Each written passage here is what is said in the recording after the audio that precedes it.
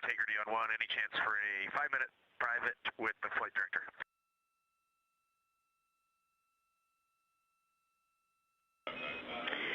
Yes, sir. We're setting it up.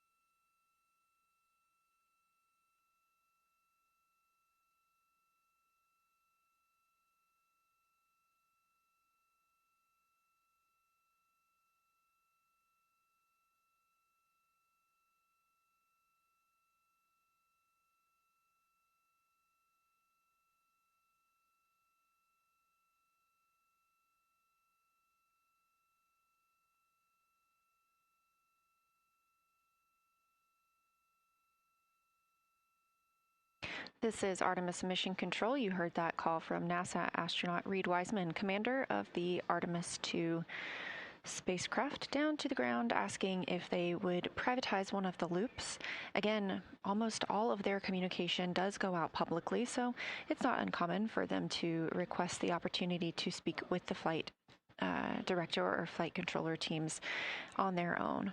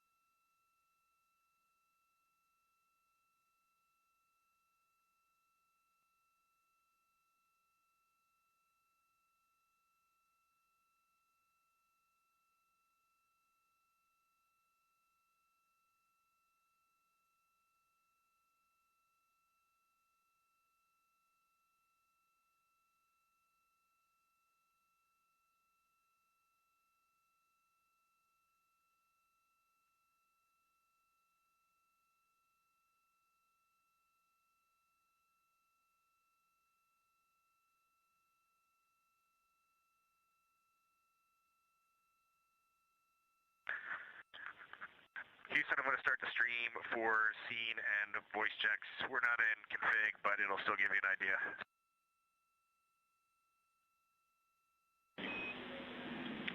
Copy, we'll be ready for you.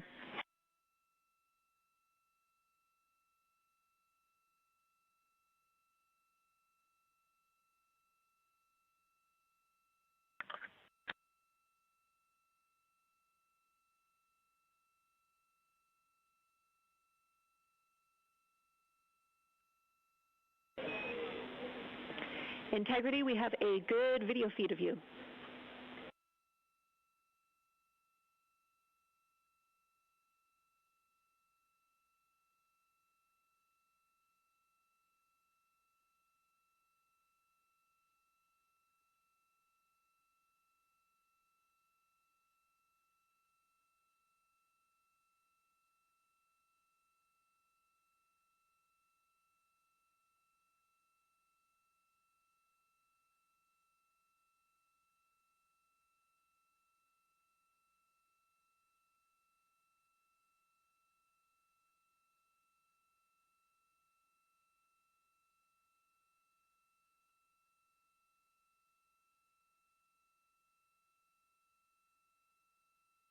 Houston, confirm you're not getting any audio.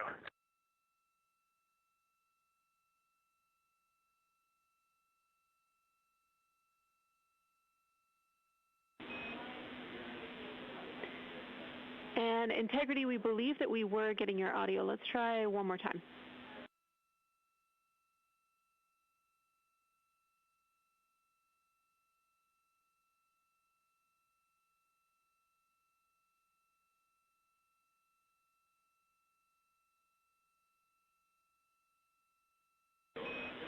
Integrity crew, I copy your 5 count, loud and clear.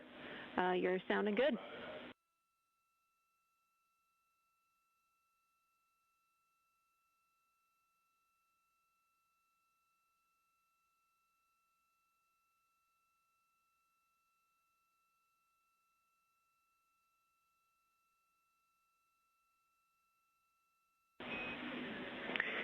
Integrity, we would like a 10 count, if able, in view of the camera to sync our audio and video. Thank you.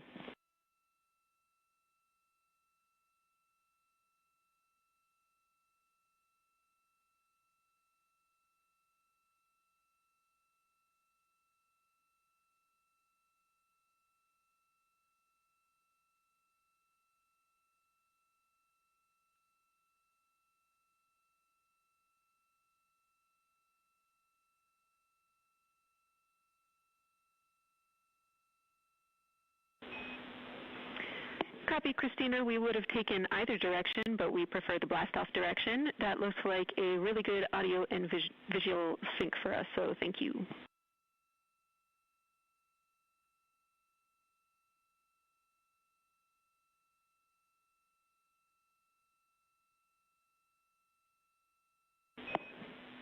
Copy, sounds good.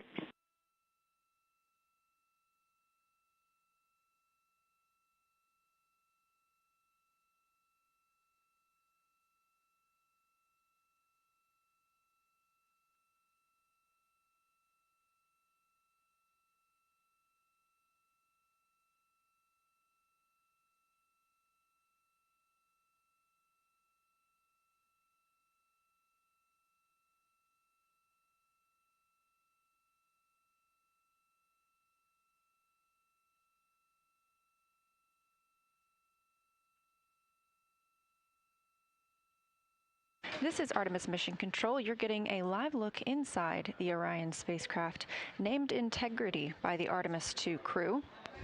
They are setting up for a public affairs event. Today they'll be speaking with NBC and CBS.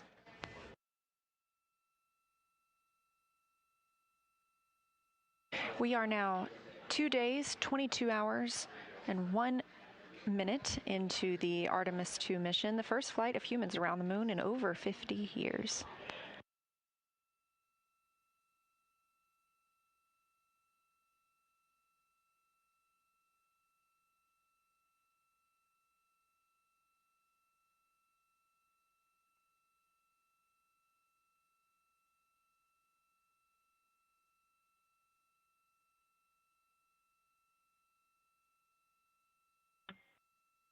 Houston integrity for photos. We have photos on PCD 1 of the CCU.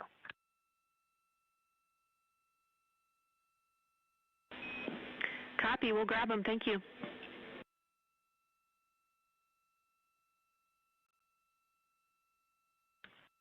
And Jenny, FYI, we will have a few more after the PAO conference as well. Copy, we'll keep an eye out.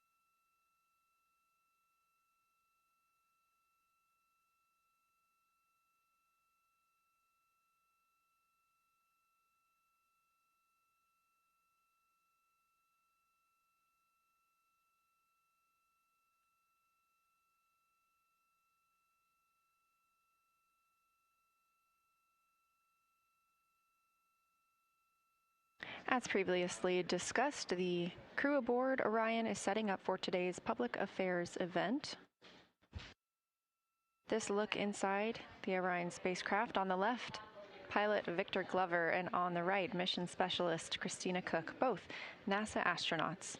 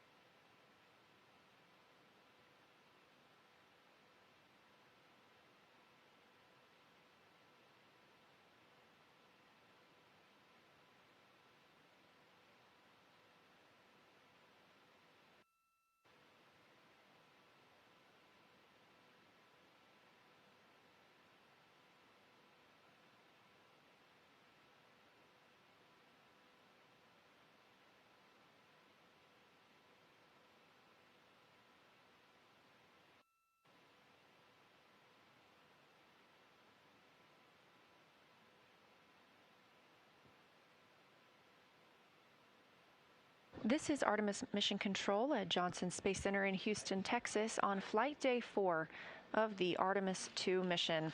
As mentioned, the crew inside Orion is getting set up for a public affairs event that will take place in just about 7 minutes. The clients today are NBC and CBS. The astronauts will be speaking live with them from the Integrity spacecraft. They have now been in space for 2 days, 22 hours, and 8 minutes. Orion is now 178,250 miles from the place we all call home, our planet Earth.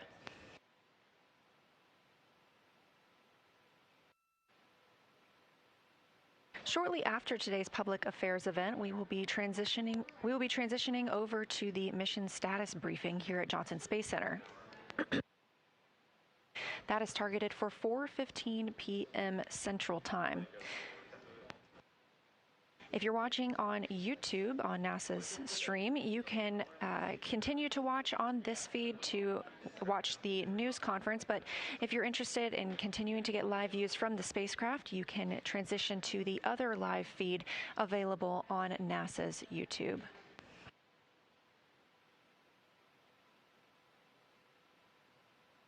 Again, our coverage continues 24/7, so don't go anywhere.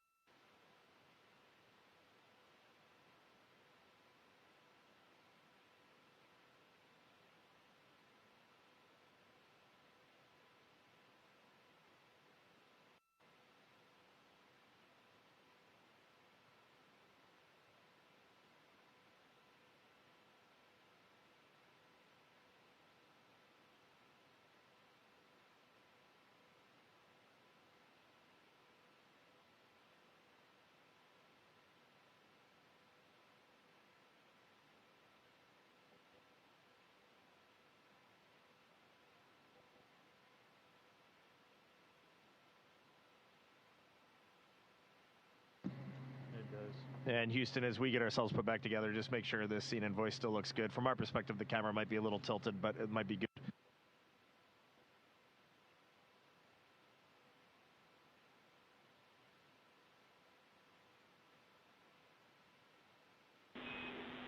Copy, Reed. Still looks good to us.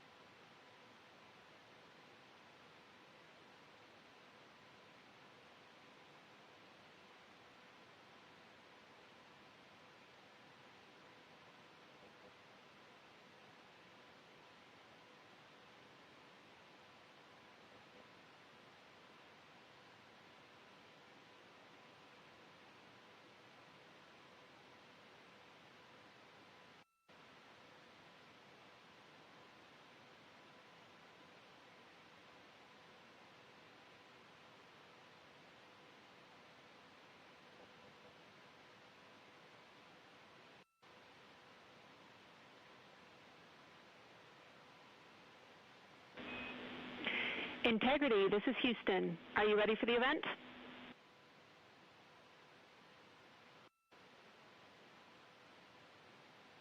Houston, from inside Integrity, we are ready for the event. NBC News, this is Mission Control Houston. Please call Integrity for a voice check. Integrity, this is Tom Costello with NBC News. Are you hearing us okay?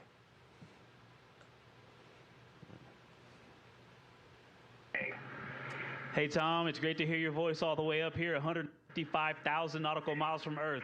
How are you doing? I'm well. Congratulations on your mission so far. I'm told this is the farthest interview ever conducted in history, and I'm wondering, how does it feel right now to be in a place that nobody has been since 1972?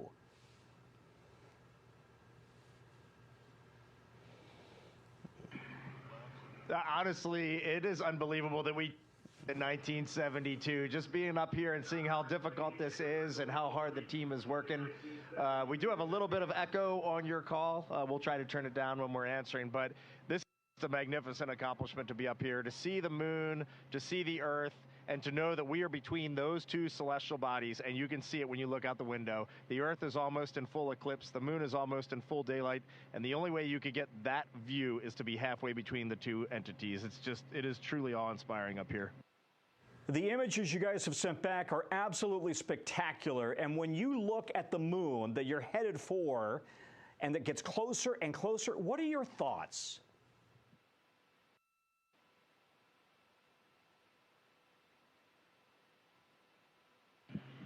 Well, last night we did have our first view of the moon far side, and it was just absolutely spectacular. I think that one of the interesting things that happens when you look at a moon that inherently just looks different is like the darker parts just aren't quite in the right place, and something about you senses that is not the moon that I'm used to seeing. And sure enough, we got out our lunar targeting information, and we matched up, and we're like, yeah, that is the dark side. That is something we have never seen before. We must be, no kidding, like Reed said, somewhere between the Earth and the moon, getting a view from a different place and putting something that has meant so much to so many cultures, scientifically, spiritually, culturally, for so long, seeing it in a different way, and just pairing that with how much we miss and love our families and knowing that they're looking up and seeing the same moon. It's a pretty amazing feeling. And when you look back at Earth, you've sent these breathtaking images, and it's Easter weekend, of course. What are your emotions as you look back at Mother Earth?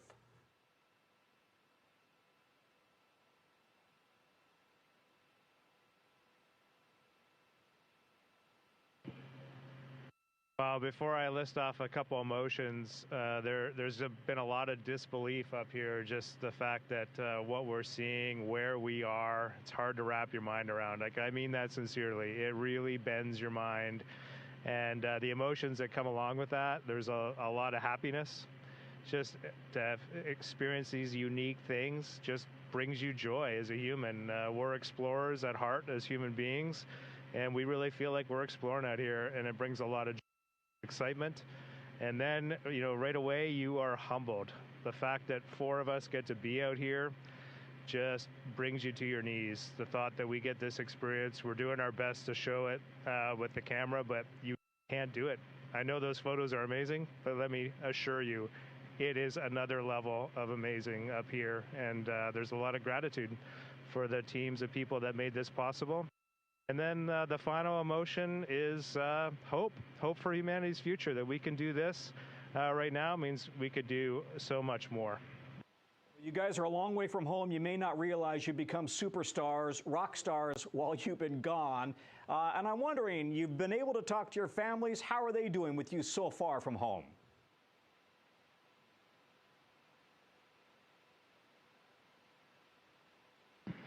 Well, just from I overheard from some of the conferences and then what I enjoyed watching with my family, I think there's a lot going on. It's been interesting to hear what they have witnessed on the news and in social media, but also their launch experience. I got to hear the first story they saw, what they felt, and what they were thinking, and then what they wanted to know from me. And so the family conferences were great. It was so awesome to hear people talking to their families and then to speak with my family. And there's a lot, and I'm actually still processing. Mine was just about an hour ago, and I have a lot to go write down in my journal. And I just want to tag on. I had my family conference right before Victor, so we had ours today. Christina and Jeremy had theirs yesterday, and I was just so jealous of them yesterday. I was so happy for them, but also jealous. And then this morning when my two daughters came on, and it was just the three of us talking, it was surreal. Just, we're up here, we're so far away, and for a moment, I was reunited with my little family, and it was just the greatest moment of my entire life. I'm just curious, you guys, you have all been dreaming of this moment for so long. Can you sleep in space when you are finally at this moment that you've been so excited about and working for so long?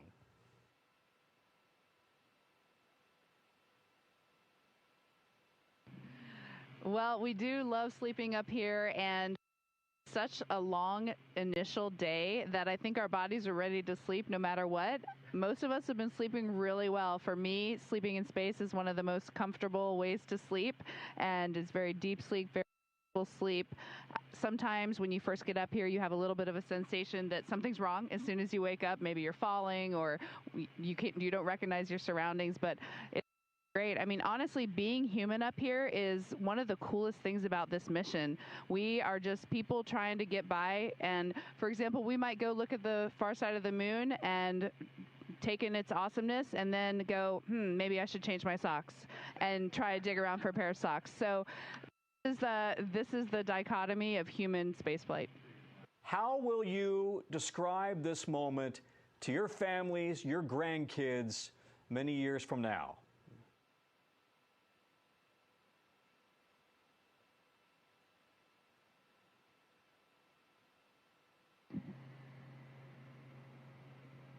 You kind of left me speechless with that. I think, it is weird when you're the four humans doing this. We're not doing this for reasons. Jeremy's answer was great. Like, if we can unite the world, that's awesome.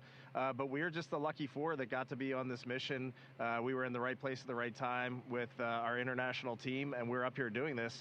I don't think any of us have really thought about legacy or any of that sort of thing. I do think it would be really neat someday if I can sit around with my grandkids, or maybe Ike's grandkids, or Christina's, or Jeremy's, or somebody somewhere, and tell stories of these times up here, because some of them are going to be unbelievable. There's beauty, but there's human elements too, and I just think it'd be fun to share in this human adventure. The key part of human exploration is the human, and coming back and sharing the story, and we're going to try our hardest with every single person on planet Earth. So listen, Al Roker is awfully upset that he couldn't be here. Any messages to Al Roker and the Today Show family? They are watching every moment of this.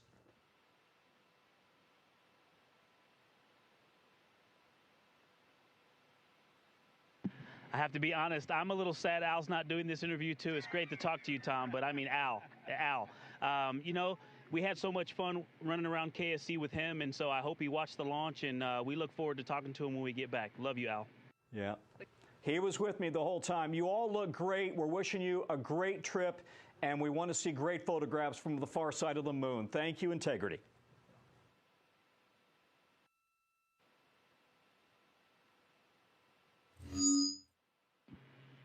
Thank you, Tom. It was great to be with you. Go back. Integrity, this is Houston ACR. That concludes the NBC News portion of the event. Please stand by for a voice check from CBS News.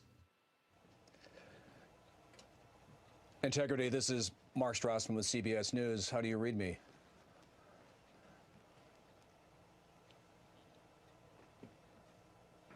Mark, we have you loud and clear here in Integrity, 155,000 nautical miles away from Earth.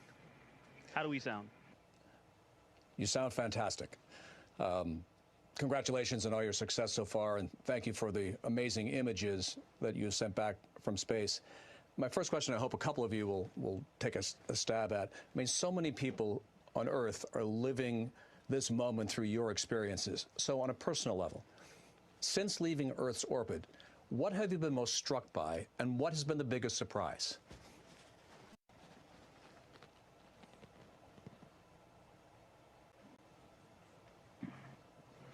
Oh, I definitely think the thing that I have been most struck by was, I'm going to steal Jeremy's answer right here, but on translunar injection day, before we did that translunar injection burn, give me a second for the technical, and then I'll get to the artistic, but we're 38 miles from Earth, and then we got to come down to just 100 miles from Earth and do that translunar injection burn, and then we head out to the moon. And just that entire time, I mean, you could look away from the window and then look back, and Earth was bigger and bigger and bigger and bigger. And finally, Jeremy goes, I'm not sure if we're going to go around it or hit it. I mean, we're going right at the Earth.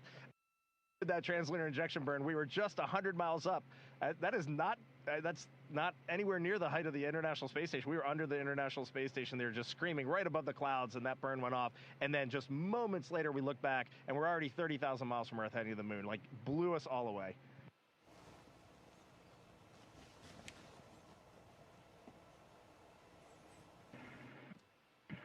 You know, Mark, I think one of the things that has struck me, there's so many amazing and so many profound things that we've seen and felt on this mission.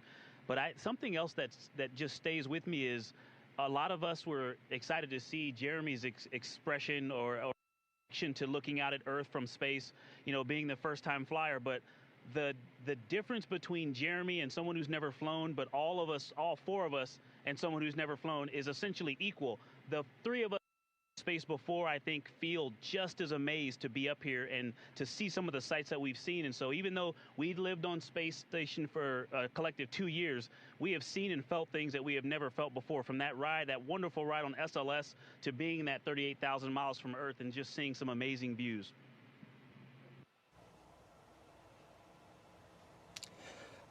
I think we've all been on a trip where we wish we had packed differently.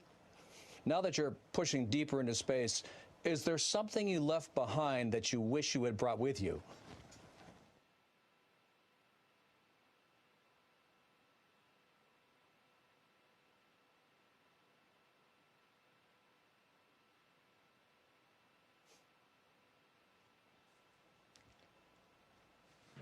You're hearing a lot of brainstorming in the cabin right now. The resounding answer is we feel very well taken care of. There's not a whole lot we would live without. That typical forgetting your sunscreen or your bug spray on vacation. They thought of everything. We've got it all. My initial response was my family. I would love to have them up here, but then I might actually never come home. And yeah, I really can't think of much. The other joke was we think we had a radiation hit on one of our computers and took it down. So maybe we would have packed a spare computer. Other than that, we're just so well taken care of. In fact, so well taken care of that sometimes we forget. You can easily just get your presence here in the cabin and forget exactly where we are. I want to ask a question for all the young people watching. Take Kruger Middle School in San Antonio. They are studying the science and the engineering of the moonshot, along with what it takes to be an astronaut. What is your message to all the kids watching and fascinated?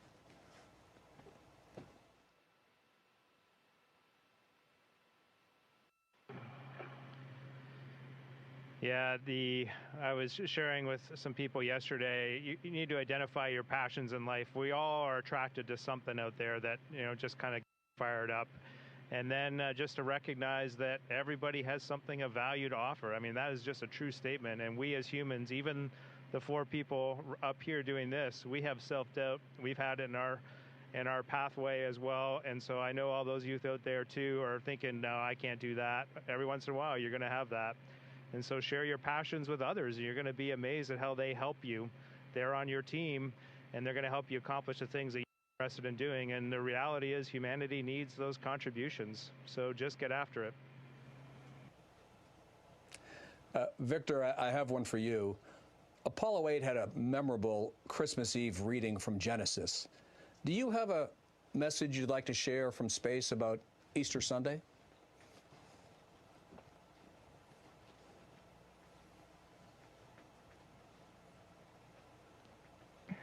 I don't have anything prepared.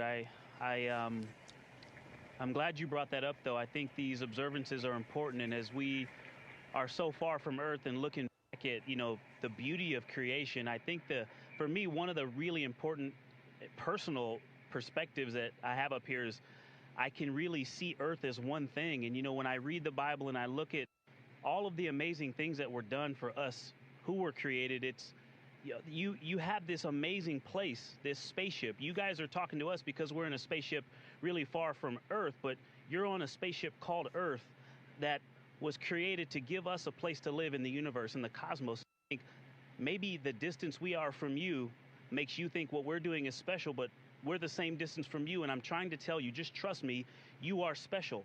In all of this emptiness, this is a whole bunch of nothing, this thing we call the universe. You have this oasis, this beautiful place that we get to exist together. I think as we go into Easter Sunday, thinking about, you know, all the cultures all around the world, whether you celebrate it or not, whether you believe in God or not, this is an opportunity for us to remember where we are, who we are, and that we are the same thing, and that we got to get through this together.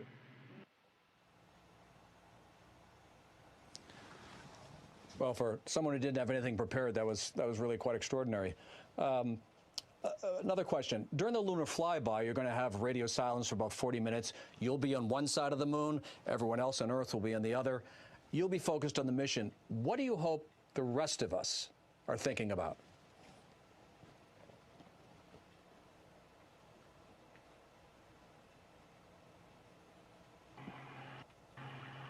I also haven't had anything prepared for that question, but I think things that come to mind for me are thinking about togetherness. When people talk about that Apollo 11 first moon landing, there's the two that landed on the moon, and then there's the one, Michael Collins, stayed in orbit, and he did orbits around the far side of the moon alone with those losses of signal.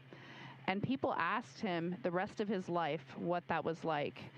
And in the end, for me, it leads back to gratitude. Gratitude that out of this huge universe, we get to live together on Earth, planet Earth, and what an anomaly that is. When I saw Earth for the first time on its own out the window, I was struck by the blackness around it. If you can just think about what it means to be together and what it means to be apart from your loved ones during that time and reflect on that, maybe we'll all come to a realization. We've all watched a waxing moon from Earth. What's it like to watch the moon grow from space?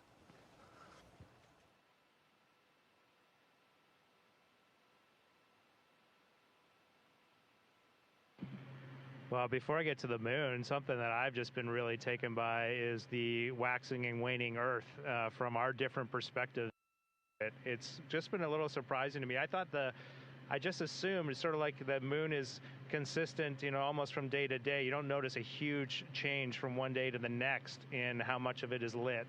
But from, you know, 1 hour to a few hours later up here, we can see a completely different Earth as this orbit changes, especially when we are close to Earth. That was really surprising to me, from like crescent to full Earth. We woke up that first morning on TLI morning, it was a half Earth. Then it was a full Earth, and then it was a no Earth. Yeah. It's just really amazing. To watch the moon grow is exciting. That's our destination. That's where we're locked onto.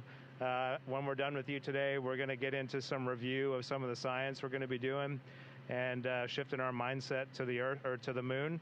And I'm pumped to do some of those observations, some time up close and personal with the moon before we set our sights back at home. And I'll just add, yesterday we were looking out the docking hatch, which is off the camera to the top side, and we were just starting to see the moon, and it just looked different. And we were catching glimpses of the far side, the side that you can never see from Earth, of Grimaldi, of Oriental. We were just starting to see around Grimaldi into that far. And as for humans who have looked at the moon our entire lives, it just looked different out the window, and that is wild. It just really put our place in the universe in perspective. Thank you very much, everyone. And I think all of you should be grateful that Christina is such an expert space plumber. We'll see you when you get back.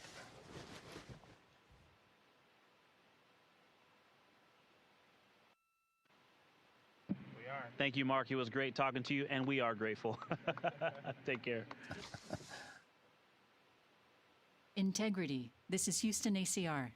Thank you. That concludes our event.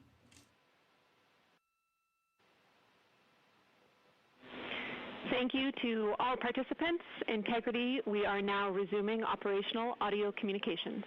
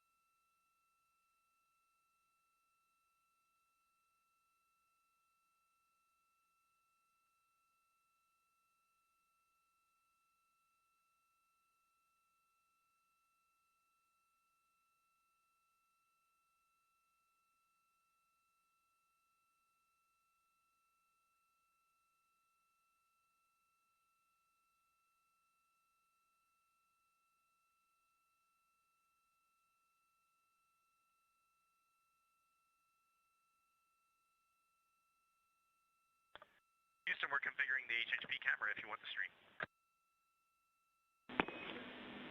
Copy, thanks, Reed.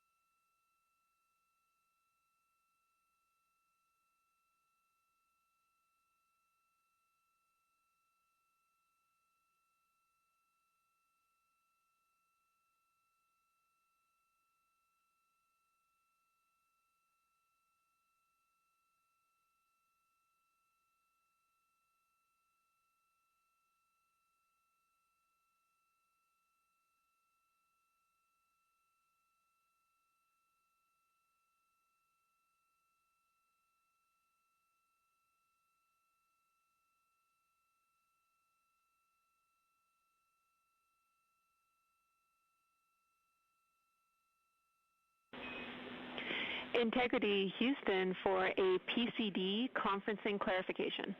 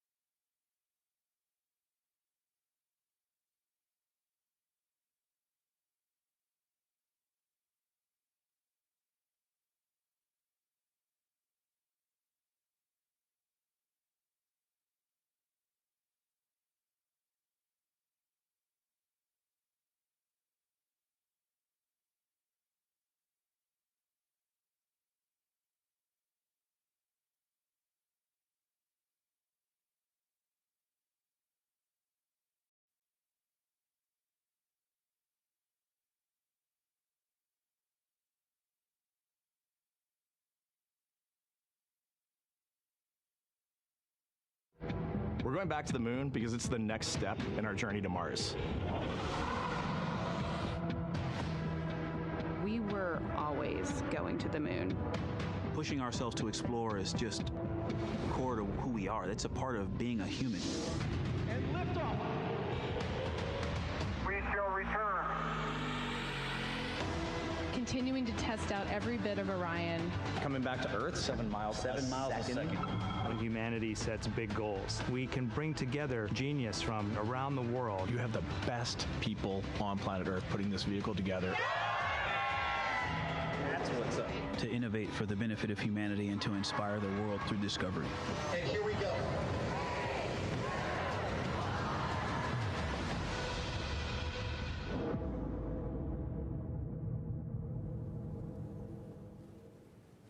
Good afternoon and welcome to NASA's Johnson Space Center in Houston, Texas. I'm Sandra Jones and we are here today to discuss the Artemis II mission and the ongoing historic first ever crewed flight test of the Orion spacecraft.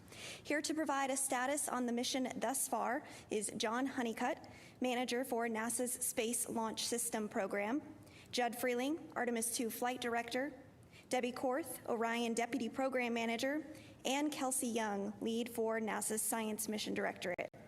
We'll start with some brief opening remarks from each of our briefers before we jump into questions here in the room as well as on our phone bridge.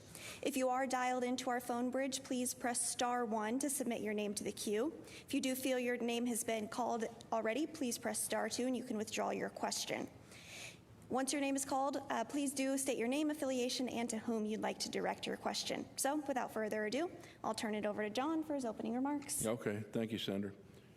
Yeah, I think most of you know that I've kind of been on a hiatus from my SLS job for the last 7 or 8 months and running the mission management team, but we'll talk a little bit more about SLS as I get through my opening remarks. It's good to be here with you all today, be back with you again. As we continue the Artemis II mission. First things first, Integrity remains on a free return trajectory and is on the outbound transit towards the moon with lunar flyby day 6, which is Monday coming up. So very excited about that. As you heard yesterday, Reed, Victor, Christina, and Jeremy are now closer to the moon than they are to Earth. I can tell you they've been incredibly busy. I know you've been watching coverage of the mission. I think you'll agree. It looks like they're really enjoying their work, and I can tell that in their voice when we're listening to the voice loops. And then all the imagery that we've been getting is pretty incredible. So the crew took this image yesterday. We got an image. Come on up there. Stand by. So they took this image yesterday. On the far left, you can see features of the moon that have never been seen by human eyes. Until yesterday, only robotic imagers have seen this region of the moon. And then in the next image, you can see Commander Reed Weissman getting a view of the Earth from Integrity's window. That's quite a bit different than what he saw from the International Space Station. That's absolutely beautiful. From a mission management team perspective, we continue to meet daily to discuss status and get updates from the flight operations team, Orion, consider mission risk throughout all those conversations.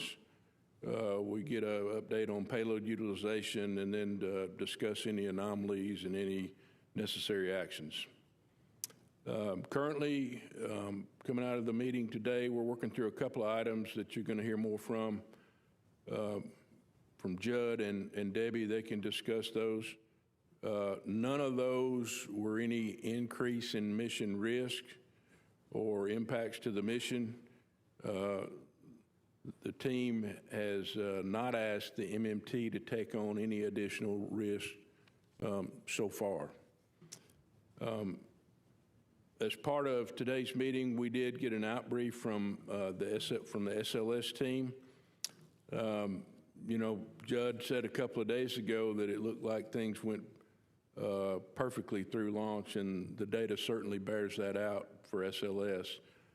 The bottom line is the SLS rocket performance was, again, just like Artemis 1, in fact, a little bit better right down the middle, and our insertion accuracy was within less than 1%.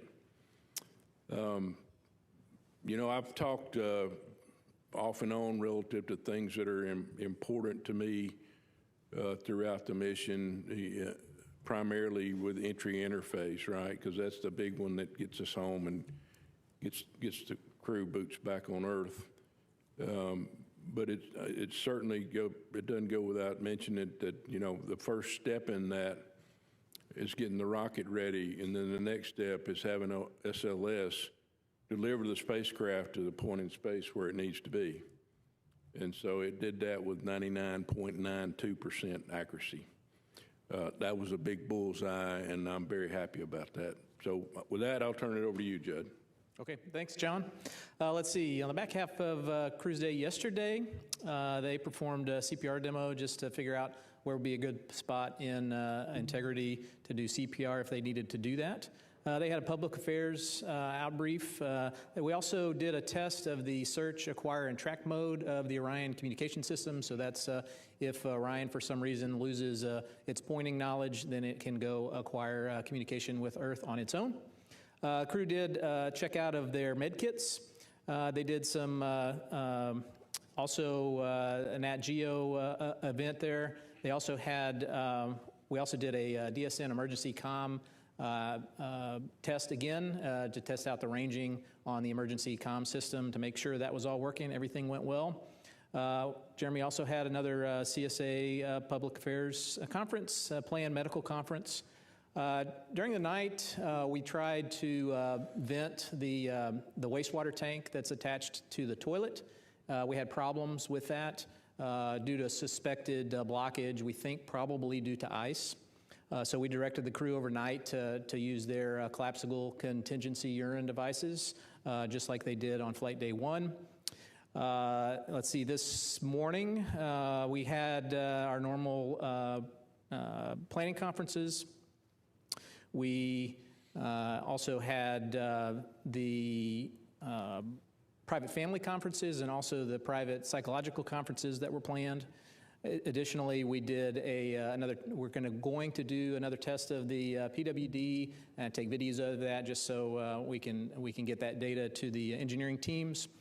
The planned trajectory correction for today, OTC-2, was canceled because, again, Orion is doing such a great job. We had great insertion accuracy. We had a good TLI burn, so we ended up canceling that. A benefit of canceling that, too, side benefit, it allowed us to put Orion space capsule in an attitude that will put sun on the vent of that wastewater tank to see if we can try to heat that up and get that wastewater vented. We were partially successful. We got about half of the tanks out of half of the urine out of those tanks. So we'll continue to troubleshoot on that. Later today, we'll do the manually piloting demo part 2, which will test out the 6 degree of freedom versus the 3 degree of freedom modes of the capsule, so we can get detailed information on how those behave. We'll also, the crew will videotape the exercise device so we can get engineering data on how that exercise device is working. We'll also do another VIP event for the Canadian Space Agency. We'll do some imaging, taking pictures out the window, and then the crew has their planned medical conferences. That's all I have, and I'll hand it over to Debbie, and she'll talk about the Orion systems. All right, thank you, Judd. So yeah, I'm pleased to report that the Orion spacecraft, it's very good health, continues to operate nominally on its way to the moon, so there's no major anomalies that we're working at this time. I'm going to pull up the first image, if you could, of the exterior view of the spacecraft. So this is a beautiful view of the Orion with the sun shining off of that SIOX tape that covers all of those TPS backshell tiles. We actually yesterday performed a routine external inspection of the entire spacecraft to make sure that it's healthy for that return trip when it needs to come back home. And again, please report, found no damage to any tiles, no major tape removals or anything, so it looked really good. We did side-by-side comparisons to Artemis 1, actually looks quite a bit better than even Artemis 1 did at this point in the mission.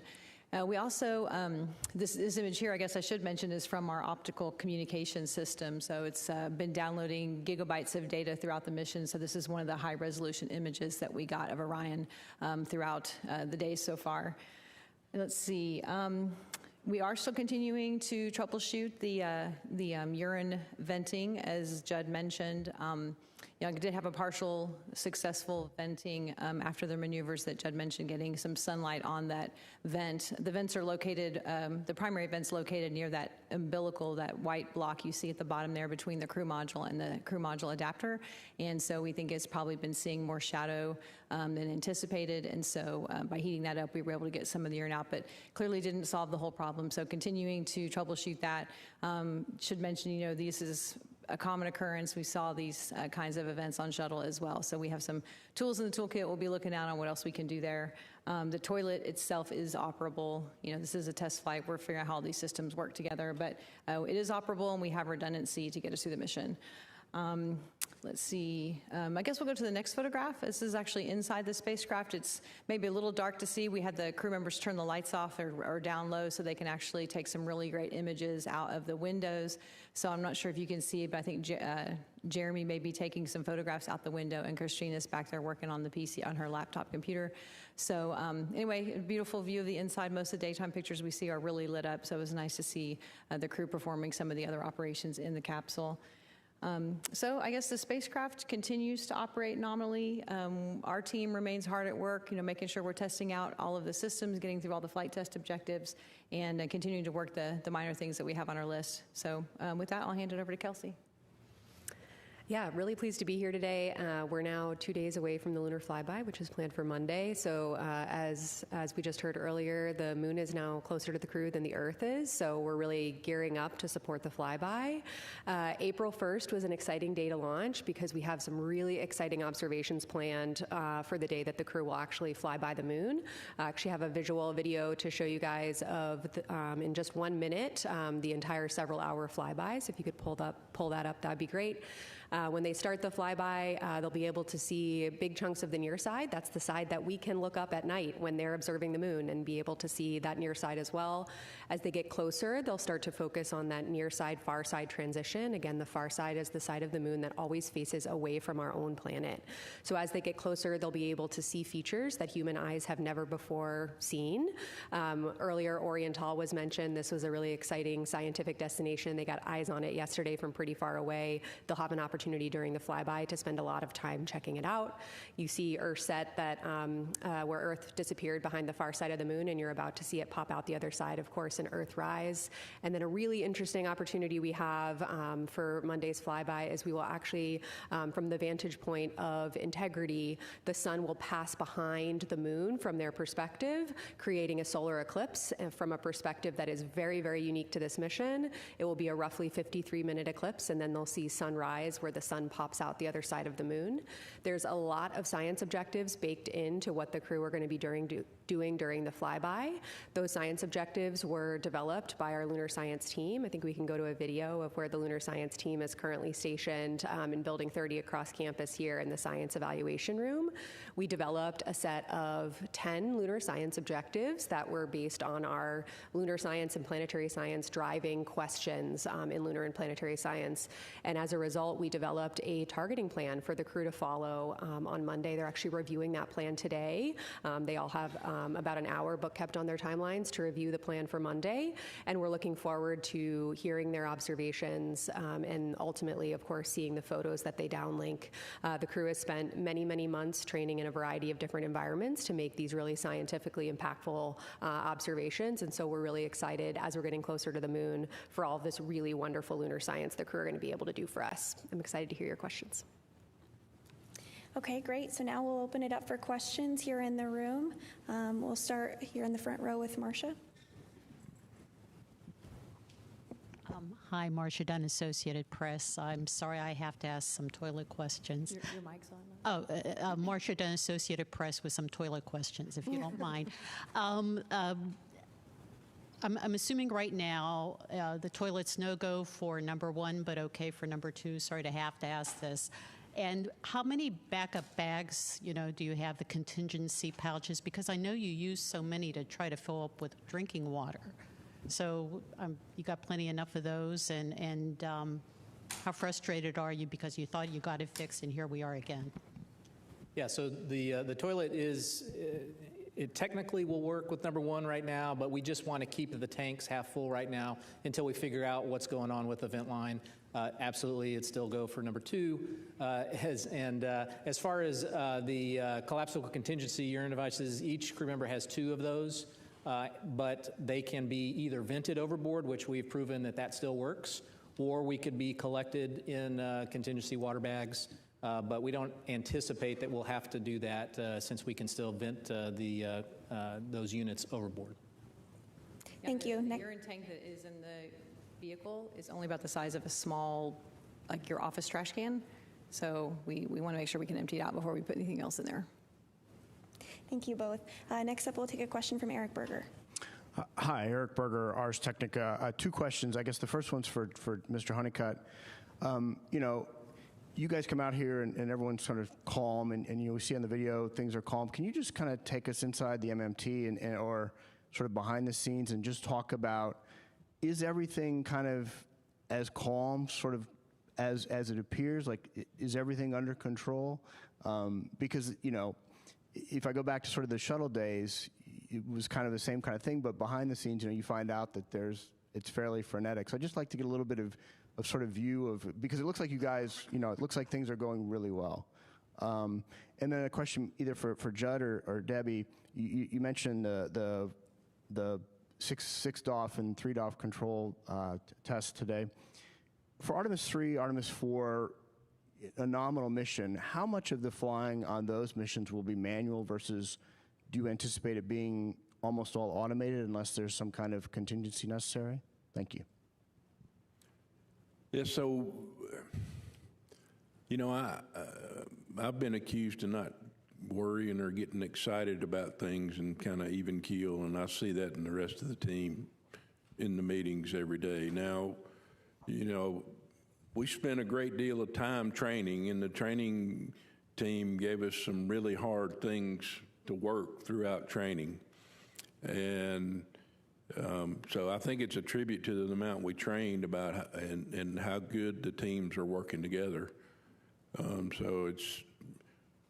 I've been very pleased with the way that the Orion team, the MER team, and FOD have been integrating across each other prior to coming to the MMT. So we got pretty crisp stories. So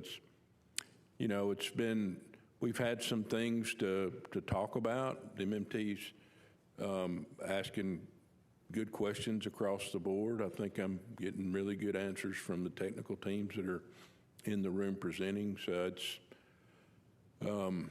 I don't have any doubt at all if we run into something that gets a little tougher, I think things will still remain calm. I think the teams get ahead of it before they get to the MMT and generally come back with good recommendations. As for your second question about manual versus automatic control on future missions, the anticipation is that most of the time the crew will be using automatic mode, but whenever we're trying to rendezvous with a target vehicle, that's the time that we would be using a manual mode so that we have that, visual cues to closing rates and things like that so that we can, rendezvous there. So I don't know, Debbie, if you want to expand on that at all. No, I think that's pretty much covers it. I mean, I think part of the demo is really seeing how the handling qualities might degrade if you ended up in a 3 DOF situation versus 6 DOF, and we plan to fly in 6 DOF. So this is all about, like I said, a test flight, figuring out how this vehicle handles. And I think this manually piloting demo, we've got part of it coming up, and then there's another part later in the mission to just really understand how it works if they do have to take over manual control in any kind of situation. Thank you. Next up, Joey Roulette. Thanks.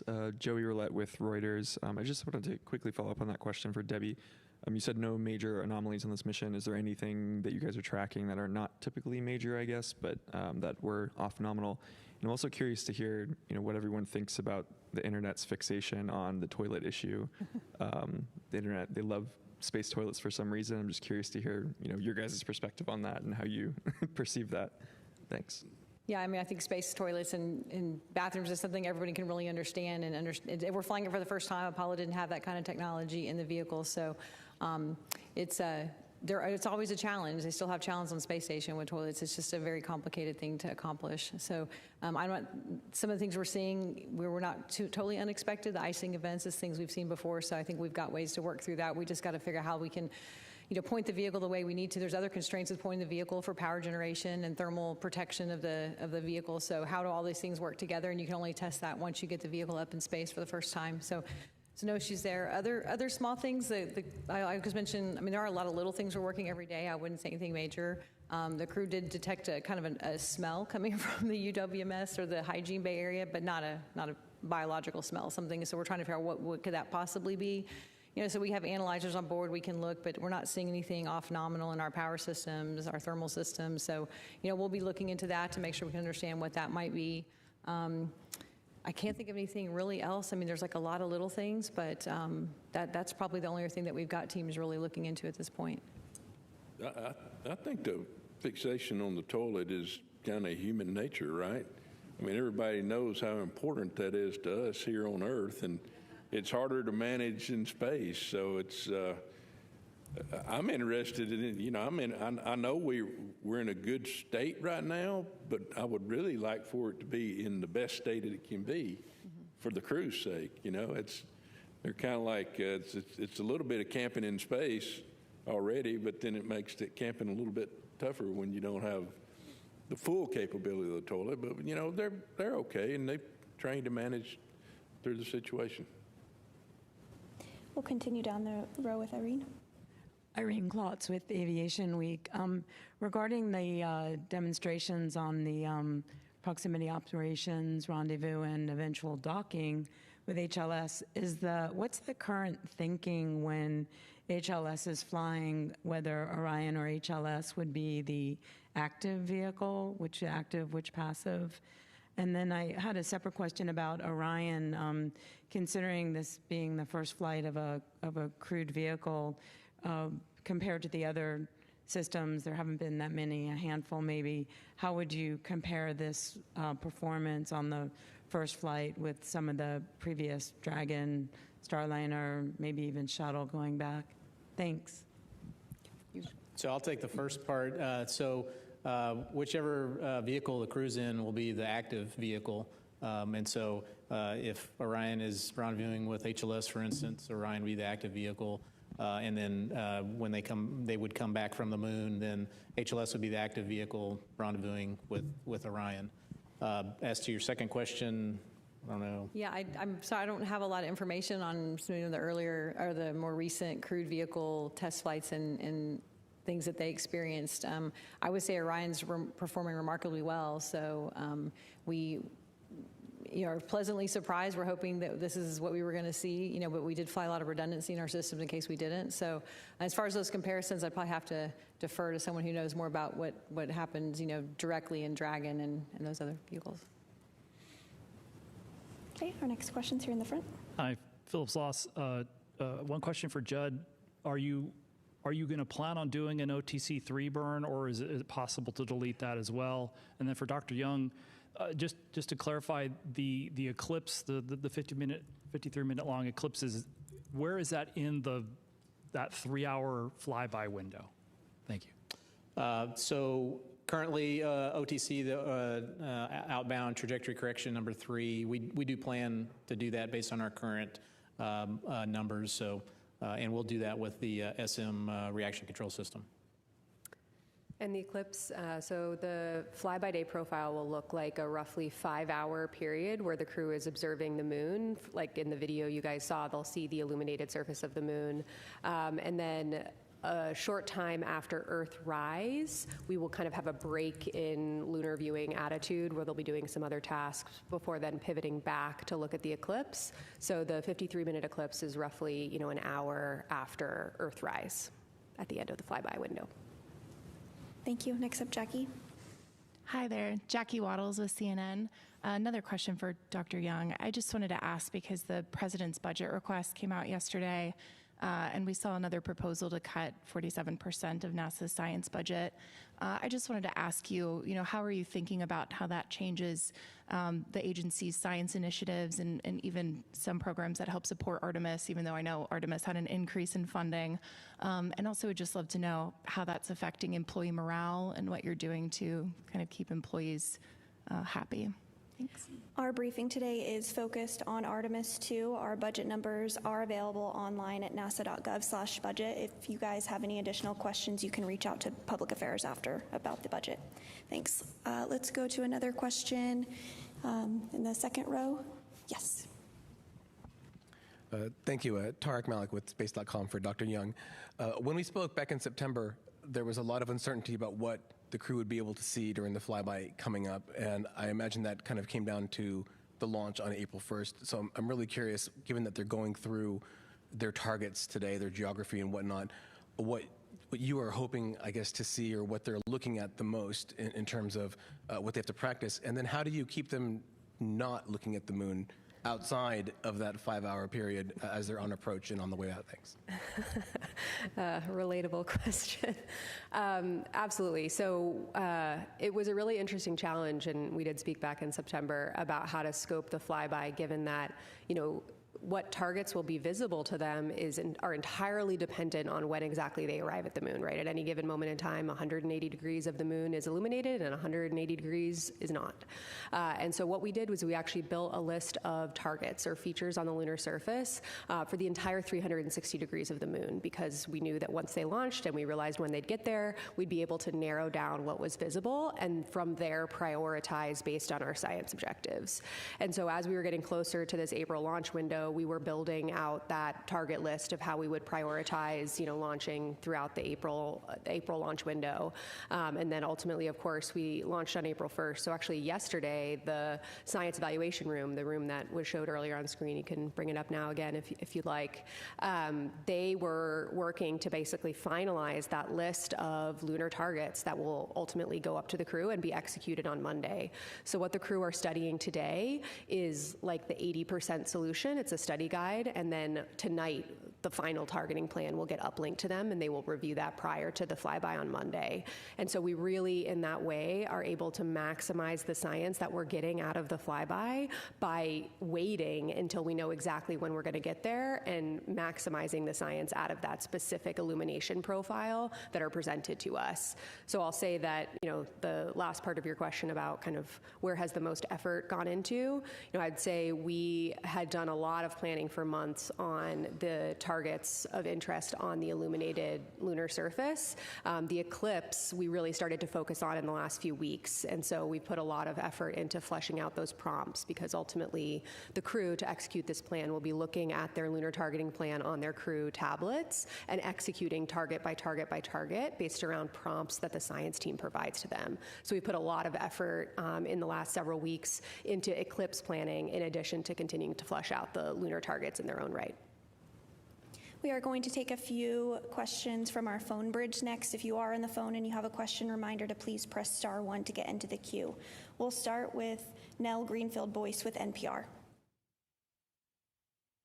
For taking my question. This is another science-related question. You talked about maximizing the science. Could you talk about, actually the science questions that you want to address, for example, with the eclipse? I'm not clear. Have people seen an eclipse like this before? And if not, what will the astronauts be able to contribute that would tell you something about, the sun? What are the actual science questions? And similarly, with the lunar targets, I guess, people on the street might feel like, well, don't we have a lot of pictures of the moon and orbiters and things like that? What are the actual questions? What is being maximized in terms of what you'll be able to know based on what the astronauts are doing? Thank you. Oh, I'm so glad somebody asked me about science objectives. Absolutely.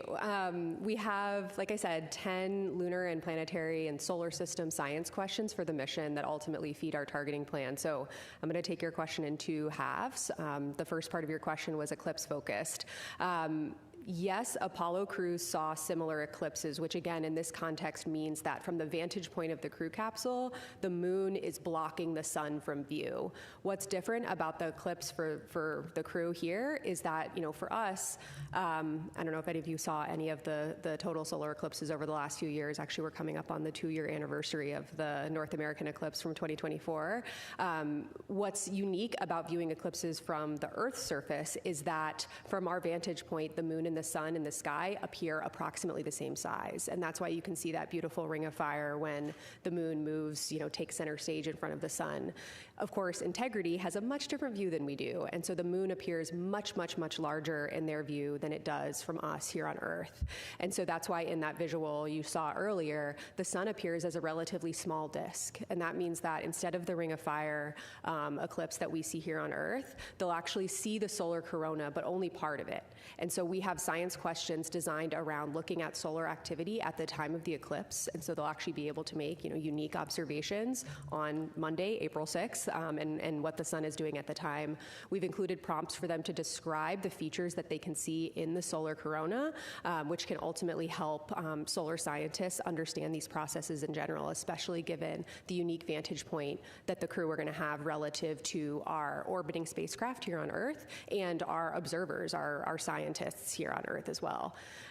Jumping to the second part of your question on just non-eclipse related science and lunar science, we took our driving science questions from our community documents, our Science Mission Directorate decadal surveys, which represent the highly prioritized science objectives that the entire community are driving toward. And what we did is prioritize them based on what Artemis 2 and our mission profile are really uniquely able to accomplish. For example, human beings are really good at making nuanced color observations. We have amazing camera data from decades of orbiting spacecraft, Lunar Reconnaissance Orbiter. I'm based at the Goddard Space Flight Center. I love LRO and all the data it's been able to tell us about lunar science. However, the human eye, especially when it's connected to a well-trained brain, which I assure you these 4 people have, are capable of just in literally the blink of an eye making nuanced color observations that Apollo observations told us can tell us something scientifically. When Jack Schmitt on Apollo 17 saw orange soil and he collected that sample, they launched back into orbit and saw that same orange hue from when they got, from the surface to when they went to orbit. That told us something that volcanic processes were active on the lunar surface much more recently than we had expected before. We're looking for the crew to take time during their flyby, let their eyes adjust to what they're seeing, and call out any of those subtle color nuances, especially on the parts of the far side that have never been seen before by human eyes. And we're able to ask more intelligent questions because of what Apollo gave us and because of what those orbiting spacecraft provided to us. Another example, and I swear I'll stop soon, you've got me all excited about the science, is photometry. And that's essentially taking advantage of differing illumination conditions throughout the flyby. And so the analogy I like to give, and we actually ran this exercise with the crew in training, is imagine a sandbox. You know that when you go to the beach, sand is not perfectly flat. There's texture, there's different particle sizes. Turn off the lights in a room, look at that sandbox, shine a light shining directly on top of it. What you'll see is color. You'll see the shades of color and albedo on that surface. Take the same light source and move it to the side. You'll lose all the color nuance, but you will see topography and morphology. Comparing those two angles allows us scientifically to really understand lunar surface evolution. And though we can't move the sun in this mission, we can move integrity. And so by looking at the same targets more than once throughout their flyby, they'll be able to make observations about the same targets in different illumination conditions that would take some spacecraft days, months, weeks, years to build up. And the fact that they're able to see that in the duration of several hours can really help us dive deep on some of our really high priority driving lunar science questions. Thanks, Kelsey. Next up, we'll go to the phone bridge. We have Lauren Grush with Bloomberg. Hi, thank you so much. I think this question is for Debbie. I wanted to check back in about that isolated helium feed that was brought up yesterday. Just wanted to make sure that second line is still holding up okay. And I think I was a little confused about the answer that was given on the redundancy of that system if the second helium feed that's being used right now goes down. What did it mean that you don't need to regulate? I'm just wondering if I could get some more clarity on that. Thanks so much. Sure, yeah. So as mentioned yesterday, I believe we did isolate one branch of our MON line as a part of the SM prop system. And we have not exactly determined what is happening there. We saw a little bit of pressure rise, which was higher than, or not in family with what we had seen in previous testing, and so we isolated that branch. The secondary branch is completely redundant and is completely operable right now, so we have no concerns about being able to operate the prop system. The remaining burns that we have actually don't require the helium pressurization into the MON system tank. The MON system tank is now holding an amount of helium that it already needs. It backfilled the prop it already used up with the helium, so it's already primed and be ready to go for the remaining burns that we would need.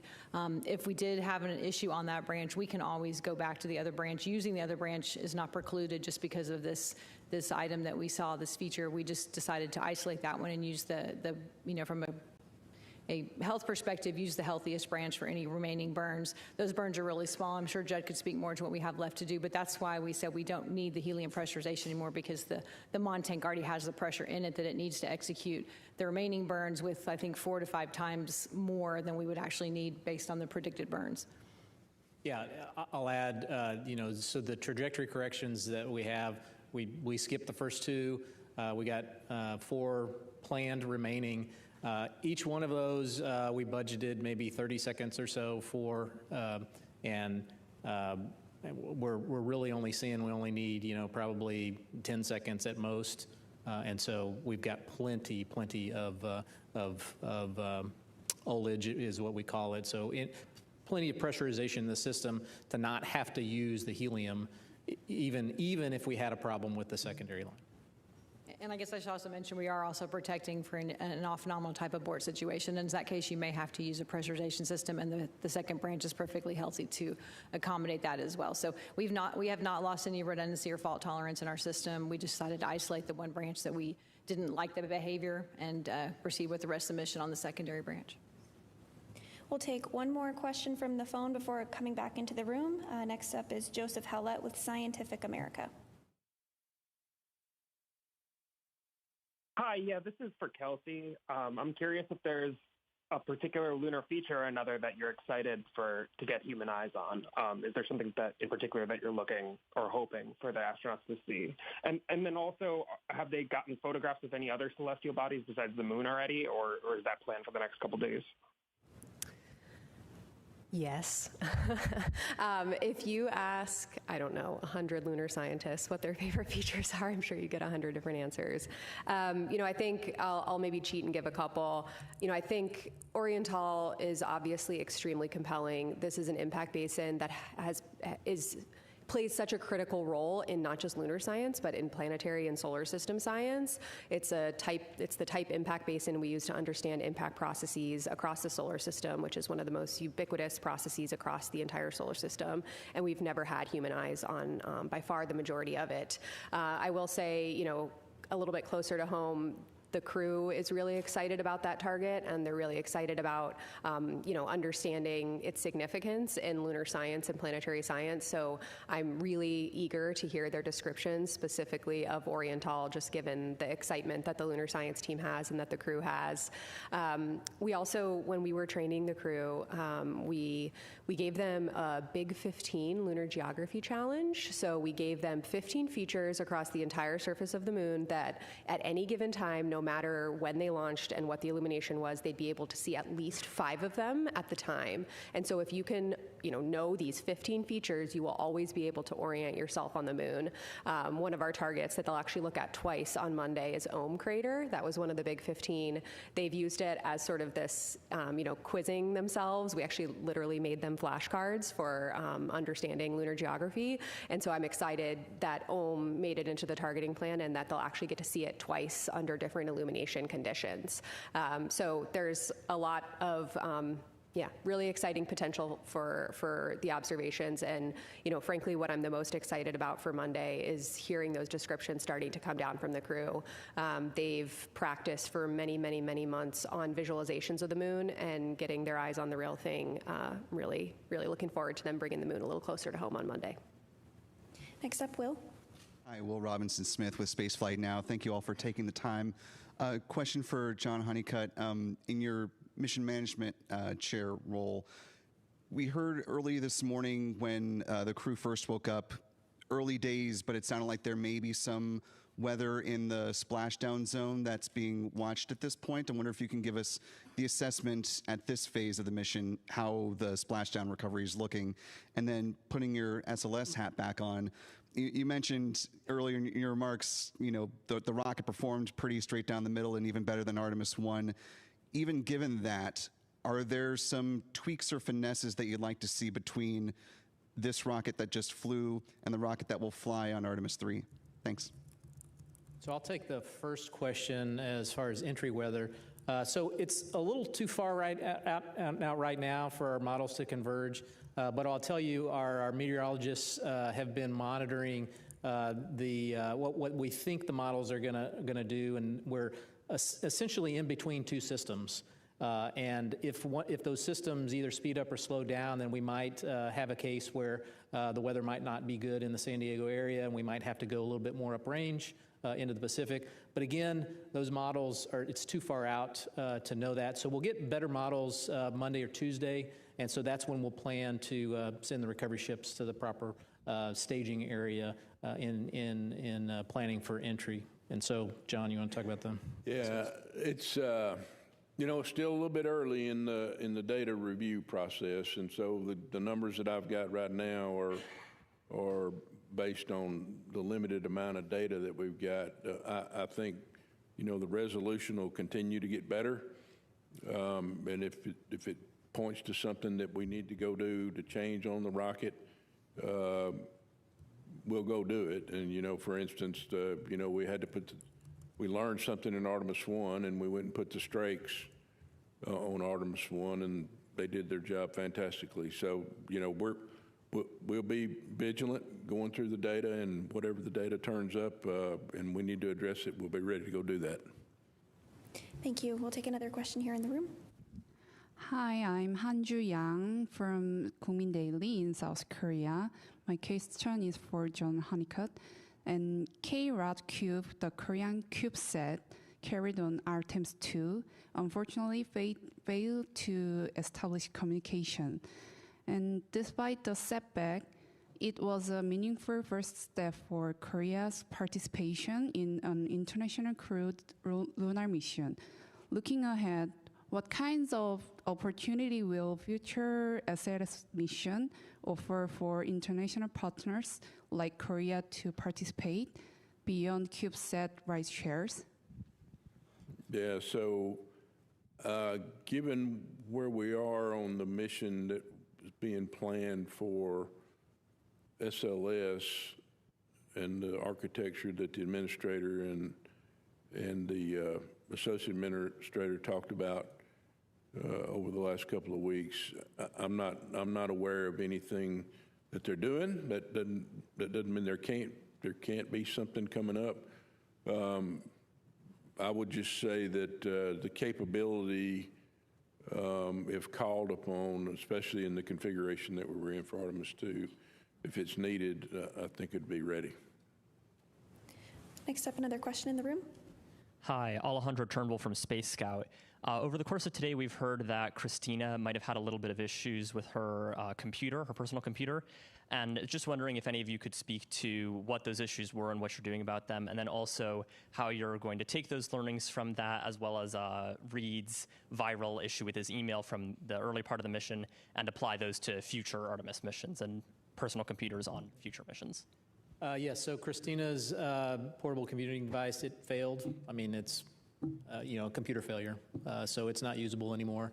But we still have three, that Reed, Victor, and Jeremy have, and so she's able to swap out and use, borrow their computers for any uses that she may have.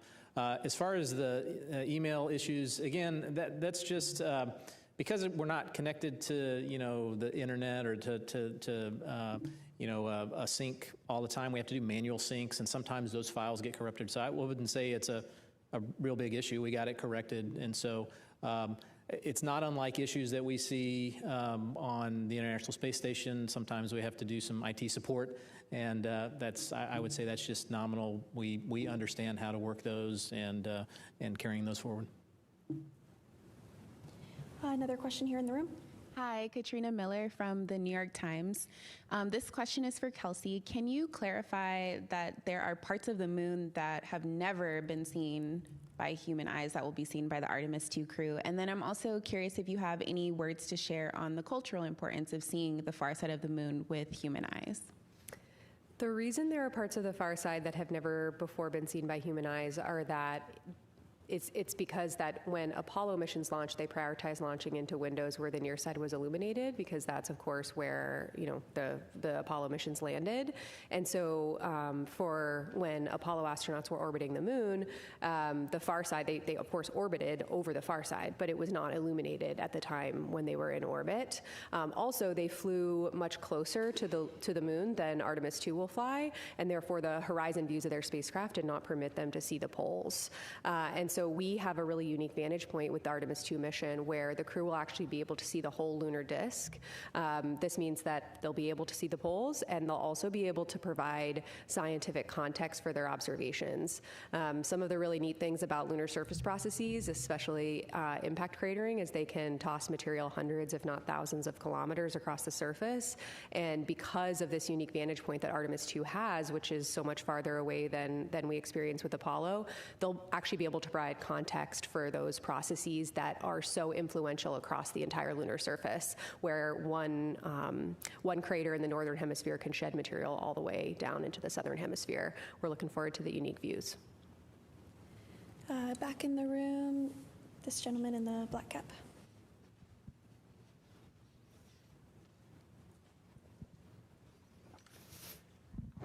Thanks.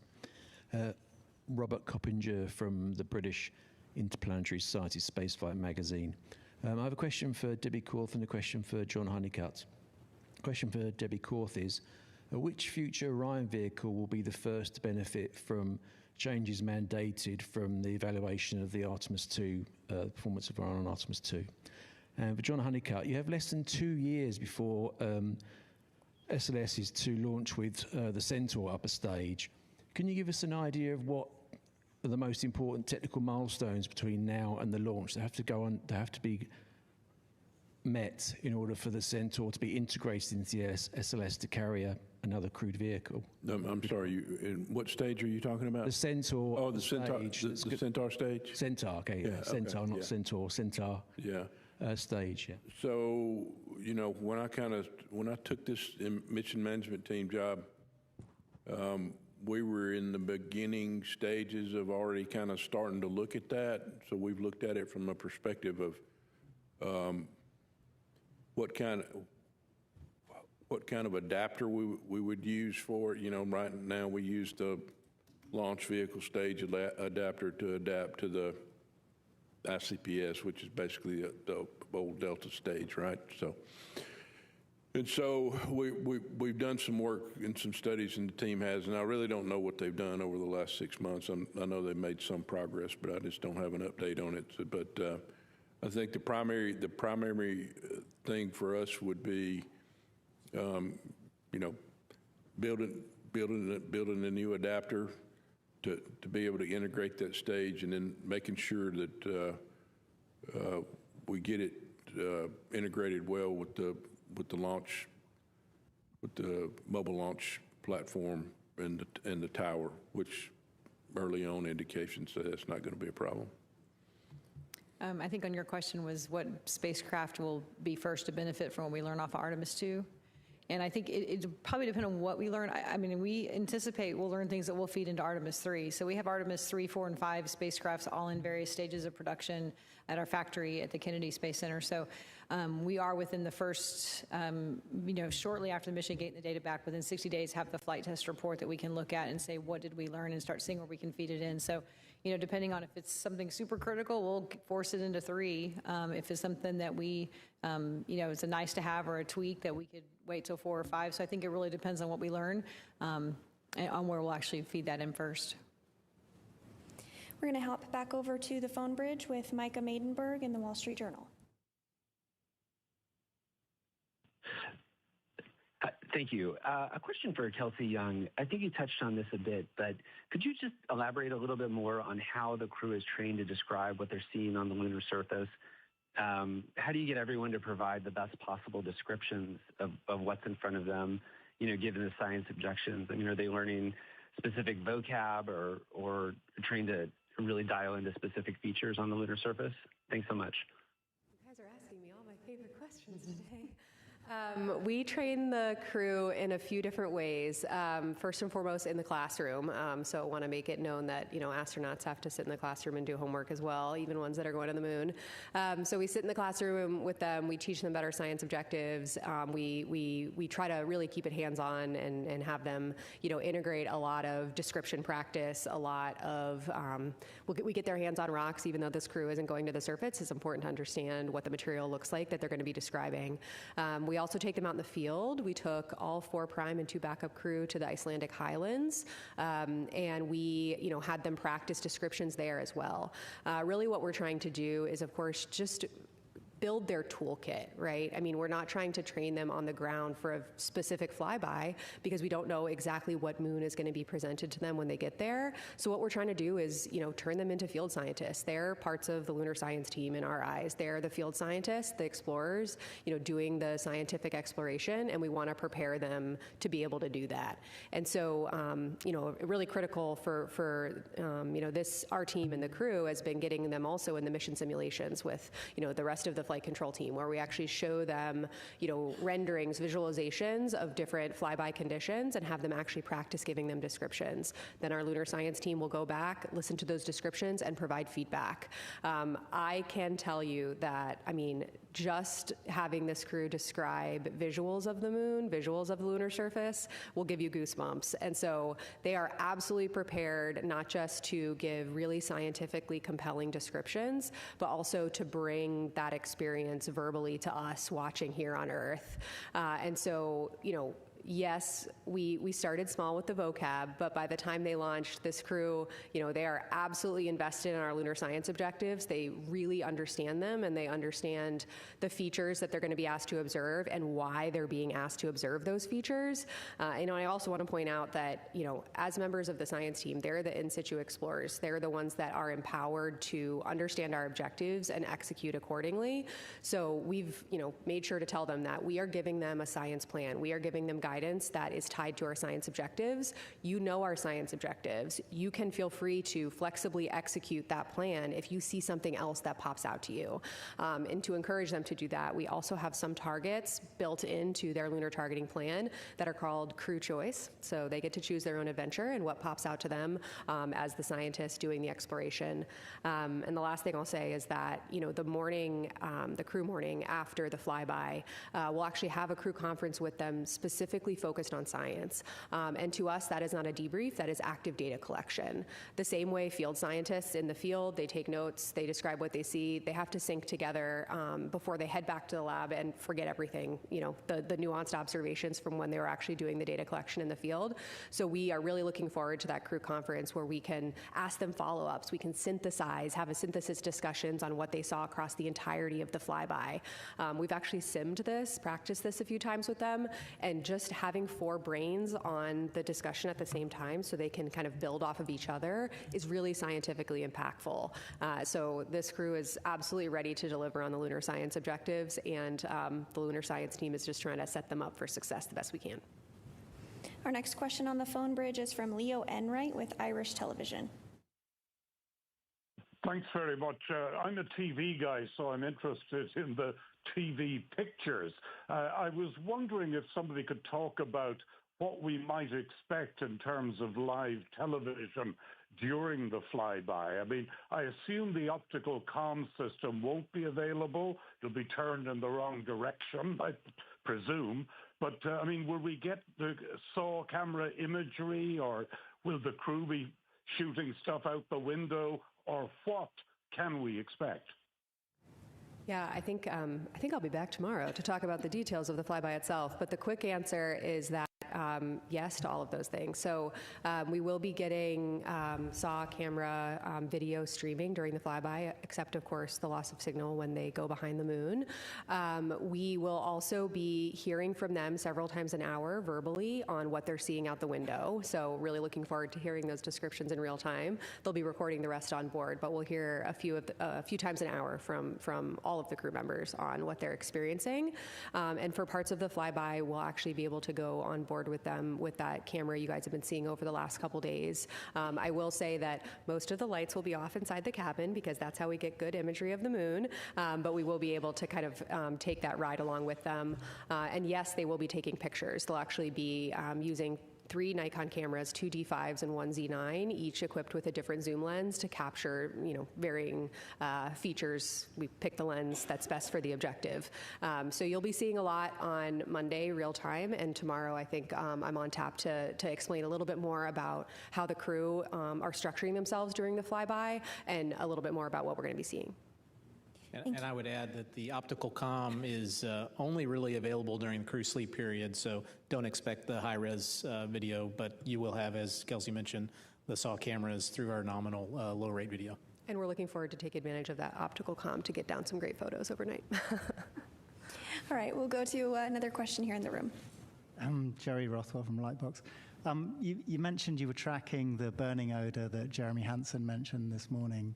I wondered if you could say a bit about what the possible causes of that were and whether they're a concern. Yeah, you the dusty heater smell. Is that what you're referencing? Yeah. So that was the smell I referenced, that we had some report of a smell that we don't understand where it's coming from. So we did actually look at our power data, our heater data. Nothing looks anomalous. We have an anomaly gas analyzer that we can use to check the constituents of the air. Nothing's showing up. So we don't know exactly yet. We're still troubleshooting where they might be coming from. The teams are looking at some data we had on the ground where that same similar type smell had been reported, and think it might be more mechanical in nature, some tapes and some other materials that might be off-gassing, but really early in that investigation, so don't think there's any hazardous condition. Those gas analyzers have come back with everything fine. So just trying to figure out what could possibly cause them. So the teams now are looking at some ground testing we can do with some of these materials to see if it really is what we think it might be. Also sending up an additional questionnaire to the crew to get a little more details on what they smelled and when and how that correlates with other activities that were going on at the time. See if we can have any correlation between other events and that smell that they noticed. So we're still in the middle of investigating. Another question here in the room. Hi, Dan Lenahan with the Naval Postgraduate School of the U.S. Navy. And I have a couple questions about flight testing. And I guess in orbit, they did a spacecraft flight test, and they're about ready to do another one tonight, like you mentioned.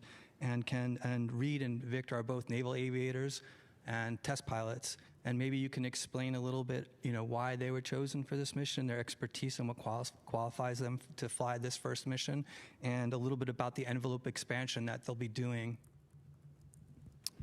So yeah, as to the reason why they were chosen, exactly because they were test pilots, right? And so that is a key aspect of understanding a new vehicle is the handling characteristics, and so they speak that language.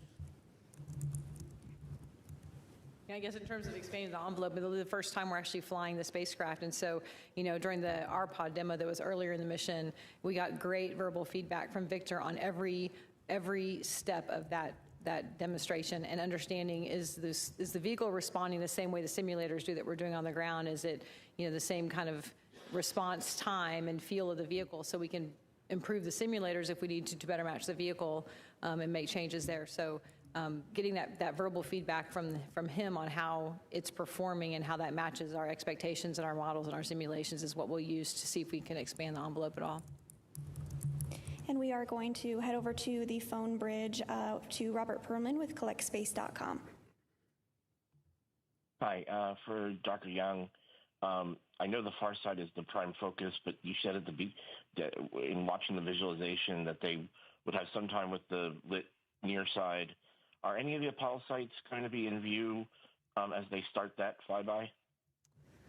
I can come back with that tomorrow. I think they might be right at the beginning, a couple of them, but I will confirm that and come back to this group tomorrow. And yes, they will see a significant chunk of the near side, including some features that are visible to all of us if we go out and look at the moon at night, especially with binoculars, but even some of the features they'll be looking at, binoculars not necessary, you'll be able to go out and connect with them in that way. And we will take one last question here in the room. Hi, JJ Love with Tech Talk Media. Thanks so much for taking my question. This is for everyone, and just a quick one. 50 years from now, what do you hope people will say this mission made possible? I would hope that people would say that this made possible a continued presence on the moon, that we are now living and working on a regular basis on the moon in 50 years. Yeah, I guess Judd stole my answer. So, absolutely. I mean, this is the first step, and that's all of our hope and dream. I think everyone that's sitting at this table is that this is really going to lead to having that permanent presence and get people living and working on the moon. And it won't be such an anomaly that we'll have people, flying around there doing the great science. Yeah, I have to dive into the science for a second. I think I'm glad you picked the time horizon that you did of 50 years, right? Because think about, where Apollo was 50 years ago, and scientifically how far we've come in that period of time, understanding not just the moon and the solar system, but our own planet. We didn't really understand plate tectonics at the time when these missions flew 50 years ago, right? And so Apollo played such a big role in helping us understand not just the moon, but our own planet as well. One thing that Christina says a lot that I just get, happy feelings every time she says it, because it's one of my favorite fun facts about the moon, is that the moon is a witness plate for the whole solar system and for our own planet. What the moon has experienced, we have experienced. They're basically in our backyard. But here on Earth, we have plate tectonics and oceans and vegetation that has obscured big chunks of the history of our planet. It is preserved on the moon. It is waiting for us on the moon. That period of our planet's history that we can no longer get here, even if we go to the deepest parts of the ocean, is there on the moon. And Apollo samples really helped us unlock that discovery, especially in the near side equatorial regions where they landed. The South Pole, the far side, very different geologically, geographically, and chronologically from where we visited with Apollo. And just thinking about the scientific discovery that those missions unlocked over 50 years ago, my hope is that we are sitting here 50 years from now, and not only have we made those scientific advancements, but just like in Apollo, this next generation of explorers and scientists are inspired to contribute. I'm sure people across NASA would say that the Apollo missions got them here to this agency working on this mission today, and I am just so optimistic for what this is going to do for the next generation and for the kids watching at home and the kids 50 years from now who are looking up at that sustained presence. This mission's just the first step.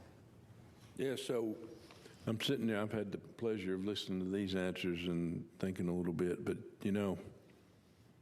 we've seen a lot of things throughout our history, especially here in the United States and probably even more, even across the world, but I'm focusing on what we've done, space flight in the U.S., right? And there's been a lot of technology development that's kind of spawned off of the things that NASA did when we've taken on these hard missions. And so, 50 years from now, I would hope they would say, boy, are we glad that they went back to the moon and they stayed.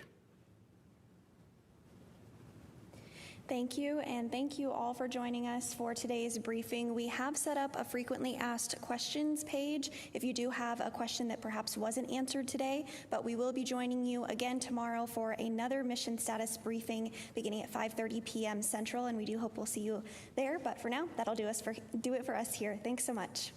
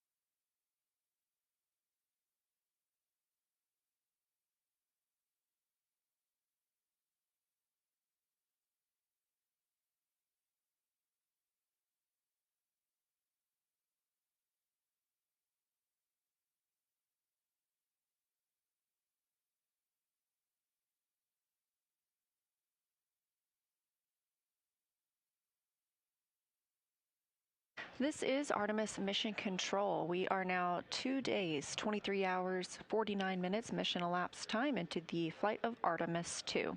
This is a live view of the spacecraft from a camera mounted on one of its solar array wings, looking back at Orion, and you can see the European service module there, along with the OMS engine. That's the Orbital Maneuvering Services engine.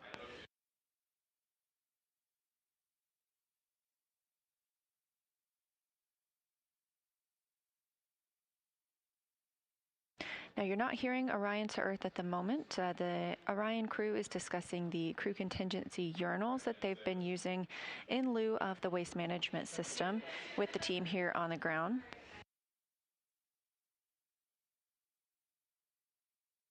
We expect to regain those communications shortly. In the meantime, we were also tracking the outbound trajectory to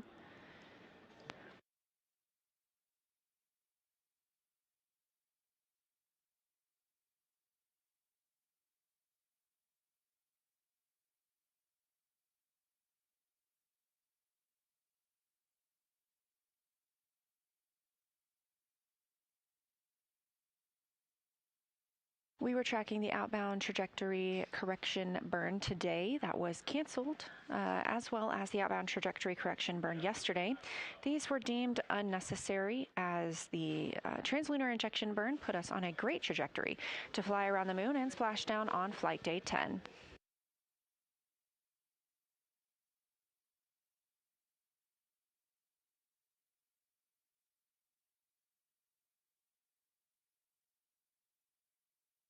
Orion and her crew are currently 181,886 miles away from Earth, and now under 100,000 miles away from the moon. To be exact, it's 99,293 miles away. You can track Artemis at any time on nasa.gov/trackartemis.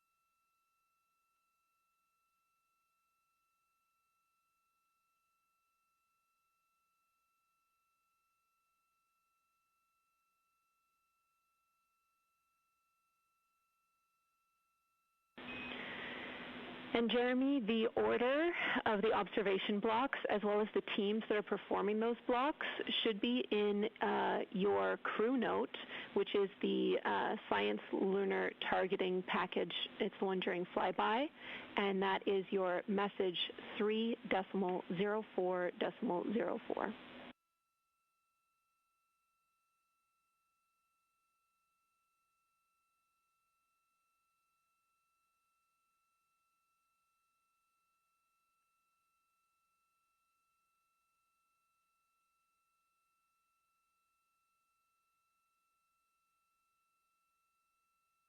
While we were in our daily briefing. Okay, yeah, we see that there. Let us have a look at it. That should answer it all. Thank you. You're always a step ahead. Thanks, Jeremy.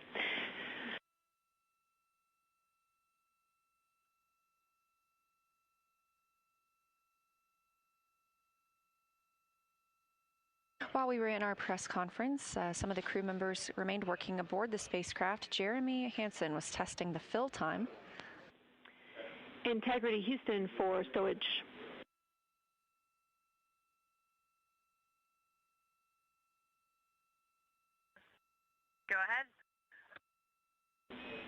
Okay, Christina, we know the location of the contingency syringe. It is in locker Delta, JSB, and there should be a Ziploc containing that syringe.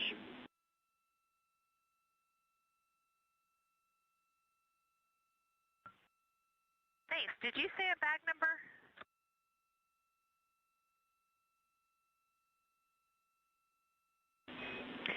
Negative. It is in one of the blue JSBs.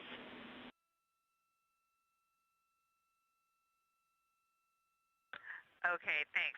That's what the syllables were. Thank you, JSB. And we did discuss, I think we will just use the deployed syringe we've been using for water ops and keep the other one pristine.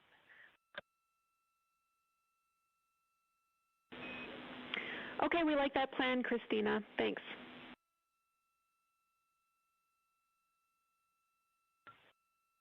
Thank you.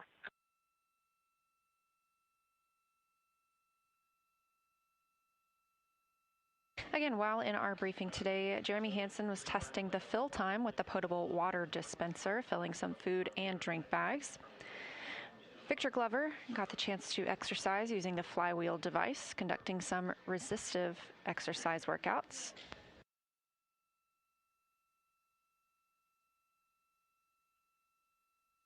At this time, Commander Reed Wiseman and Mission Specialist Jeremy Hansen have moved into the Lunar Flyby Planning Review. So they are taking a chance to look at their lunar targeting package and at some of the targets that they'll be expected to photograph and describe during flyby on Flight Day 6.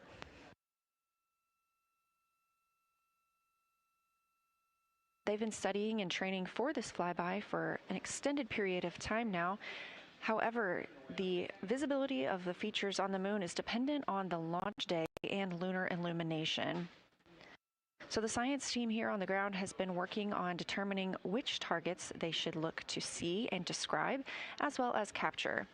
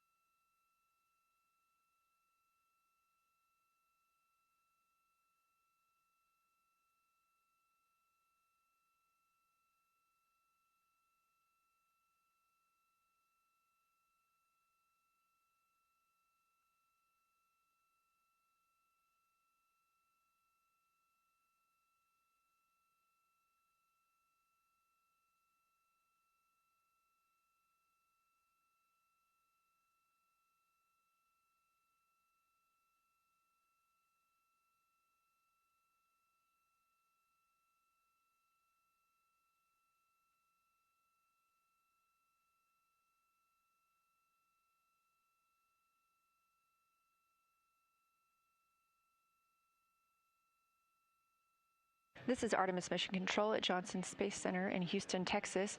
We have now reached exactly 3 days since the launch of Orion.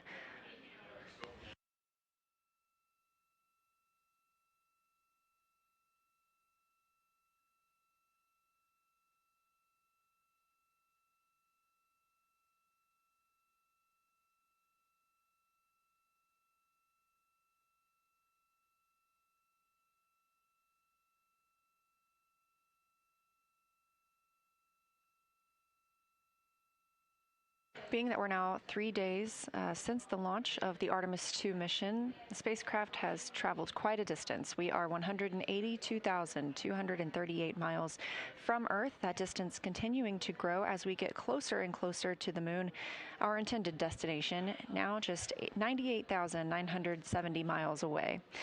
Orion and its crew passed the halfway point between the Earth and the moon yesterday evening.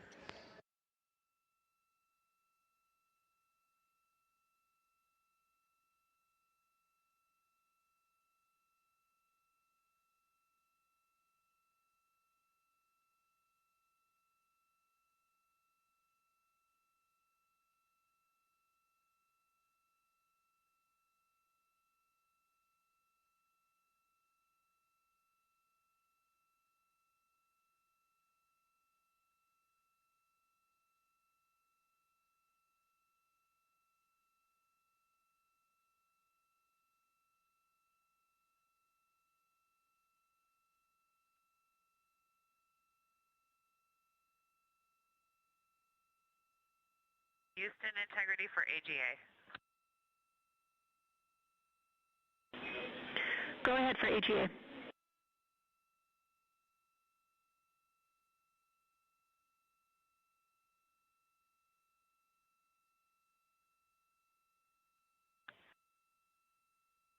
When we went to read the AGA readings post-exercise, the unit was off OFF.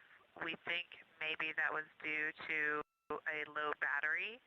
I just powered it on to watch the bit happen real time, but I do think we are going to be changing the batteries.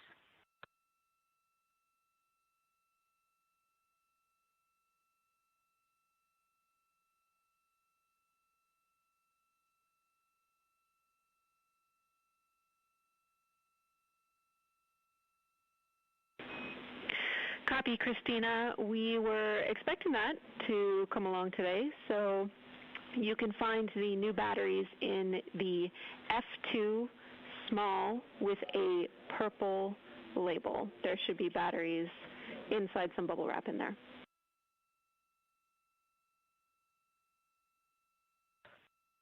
Copy. We'll look and get them changed. Thank you.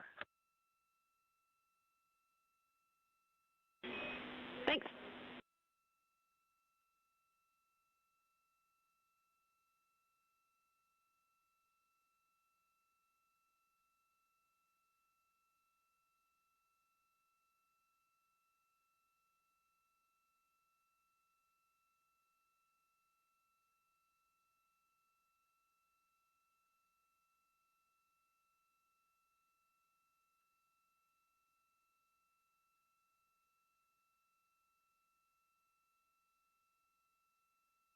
That call coming to the Artemis Mission Control Team here in Houston from Christina Cook, NASA astronaut and mission specialist for the Artemis 2 mission.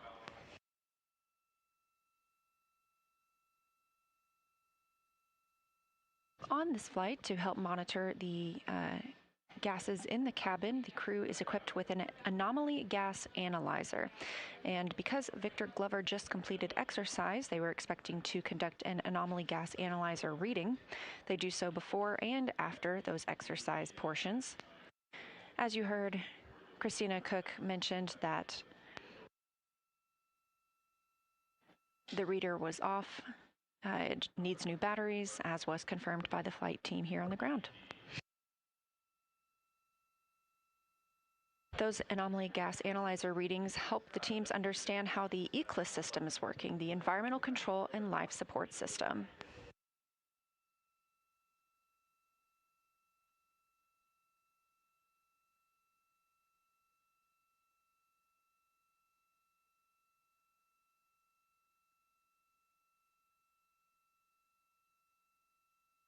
We have a few other timelined events for today. Of course, the timeline has shifted some, being that we are not performing the outbound trajectory 2 burn, as it was deemed not needed by the mission control team.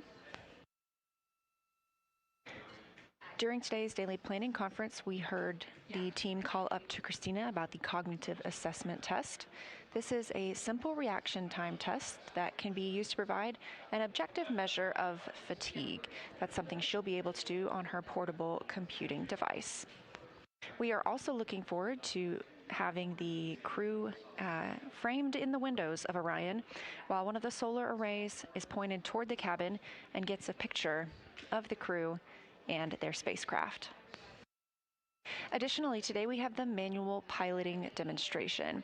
We saw some manual piloting aboard Orion just a few days ago when NASA astronaut Victor Glover commanded the spacecraft to maneuver around the interim cryogenic propulsion stage. This is the first time anyone has manually flown Orion, and he was testing its capabilities ahead of future missions to help us understand how the spacecraft flies ahead of missions in which we'll need to dock to a lunar lander. Other crew members will get that chance today, performing attitude maneuvers to compare 6 degrees of freedom and 3 degrees of freedom attitude control.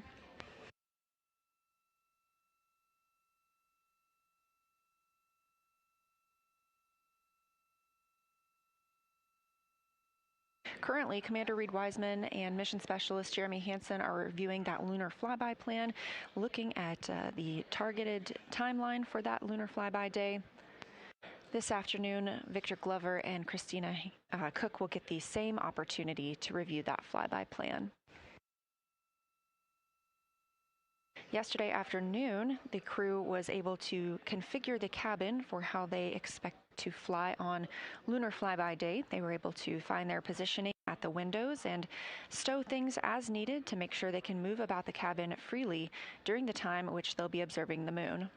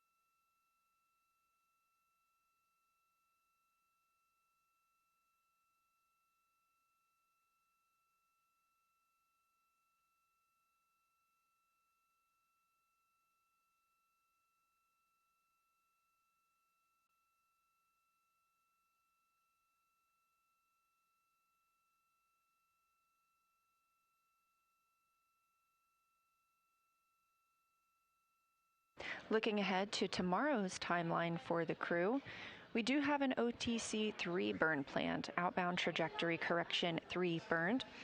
Of course, we have waived off the first 2 of these. We do anticipate using that OTC 3 burn tomorrow just to further refine the trajectory of the spacecraft around the moon. However, tomorrow, after post-sleep, the crew will get into their Orion Crew Survival Suit System demo. You probably recall seeing them launch in these crew survival suits. These are the orange suits that they launched in and will splash down in. They'll use this demo to test out how these suits would work in a survival situation if necessary.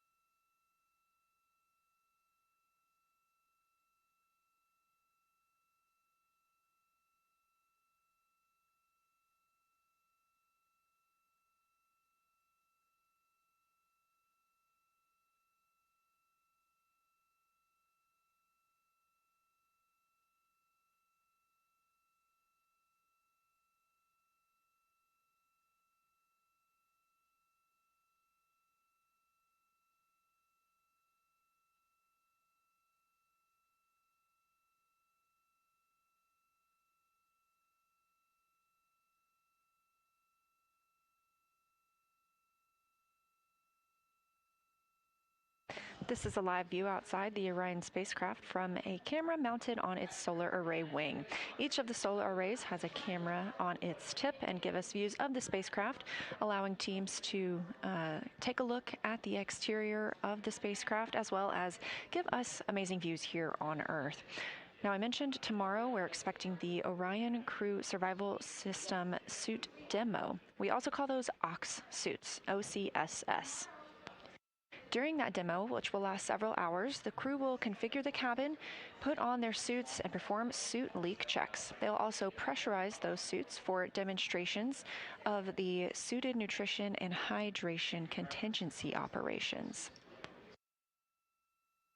They will still wear their suits while they install their seats and ingress those seats. These suits are designed to protect Orion in the event of a depressurization of the spacecraft.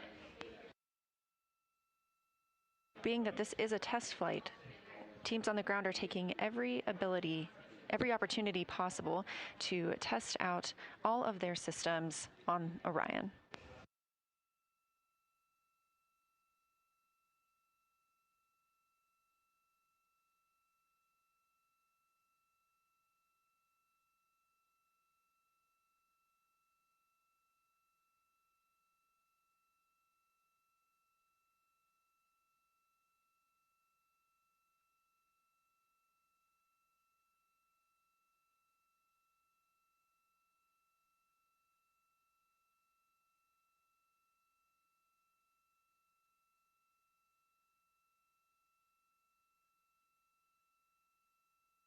The Oxsuit demo is the main event for the crew tomorrow, aside from that OTC-3 burn in the evening. The Oxsuit demo is scheduled to start just after 1 p.m. Central Time. All 4 crew members will be conducting that simultaneously.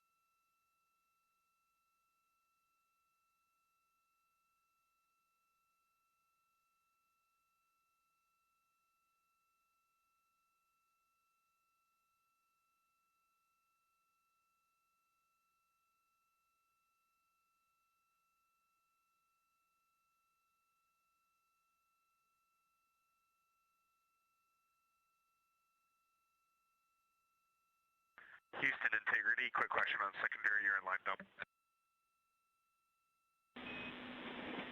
Go ahead.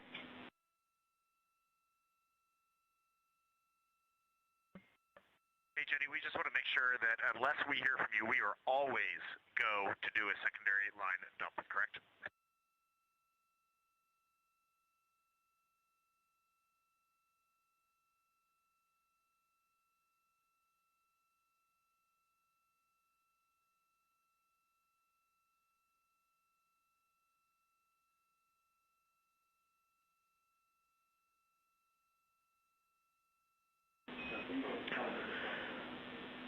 We're checking. We're going to talk it a little bit more, so we'll get back to you shortly.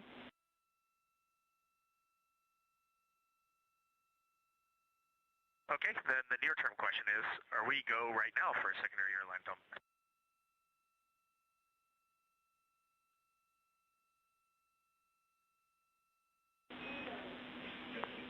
Affirm, you're go right now for a secondary lime dump.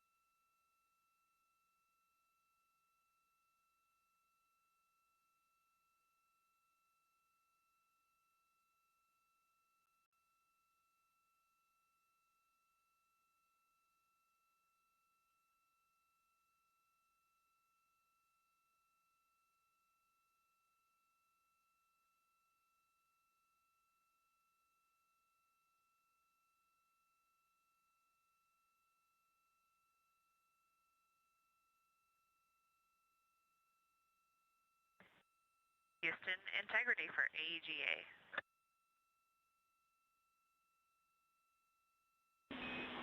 Go ahead.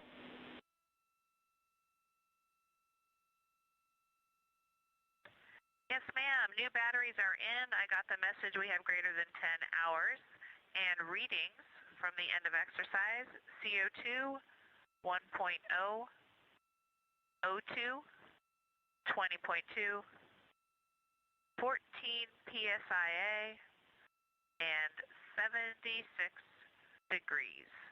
Question for you, where do the used batteries get stowed, or are they trashed? Copy those numbers, Christina. Thank you. You can stow the used batteries in Fox 1, the large bag with the brown label.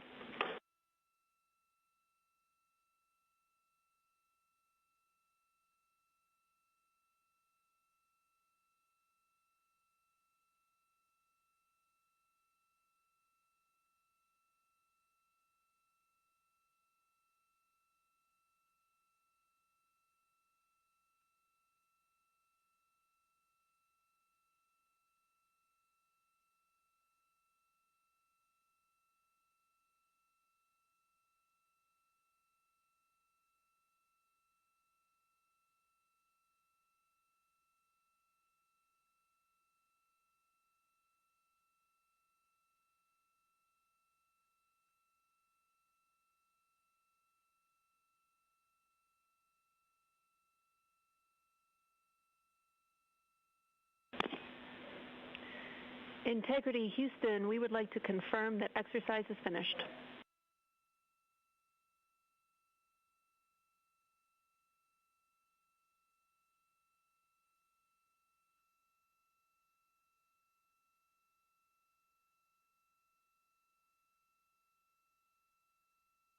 And Jenny, yes, confirmed exercise is finished.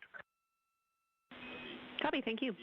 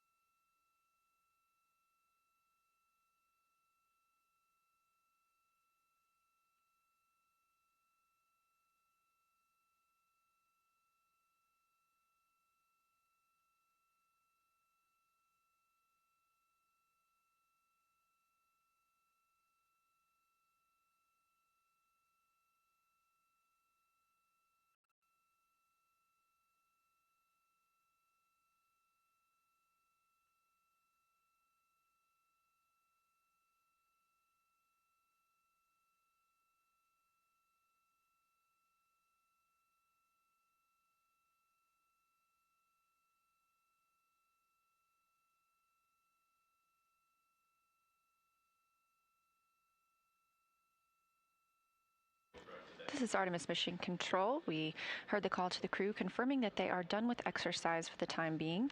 We need to track when they are exercising so the teams here on the ground can put the solar arrays in a safe position.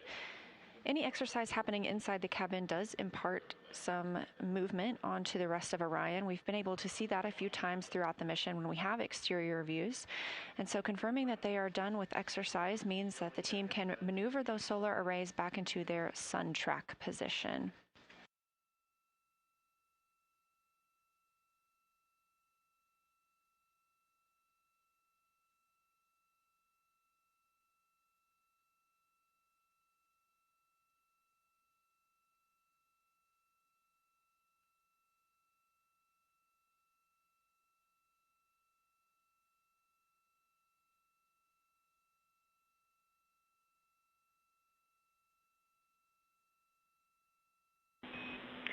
Integrity Houston for secondary line dumps and a couple of other cats and dogs.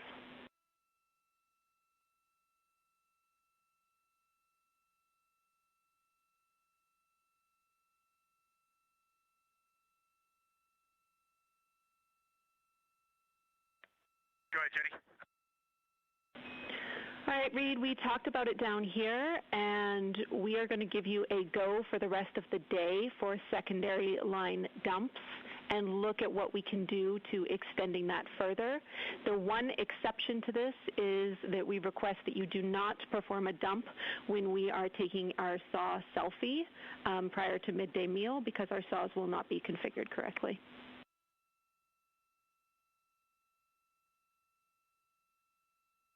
Okay, sounds good. Just tell us when we need to hold on secondary line dumps. Thanks.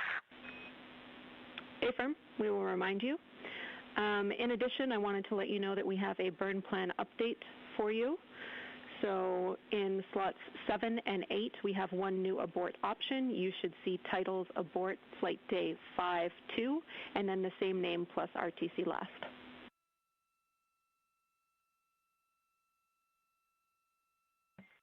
Okay, copy. We'll take a look in a minute. Thanks, Reed. And then did you hear anything when we did the prop PCA flushes earlier today?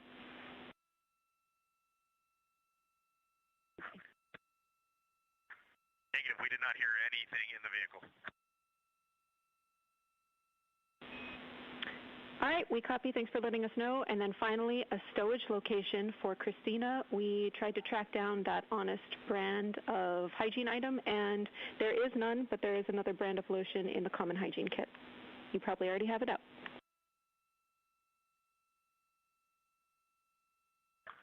Okay, thank you for that. And confirm you got good HHP streaming?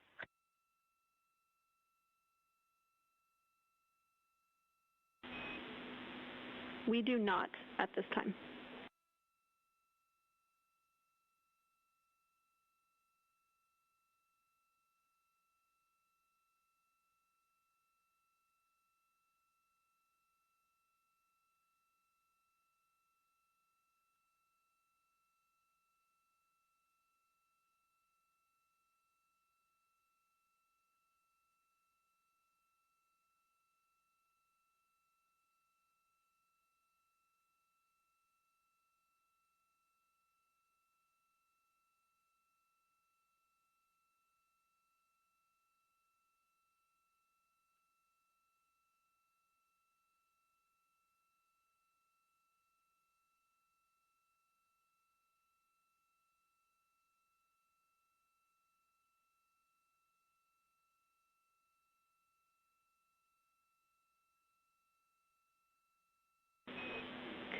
Integrity, we are on board with good streaming. Thank you.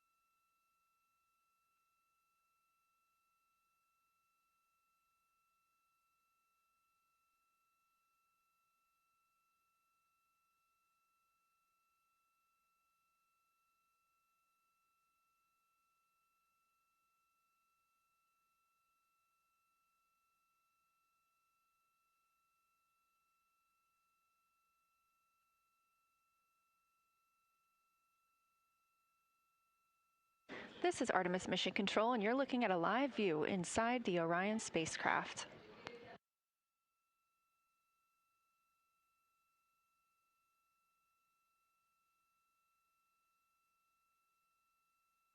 You heard some communications between the crew aboard Orion and the ground teams here at Mission Control. You probably heard Capcom Ginny Gibbons call out the new burn plans. There are always burns uploaded to the crew aboard Orion. These are just in case, essentially.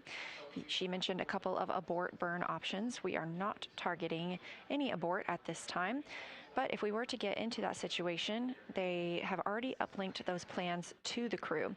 This is done throughout the mission as Orion's status and distance from Earth changes.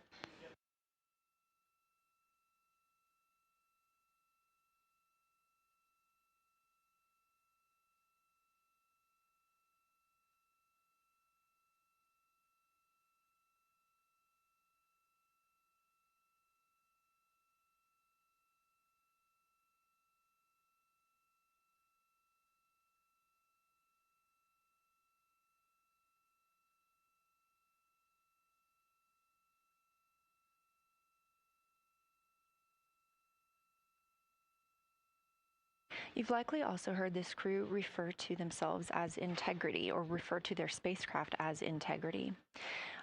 For the Artemis II mission, the crew named the Orion spacecraft Integrity and revealed that in fall of 2025. They shared that it embodies the foundation of trust, respect, candor, and humility across the crew and the many engineers, technicians, scientists, planners, and dreamers required for mission access. So when you hear teams here and Mission Control Houston calling the crew and referring to them as Integrity, that's exactly why.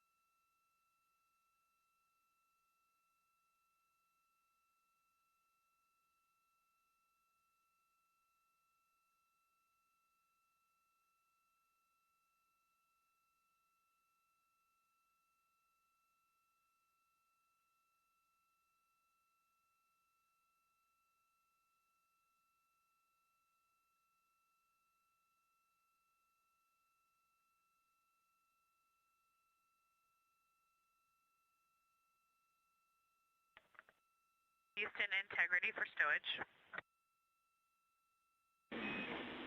Go ahead.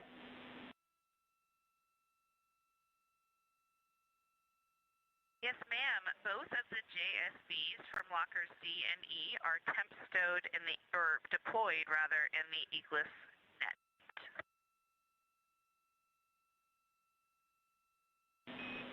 Copy, thank you.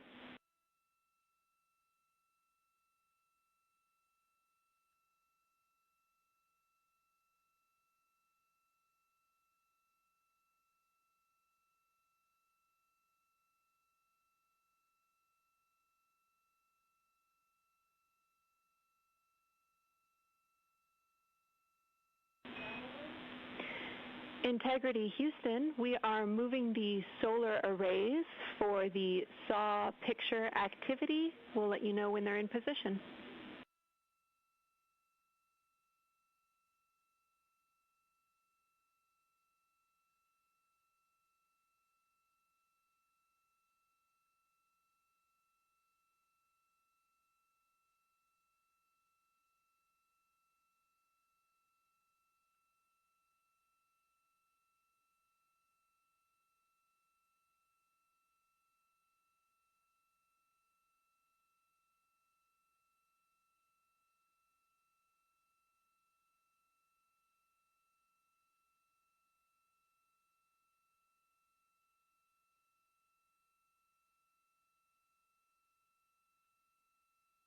As we have this view inside the Orion spacecraft, on the left is Canadian Space Agency astronaut Jeremy Hansen, and in the center of your screen, NASA astronaut Christina Cook.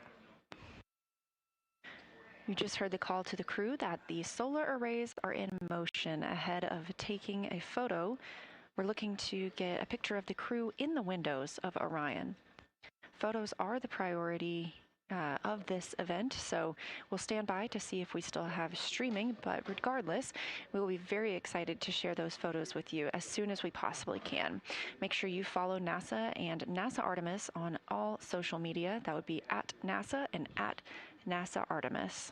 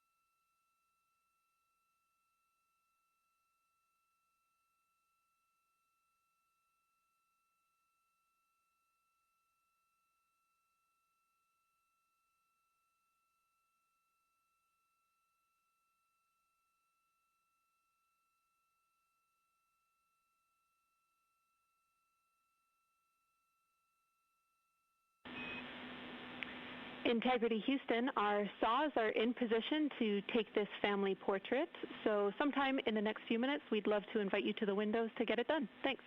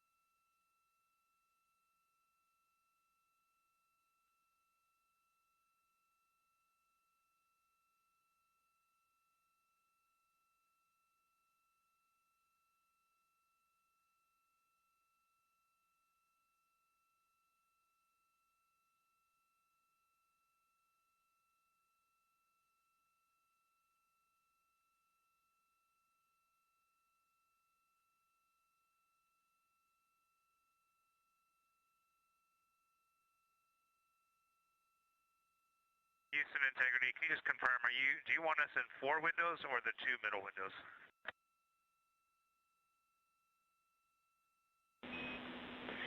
We want you to start in 4 windows, so 1 face per window, and we'll see how that looks and go from there. A reminder to set your cabin lighting pretty bright and perhaps illuminate your face so we can see as much as possible.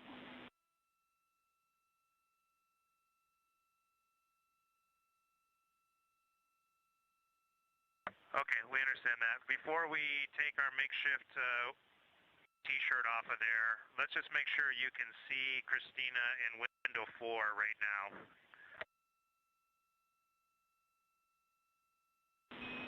Checking.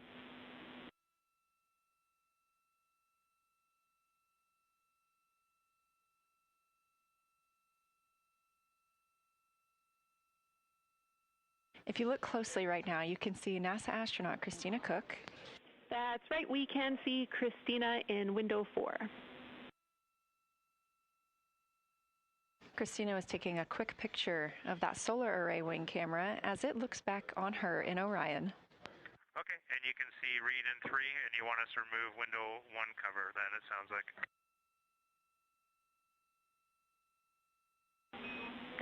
Yes.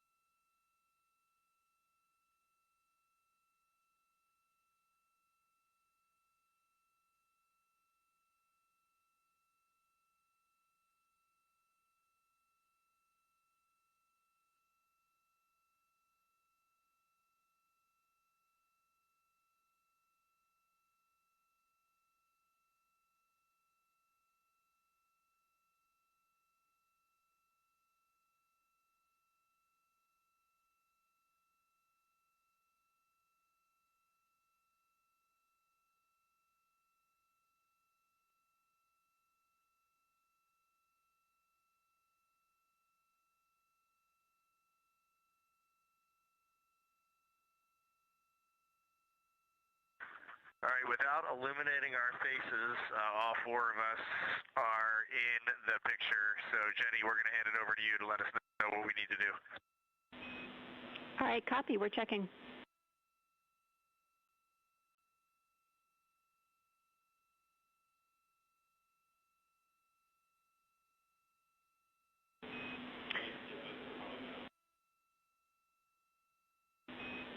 All right, everybody, we're taking the picture, so say cheese and stay still for about 30 seconds while we perform this photography bracket from the saws.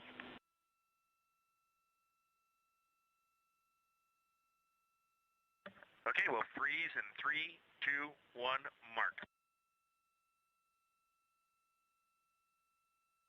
The Integrated Communications Officer, or INCO, is helping take this picture of the crew aboard the Orion spacecraft. now all smiling in the windows of the place they've called home. Orion is currently 183,883 miles from our home planet Earth, 97,452 miles from the moon.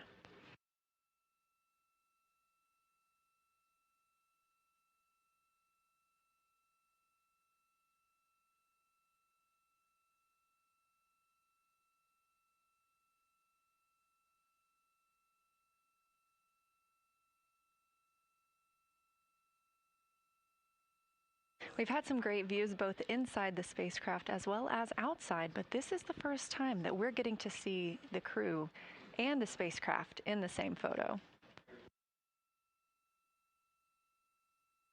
As mentioned previously, we are taking pictures right now, so the streaming quality isn't as great. We look forward to sharing these pictures as soon as we possibly can, and make sure you follow NASA and NASA Artemis on social media. It's taken a little longer than we thought. Thanks for holding.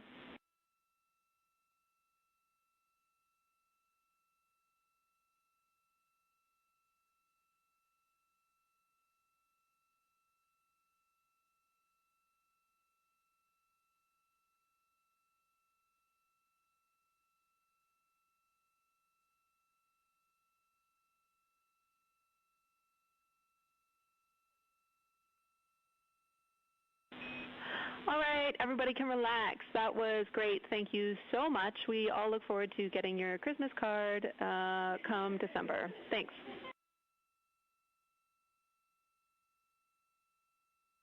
All right, sounds good, Jenny. Thanks.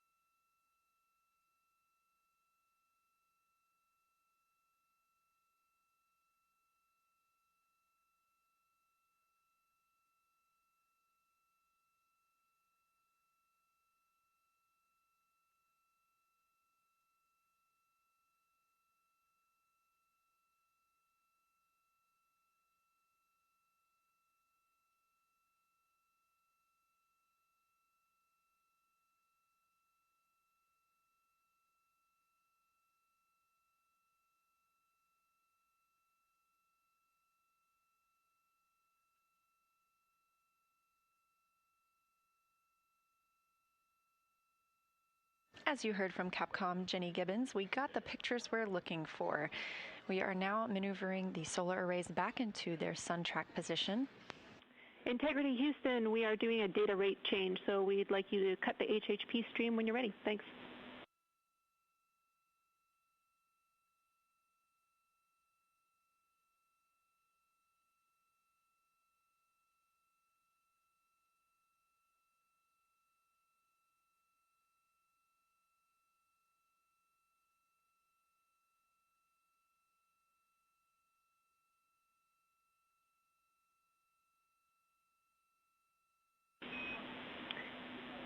And Integrity Houston, just to remind you, that was our last moment where we could not perform a CCU dump. So if you need to do a dump for the rest of the day until crew sleep, you are go.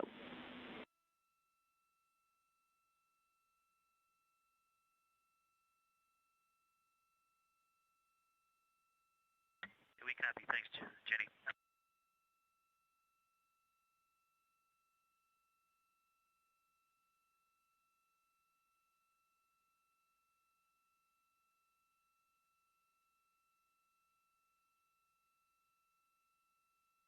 This is Artemis Mission Control. You're looking at a live view inside the flight control room.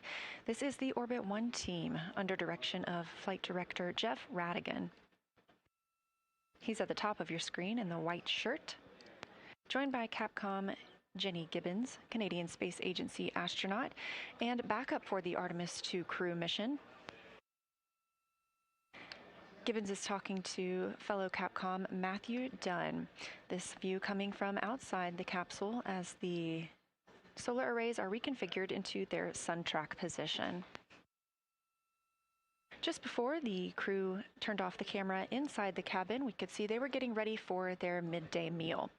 Some of the items on the menu today include sweet and sour pork, rice, broccoli, fiesta chicken, tortillas, berries, cashews, chicken and peanut sauce, pasta and shrimp, and a lemon curd cake. Sounds pretty good to me.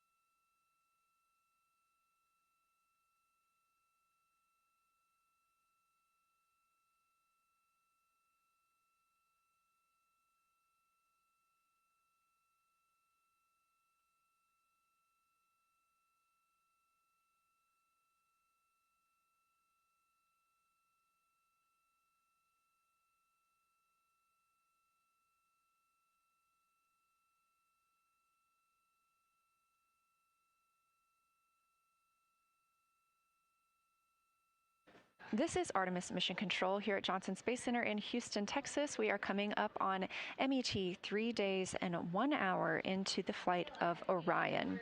I'm joined here today by Dr. Jacob Richardson. He is the Deputy Lead for Artemis II Lunar Science. Thanks for joining us. It's lovely to be here. So can you tell me about your role and about the team members who make up the Lunar Science team? Yeah, so I'm only one of many people here. I'm the deputy lead of lunar science. Somewhere behind me is our lunar science lead, Kelsey Young, and she is right now sitting here as our science officer on shift. We also have about 40, 50 different people who are a range of different scientists and visualization specialists, engineers, people who love and know about the moon, and are here to support this really wild mission to go and look at the far side of the moon. Fantastic. Well, we're very excited about that as well. So we have two rooms here, the Science Evaluation Room and the Science Mission Operations Room. What work happens in each of those and how are they different? Yeah, that's a good readback. So the Science Evaluation Room, we call it the SIR, and that's where we support our science officer in real time during the mission. Up there right now, we're actually finalizing our plan as we speak to send up to the crew on what they're actually going to be looking at the moon. Now that we've launched, we know exactly what moon they're going to see, and that means that we can plan everything right now. We're doing it just in time, and it's going to be up there soon. So that's the Science Evaluation Room. The Science Mission Operations Room, we call that the SMORE. That's a couple of buildings over, and they're the first people to look at the mission data that comes down that's for science data ever. So it's the crew that sees the pictures first, that takes the audio first, that takes supports the data capture, and then the first people on Earth that really evaluate it are in that SMORE. And they're busy every single day. So far, we've gotten a little bit, a trickle, and we're about to get a flood of amazing lunar data. We're really, really looking forward to seeing that imagery as well. So you talked a little bit about knowing what the crew will be able to see during the mission. And I know that is dependent on lunar illumination and on the date that we launched. So how does that lunar illumination shift the targets that we're going to see? Yeah, so the moon rotates a lot slower than Earth. Every day, the Earth rotates by 360 degrees. Every day on Earth, the moon rotates about 10 or 12 degrees. That means that different craters, different basins, different volcanic units are visible, like you said, depending on when we launch and when we arrive at the moon. This is a really special view, thanks to this amazing April 1st launch. We're not only going to get spectacular illuminated views of the moon, but we're also flying through an eclipse where the moon is between the sun and our friends up in space, and they're going to be able to see things that we've never intentionally viewed before by crew, and I can't wait to see what they see. Us either. We're going to be streaming the entire thing, so everyone make sure you tune in. So how has the team been assessing and preparing both before launch and since launch for this flyby? Oh man, the crew has, ever since like a couple of weeks after they were announced, we were with them in, and this is years ago, we were with them in the classroom, teaching them their lunar fundamentals. They came out to Iceland to look at some of the weirdest rocks we have on Earth, just so they can learn how to describe mountains from far distances, how to describe regolith, that's rocks and stones, and how to describe outcrops, just so they can be field lunar geologists for us, because they're the four geologic emissaries on our team that actually get to go to our field site, the moon. After that, they've been practicing here in Orion simulators. They've been looking at an inflatable moon that we've hung up for them. They've been doing every single thing under the sun to study their moon. And just earlier today on a PAO interview, we heard them speak to some really small craters, and they knew their names. We're really excited that they know places like Grimaldi. Obviously, they know Oriental, but they know so many other places on the moon that they are personally excited to observe.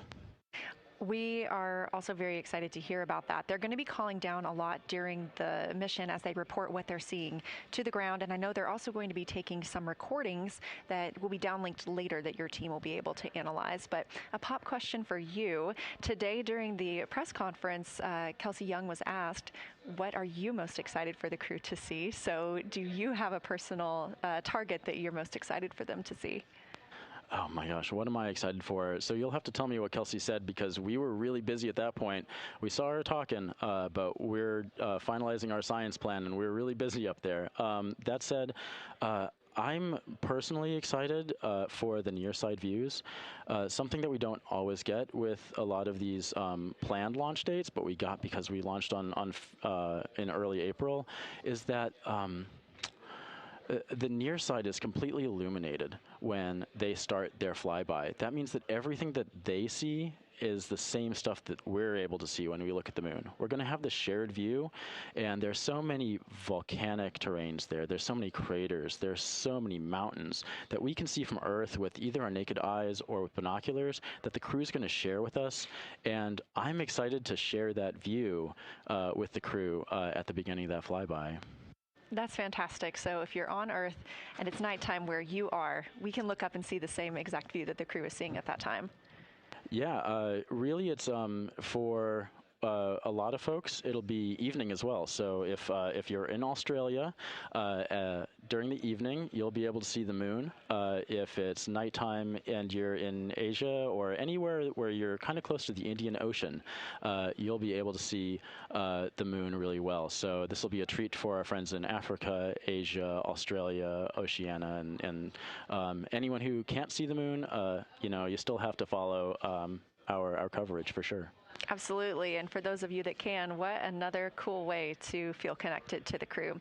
So Dr. Jacob Richardson, thank you so much for joining us today. We cannot wait for Flight Day 6. I can't either. I'm here with you.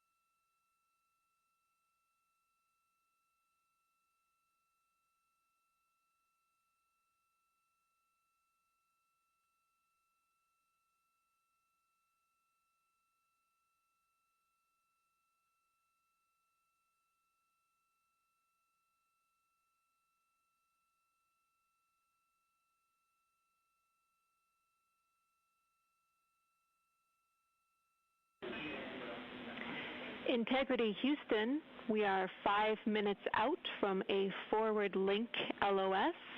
We'll speak to you in just over 1 hour on Madrid.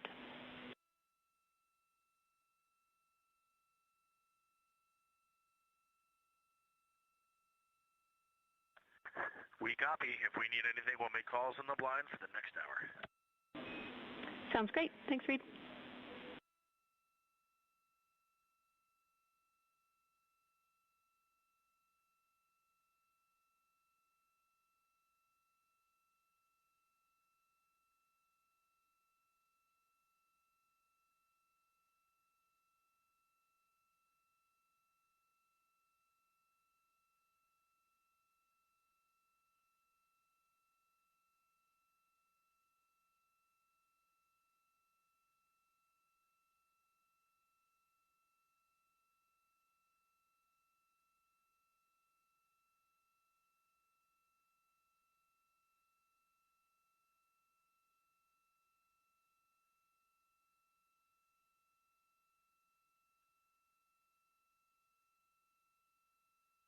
This is Artemis Mission Control. It is 3 days, 1 hour, and 15 minutes into the flight of Artemis 2.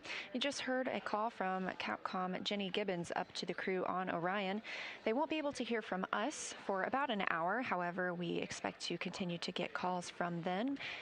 We are on the Deep Space Network. This is also referred to as DSN, and this mission is the first time in over 50 years that humans have been using this network. On your screen, a live view of the Orion spacecraft looking at the moon, our destination, now 96,575 miles away.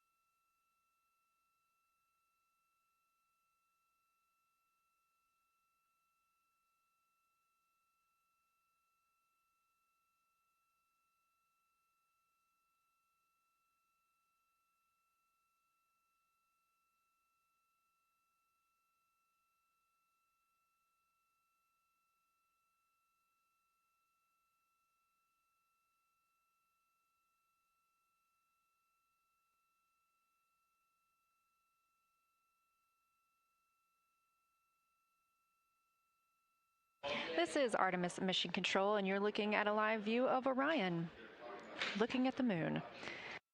Currently aboard the spacecraft, the crew are enjoying their midday meal. Again, we won't be able to make any calls to the spacecraft for the next hour or so, but they would be able to call down to us if need be. Obviously, we are still receiving video from them.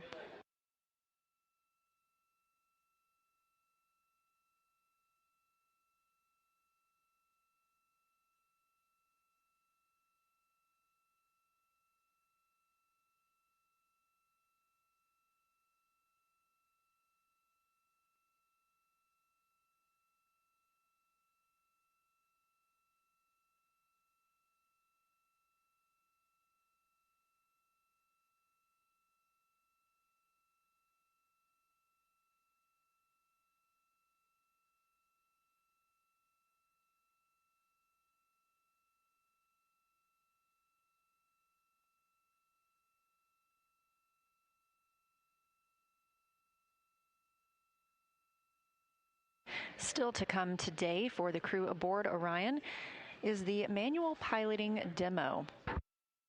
The manual piloting demo consists of performing attitude maneuvers using the rotational and translational hand controllers to compare the 6 degree of freedom and 3 degree of freedom attitude control. This will be the second time the crew has had the opportunity to pilot Orion themselves. Victor Glover, NASA astronaut and pilot on the Artemis 2 mission, manually flew Orion on flight day 1, shortly after launch when the spacecraft separated from the interim cryogenic propulsion stage. This was called the Proximity Operations Demonstration, and during that approximately hour-and-a-half window, Glover commanded the spacecraft to approach and make small translational maneuvers around that ICPS. There is a faux docking target on the ICPS, which has now been disposed of. This was a test to allow the crew to practice flying the spacecraft and give reports back to the ground on how Orion flies manually, all in preparation for our future missions to the moon, during which we will need to dock to a lunar lander.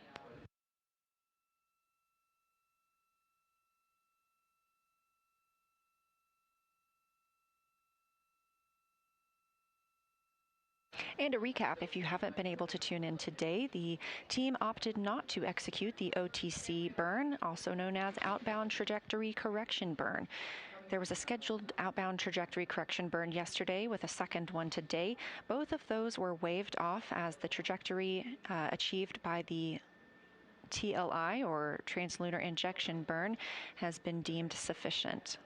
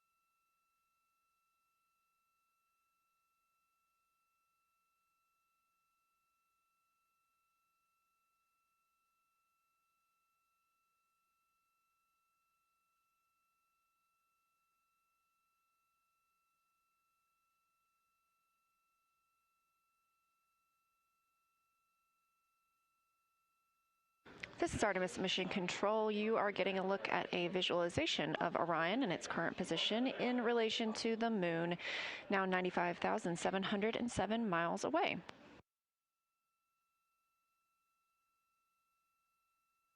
We are in a forward link LOS with Orion, meaning we cannot contact the crew members. These are planned and tracked loss of signal, but they could call down or contact us if need be. However, they are in their midday meal. You can track the location of Orion yourself by visiting nasa.gov/track-Artemis.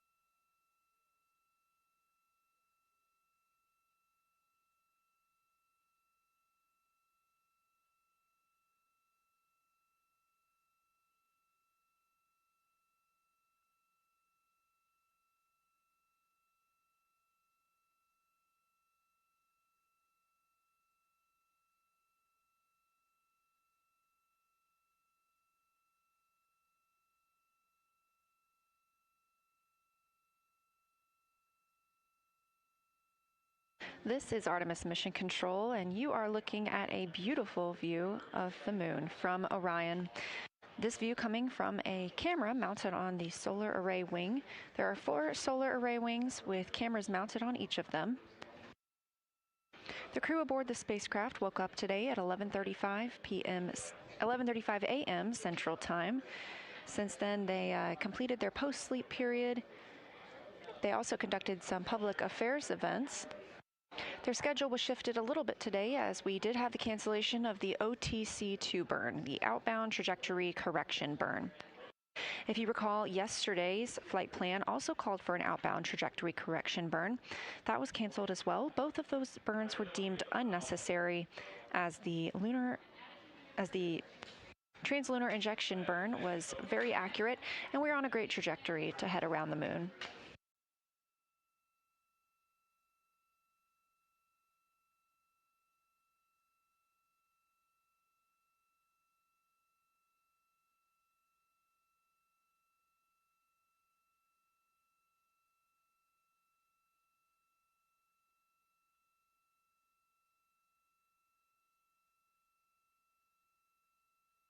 Canceling the OTC2 burn today also allowed the team some flexibility on the timeline to maneuver Orion into a different attitude, positioning a primary vent valve in the sun, which helped to loosen up some ice around a vent valve that is used for the wastewater dump.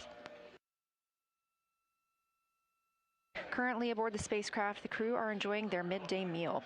They are in a forward link loss of signal, meaning we cannot contact them at this time. However, they could contact us if needed. These loss of signal periods are maintained and tracked here on the ground, and we expect to regain that in about 30 minutes. The Orbit 1 team is currently on console, led by Flight Director Jeff Radigan. You could probably hear some background noise as the Orbit 2 team is starting to filter in the room and transition into their role for the day.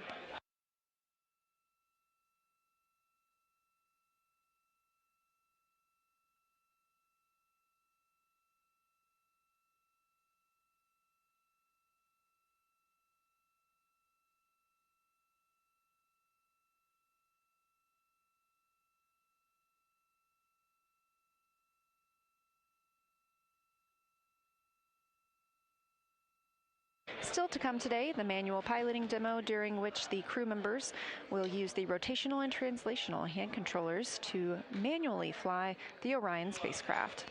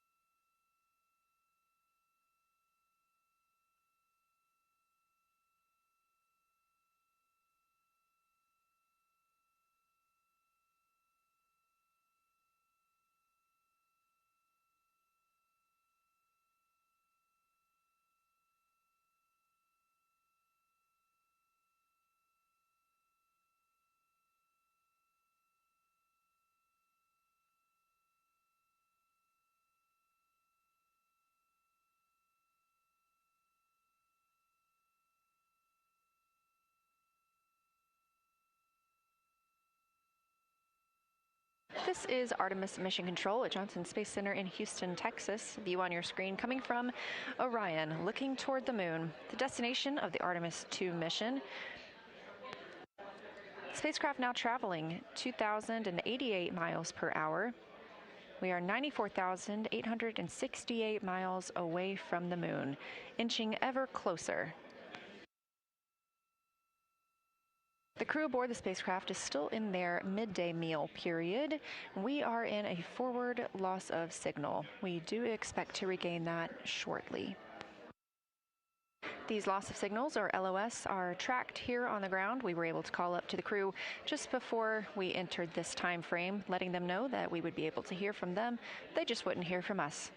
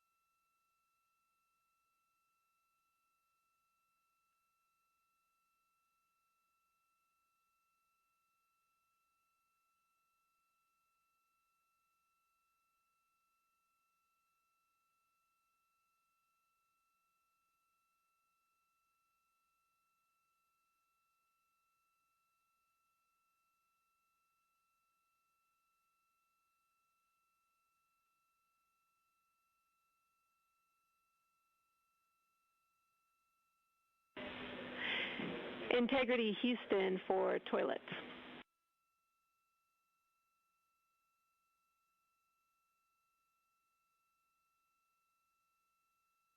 Go ahead, James.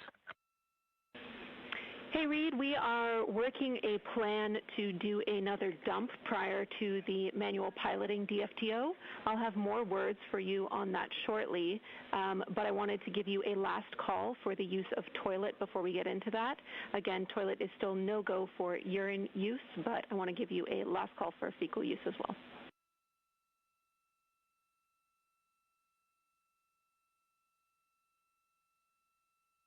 All right, that sounds good, Jenny. And just to confirm, we can still continue to dump secondary line right now, correct? Affirm.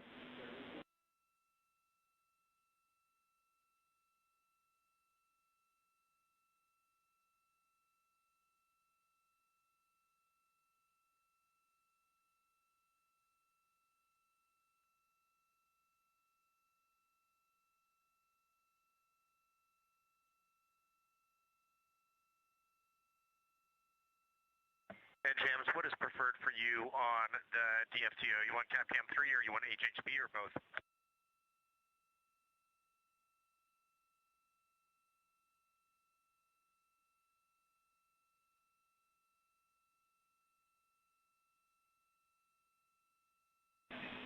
Good question, Reed. We do not have the bandwidth currently for HHP, so we'll be using CAPCAM 3.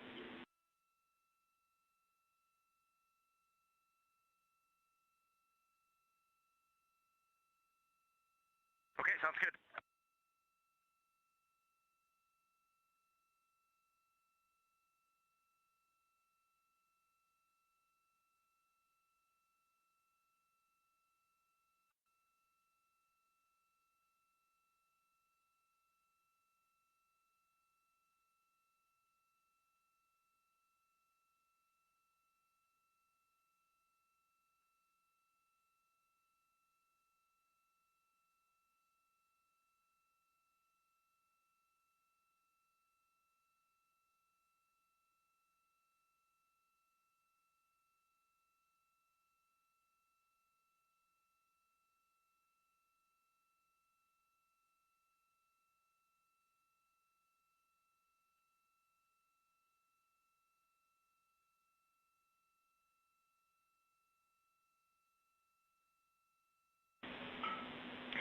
Integrity Houston for big picture forward plan for the wastewater dump.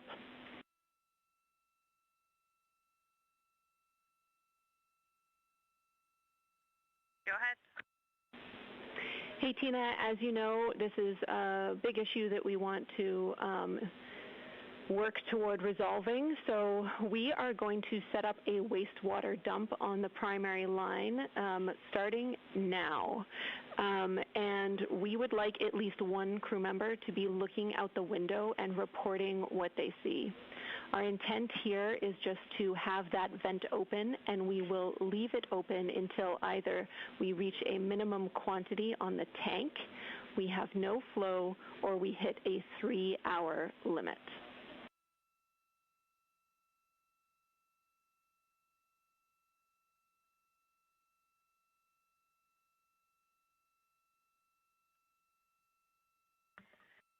Hey, James, great plan. The one thing we would add is we've got some secondary dumps either in work or just finishing. So in order to assess what's coming out of the primary, we recommend waiting a few minutes for that. We can let you know when it looks pretty clear, if that sounds okay. Yeah, Tina, that sounds reasonable. How long do you expect that to take?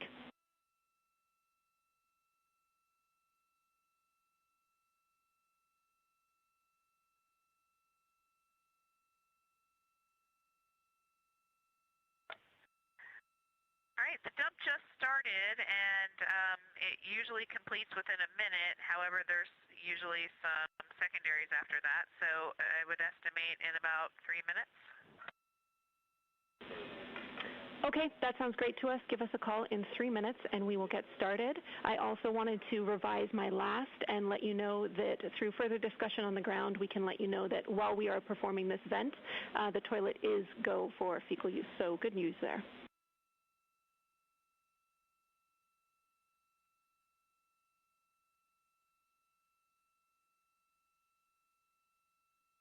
Copy.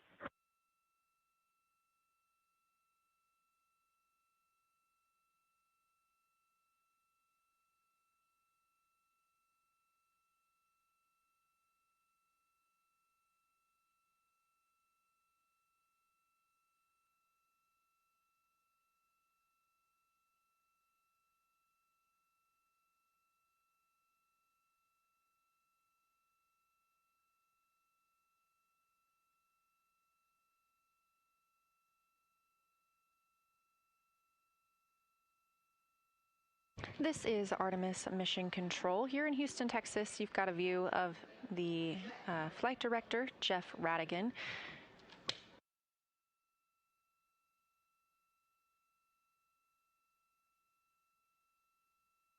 To his left is Flight Director Diane Daly. She will be the Flight Director for the Orbit 2 shift, as the Orbit 1 shift is now transitioning off console. Down to the bottom of your screen, at the very bottom, is Jackie Mahaffey. She's the crew's trainer for this mission, and she'll be serving as Capcom.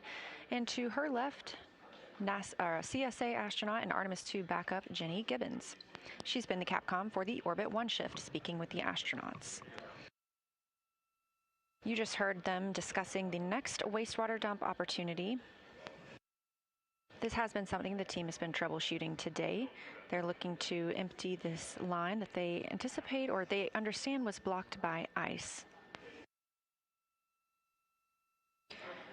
The spacecraft is still in a good configuration, and this doesn't have any mission or lunar flyby impacts. We are now 3 days, 2 hours, 24 minutes into the Artemis 2 mission. However, we are referring to this day as Flight Day 4. The crew is now 94,334 miles away from the moon, which you can see there.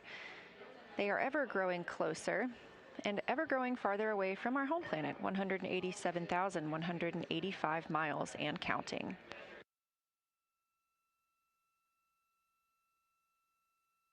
As the Orbit 1 and Orbit 2 teams continue to conduct their handover procedures, I'll also be handing over the Public Affairs console to my friend and colleague, Anna Schneider. Really enjoyed being with you here today. The Orbit 1 shift will be back tomorrow, and of course, our astronauts are still working throughout the day, and our stream is still live 24/7 on NASA's YouTube.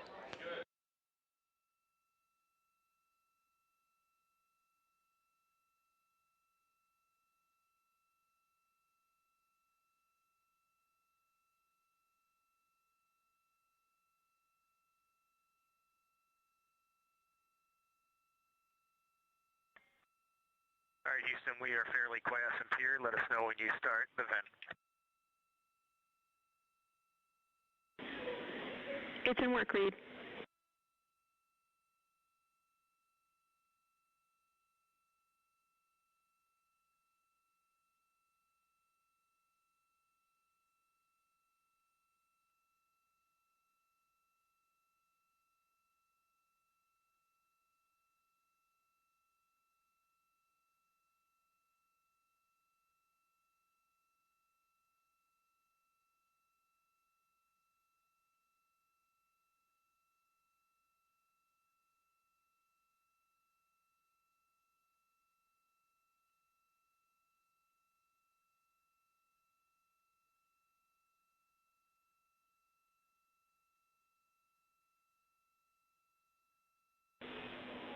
Integrity crew, the vent valve has opened.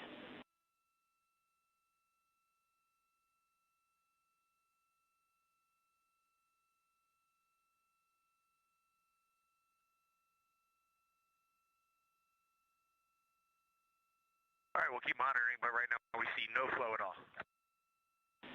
Copy.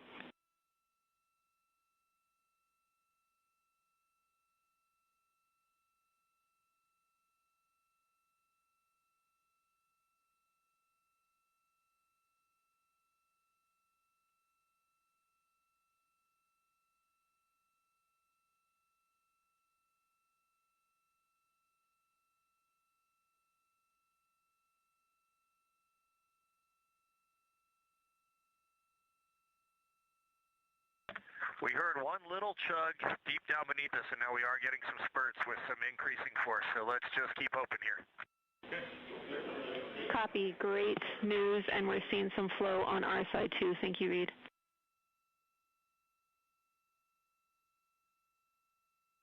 Yeah, you got four crew members rooting for Max Blizzard, and we have a good view out the window. It looks like it looked when we started the mission, so that's a good sign. Great news. I wanted to keep the mic so you could hear a clap there.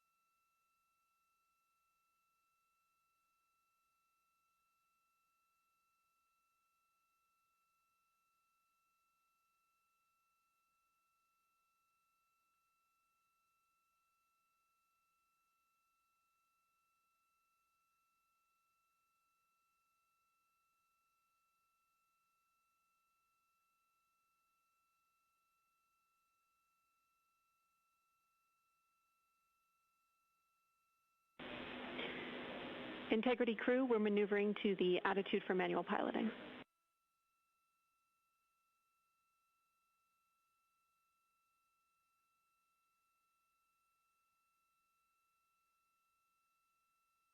Okay, integrity copies.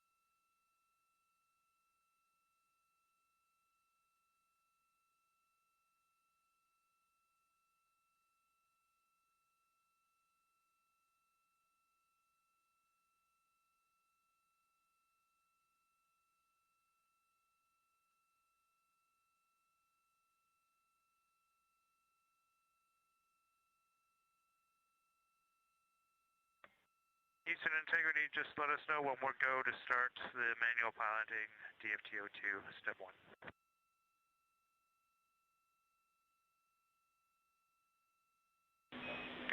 All right, Integrity crew, you are go to start the manual piloting DFTO. We are going to come on board with CAPCAM 3.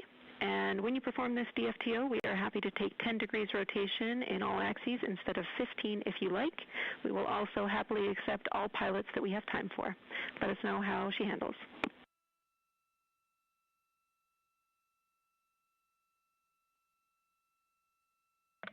Okay, we like the sound of all that. Copy 10 degrees, so we'll aim for that to speed this up a bit so we can get more inputs. We appreciate it. Thanks, Jeremy.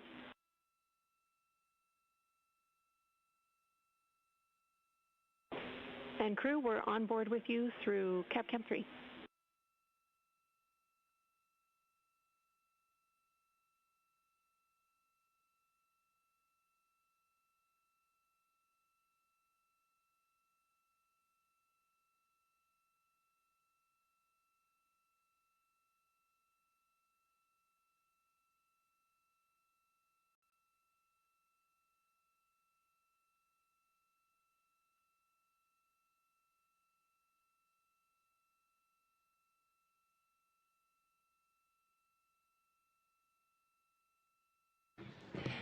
This is Artemis Mission Control. The Orbit 1 and 2 teams are currently in their handover, and the crew aboard Orion has stepped into their manual piloting procedures.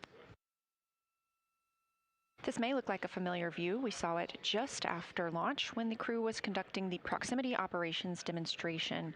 That was NASA astronaut Victor Glover, the pilot of the spacecraft, manually commanding Orion. Ready for a quick waste dump update.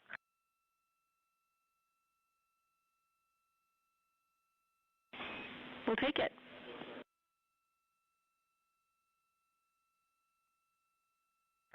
Hey, Jams, now we have about 10% of the time we see a full blizzard, and then it dies down to a flurry, and then it picks up to a full blizzard again. It's going about blizzard about once every maybe 30 seconds, but it is very dynamic. It's not just one continual send, but it's beautiful, and we're watching the tank quantity go down, so hopefully it's looking good. That's super helpful for us to know. Thanks, Reed. We're still watching it.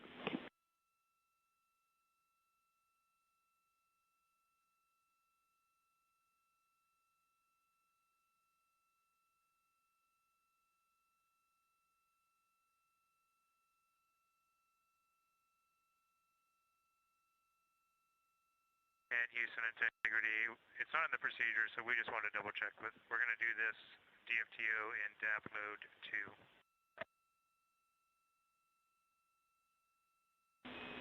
2. Affirm, DAP 2.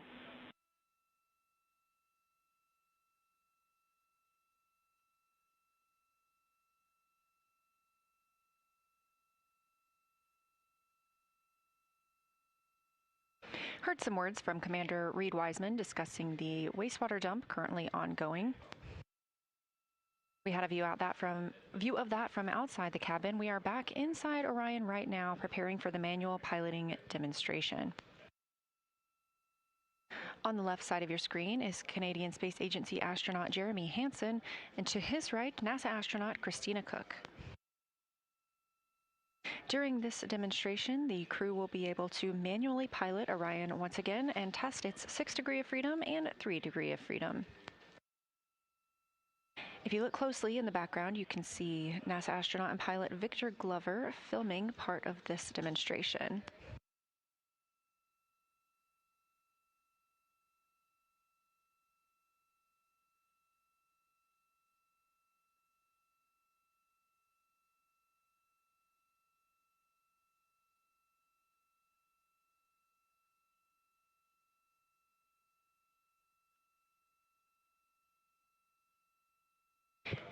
Artemis 2 is MET 3 days, 2 hours, 38 minutes into its flight, and we have just crossed the 2/3 mark on the way to the moon. Now 187,633 miles away from our home planet of Earth, 93,890 miles away from the moon.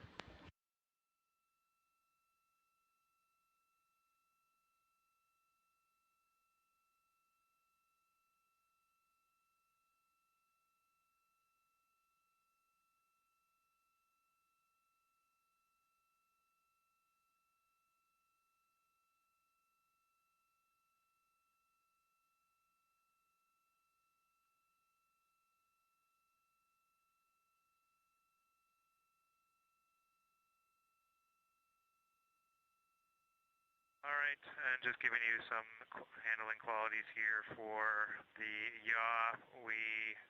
Everything was nominal. I noted that with this orb mount, it does have some play in it as we knew, and so just applying some downward force to try and make sure you don't get coupling is required, but that's fine, that's workable. And then we had a little bit of coupling and roll, in both in the same direction on that one. So we had about 4 degrees of roll through the 20 degrees of yaw. Copy all.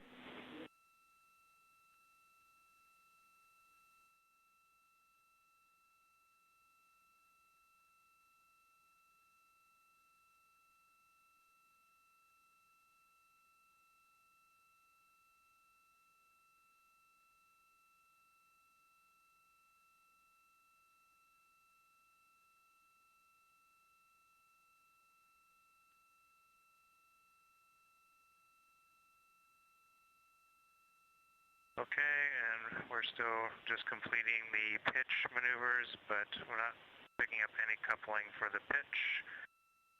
And the vehicle is very responsive at nulling out the ½ degree per second. It's almost instantaneous. Copy.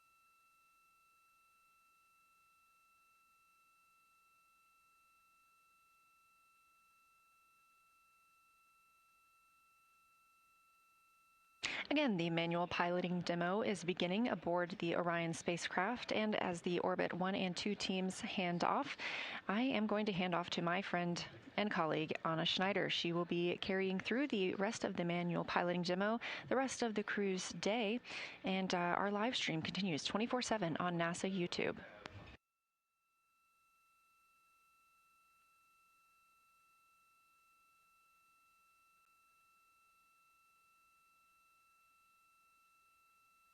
Okay, Houston, for the roll, the only thing I noticed is I had a little coupling in the roll right in yaw, and was able to compensate for that in the roll, or in the roll left. Didn't have any coupling in the yaw.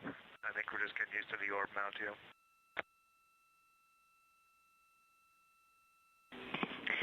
Copy all, Jeremy, and we are a minute away from a data rate change. We will have a very brief LOS during that time. I will let you know when we're back with you.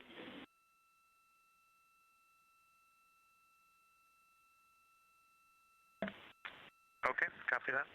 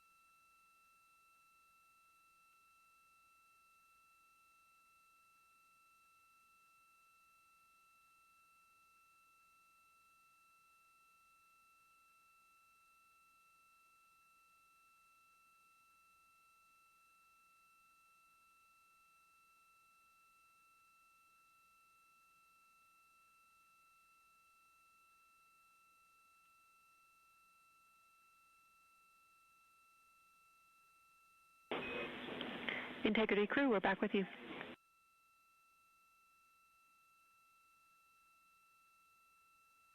Okay, we just finished the 3 DOF maneuvers. The rates all seem the same. The response seemed the same. It is difficult to tell whether you might have some cross-coupling from the RHC or if it's from the vehicle, but we were pretty convinced in the last roll one that the coupling that showed up, which was 4 degrees, was coming from the vehicle and not the RHC.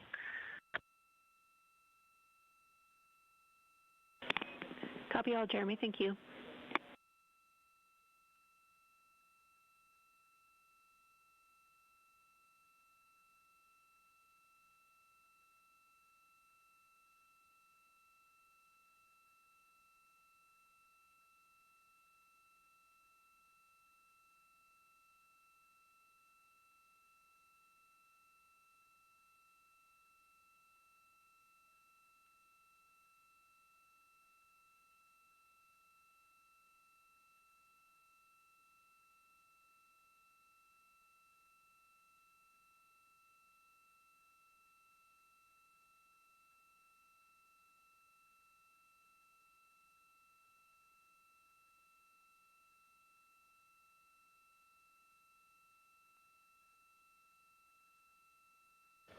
Good evening from Mission Control Houston inside the Artemis Flight Control Room. I'm Anna Schneider with NASA Communications, and the Orbit 2 team of flight controllers has recently come on console and has completed their handover with the Orbit 1 team, who are wrapping up their shift. The Orbit 2 team this evening will be led by NASA Flight Director Diane Daly, and the Capcom or capsule communicator will be Jackie Mahaffey.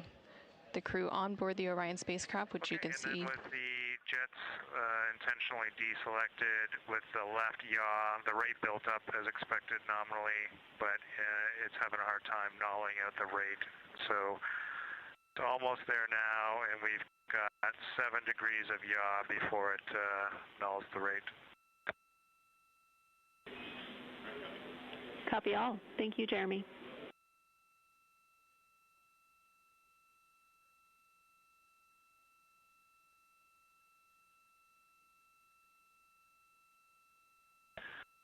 So the vehicle overshot by 7 degrees once it was released from the yaw left, and then it built up very slowly, built up a rate, and it looks like it's trying to take it back to where the RHC was released, but it's overshooting again.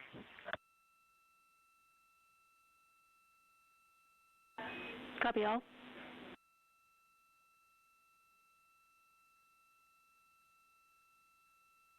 Yeah, and during that maneuver, we haven't maneuvered back to center yet. We developed 5 degrees of roll left and 5 degrees of pitch up. And then when it built up a rate to try and look like it tried to go back to where the RHC was released, it went back to 355 instead of 350. So just to read all that down, we commanded a left yaw until we saw 350 yaw.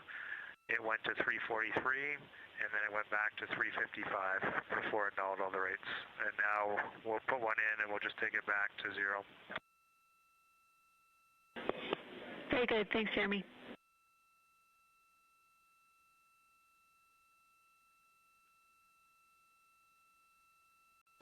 This is Artemis Mission Control in Houston, Texas. The crew on board the Orion spacecraft named Integrity are currently working through a manual pilot team developmental flight test objective, or DFTO. You can see the crew there on your screen. That's a live look inside the cabin of the Orion spacecraft. On the left-hand side, you can see CSA, or Canadian Space Agency astronaut Jeremy Hansen, and next to him is Christina Cook. Okay, and now the yaw right is complete, and as expected, took quite a bit of time to build up the rate, but was able to null the rate quickly and accurately. Copy all.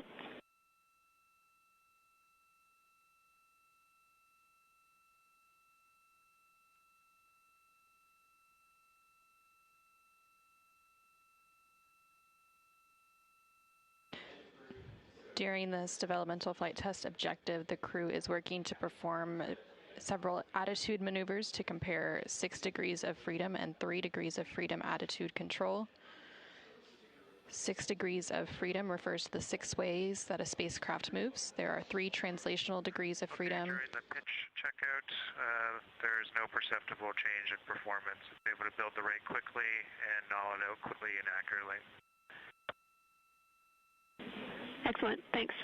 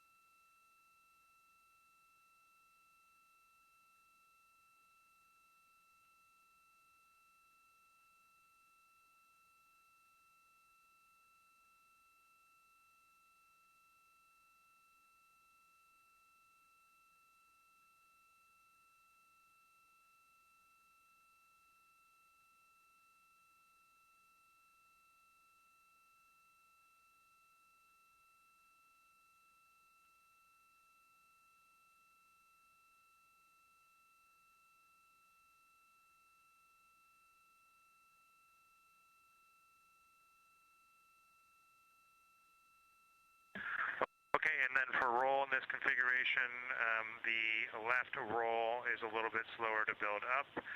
The right roll is responsive as per normal. Copy.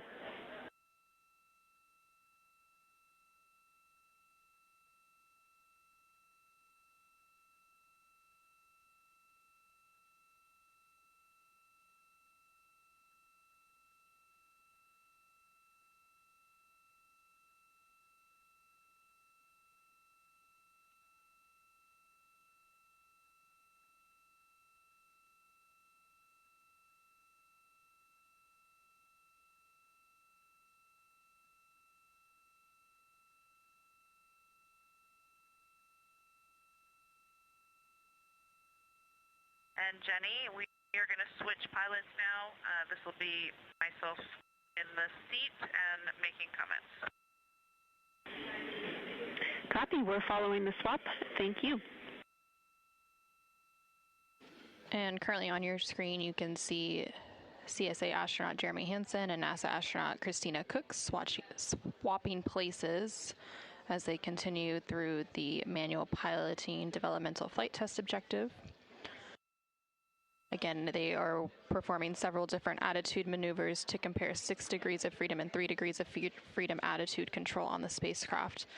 6 degrees of freedom refers to the 6 ways that a spacecraft moves. There are 3 translational degrees of freedom: forward, backward, up and down, and left and right, and 3 rotational degrees of freedom, which are roll, pitch, and yaw.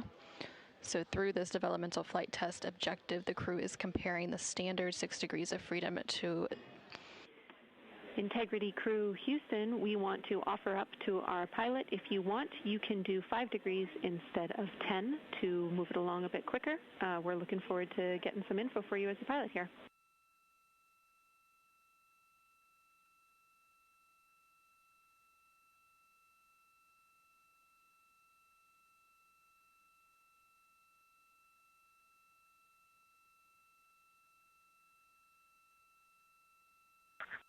Okay, we copy that.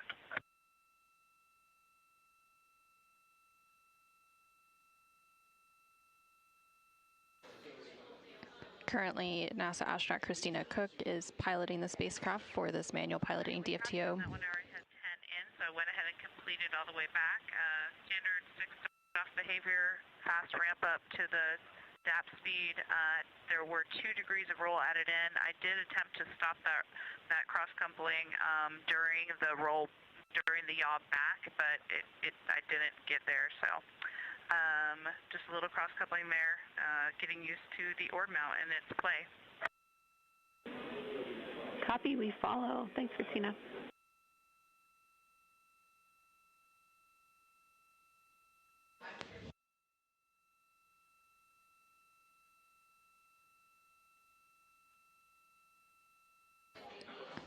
And this is Artemis Mission Control. So through this developmental flight test objective that you're watching them complete on your screen, they are working to compare the standard 6 degrees of freedom to the degraded qualities of 3 degrees of freedom. In that case, it would mean the crew could only control the rotational axes of roll, pitch, and yaw.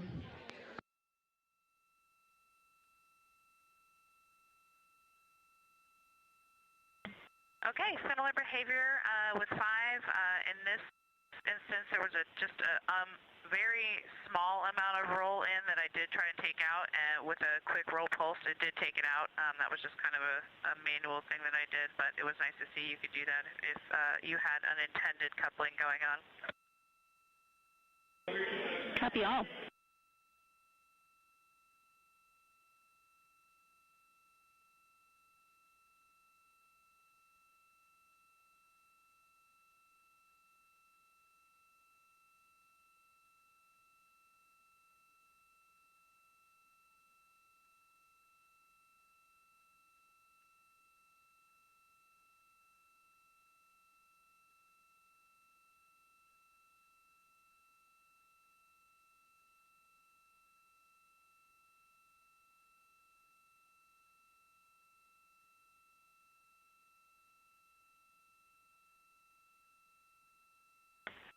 Okay, a similar thing with roll. Roll was definitely the most difficult for me to keep the yaw out coupling naturally, so I just kind of put some manual yaw in to undo the coupling there, but similar 6-off performance.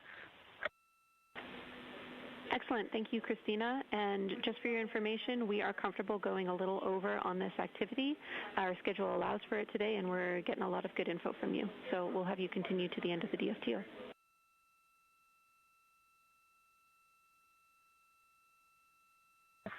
Copy.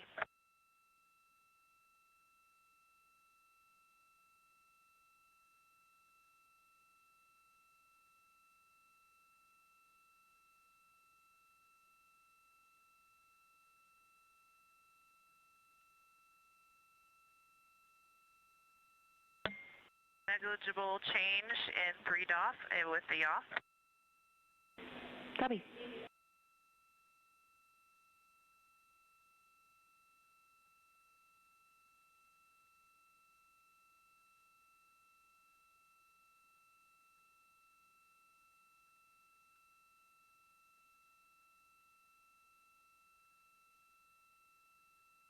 Okay, I'm going to make a comment on the pitch up. There was some roll there. I tried a different technique where I actually kind of held the orb mount at the high end of its play rather than pressing down at the low end since I was pitching up. But I think that actually made it a little bit harder to keep the roll coupling out. So for pitch down, I'll go ahead and hold it at the bottom of its play. So in this, again, in the direction, in this case, of the pitch. Copy all.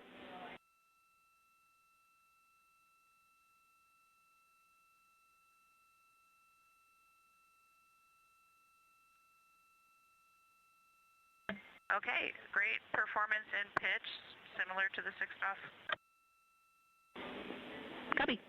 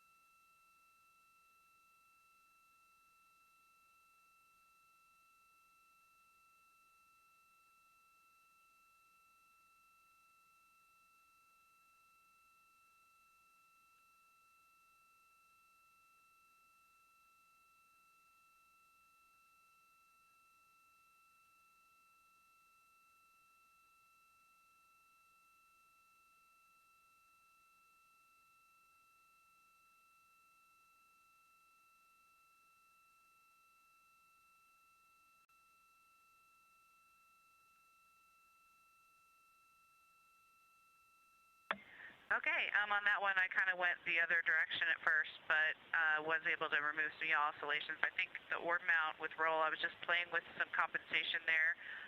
like kind of actively using muscles to keep yaw in or from going. Mixed results, but it's good to try some of that actively.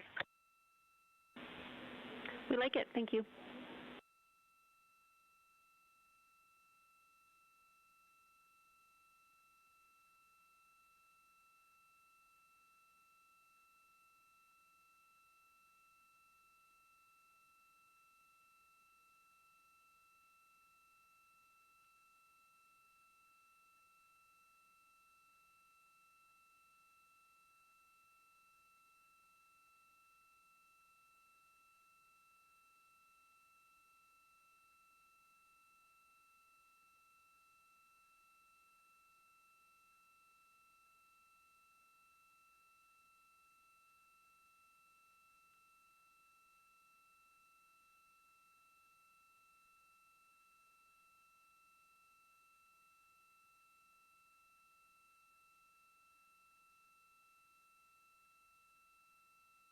All right, Jenny, on this one, given that when we did this, he had an overshoot, which was then overcorrected 5 degrees in the direction he came from, I wanted to try the method of actually overshooting on purpose to try to get back to the 5 degree, so we'll see if that works. Thank you. We're following along.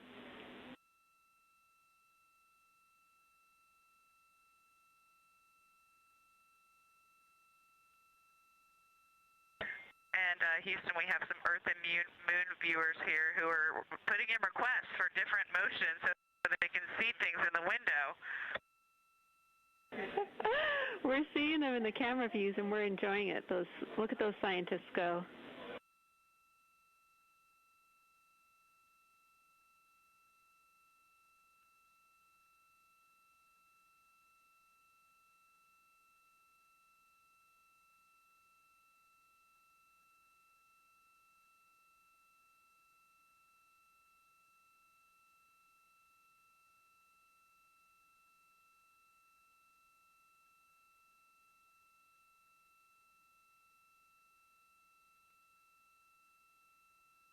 Boom, 5 degrees. Boom.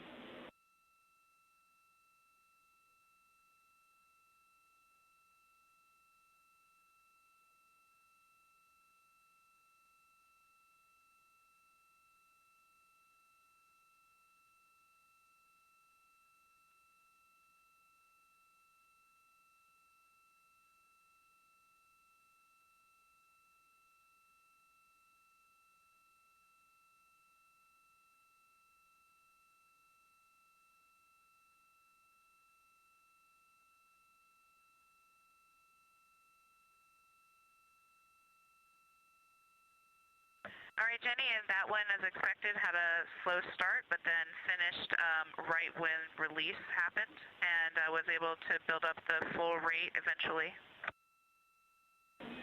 Copy.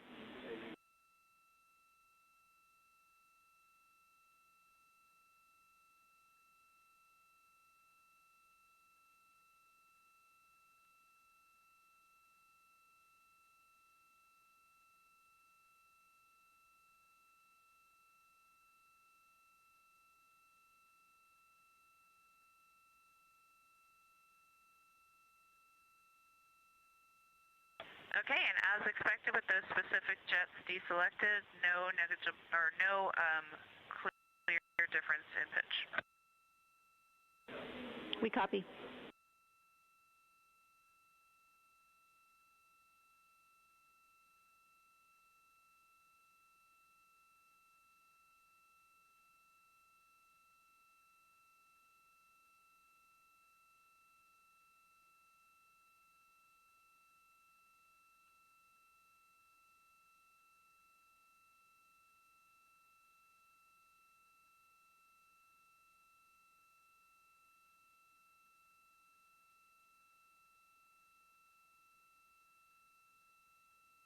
Okay, and on that one, I released at 5 degrees and 2-degree overshoot. I'm holding the orb. I'm holding against the play of the orb mount that it's inboard to my body and forward or down while putting in the roll, and so it takes a little bit of kind of like counteracting muscle movement for that, but I think I had pretty decent lack of coupling. Copy.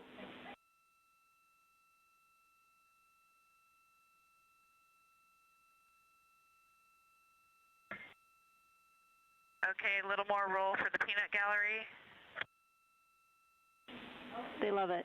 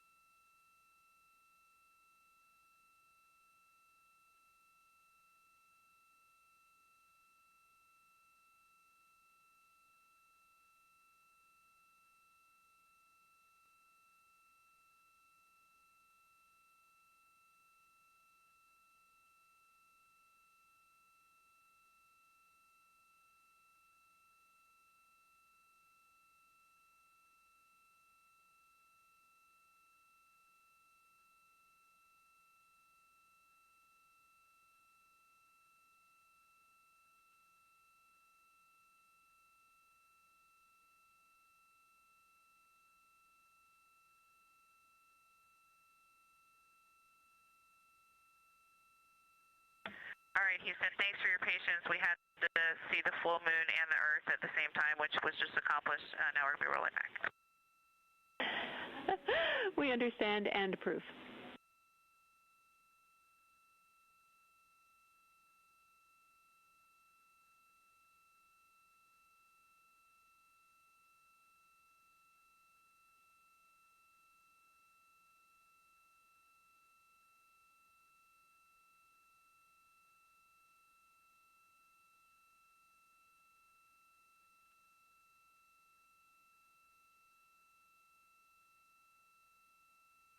All right, Jenny, I definitely have some stuff to report for that one. Going back, which was the roll left, two things. The pitch coupling that you saw, I do think was due to an input on the RHC, but the yaw, I don't think was, because I actively tried to take out the yaw, and I felt myself having to go out of the detent in the other direction to start affecting that yaw motion that you were seeing. So I think that might have been because of it was difficult for it to compensate potentially, and I think that one might not have been because of inputs at the hand controller.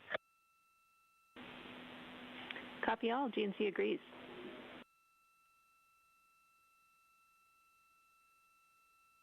Rockin'. We see ourselves complete with the manual piloting, and we'll continue and close out the procedure if you agree. All right, Christina, we totally agree. And while we have you, we just wanted to give you one item for Jeremy's timeline. We noticed a conflict with his PPC and the filming for exercise and day in the life. So we just wanted to let him know that he can do the PPC early. We'll be ready to support that, and be mindful of when the filming starts at his discretion. Thanks.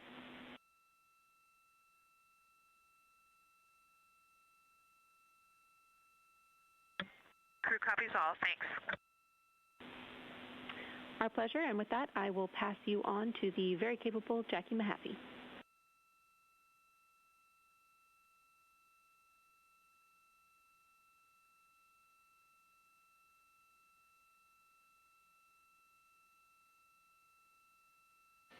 This is Artemis Mission Control in Houston, Texas. The crew has recently wrapped up their manual piloting developmental flight test objective. Jenny, thank you.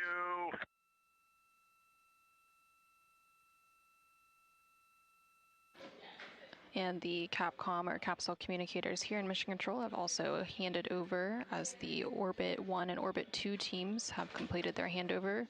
So the oncoming Capcom for this shift will be Jackie Mahaffey, and she took over from Ginny Gibbons. Ginny was a backup CSA astronaut for this mission, and then Jackie Mahaffey was the crew training lead for Artemis 2. Now that the manual piloting flight test objective is complete, the crew is going to continue on to other scheduled activities for the day. So coming up on the timeline, NASA astronaut Christina Cook and CSA, or Canadian Space Agency astronaut Jeremy Hansen, both have scheduled crew exercise. Each of the crew members has a block of exercise scheduled each day to maintain their health and fitness during their trips to space on the Orion spacecraft. Wastewater dump. Go ahead.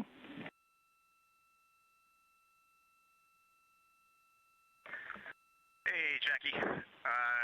Every once in a while, we do hear a little like thud in the spacecraft, followed by a little plume of snowflakes. So there probably is just ice chugging through those lines, and we are still getting little intermittent blizzards. You probably see it on the solar array cameras, but it is still just going. It's dwindling. And then if you do see the volume pick up in the next over the next 5 minutes, there's going to be a few secondary dumps as well.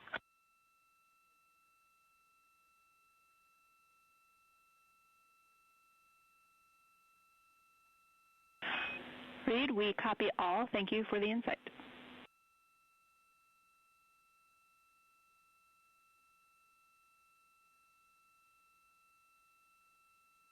And this is Mission Control. You heard some additional... And confirm you all have secured Cab Camp 3. Negative.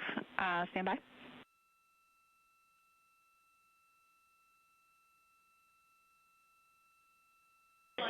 Reed, and to clarify, we are interpreting that as you would like us to turn off Cab 3.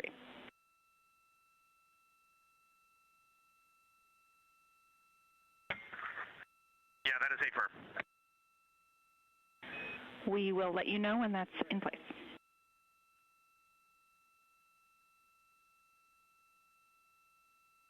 Okay, copy.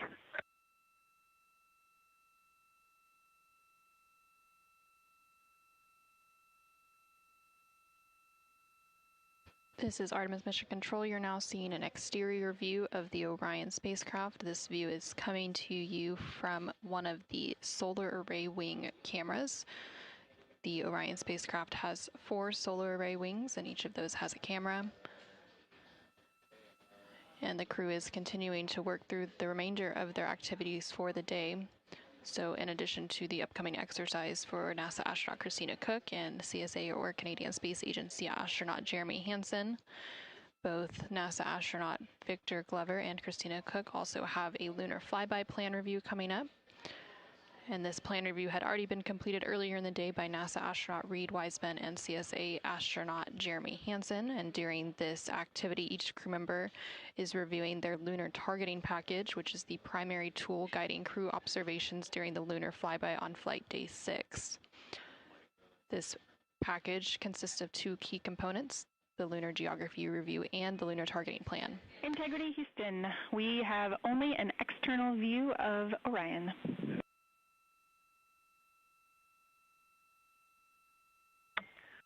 Okay, sounds good. We'll probably, you were bandwidth limited earlier. I don't know if you want HHP in a little while. We can happily set that up. And next question is, if you could ask flight, is there an estimate of toilet coming back functional for urine? That'll just change some of our next steps. If not, we'll continue on CCUs.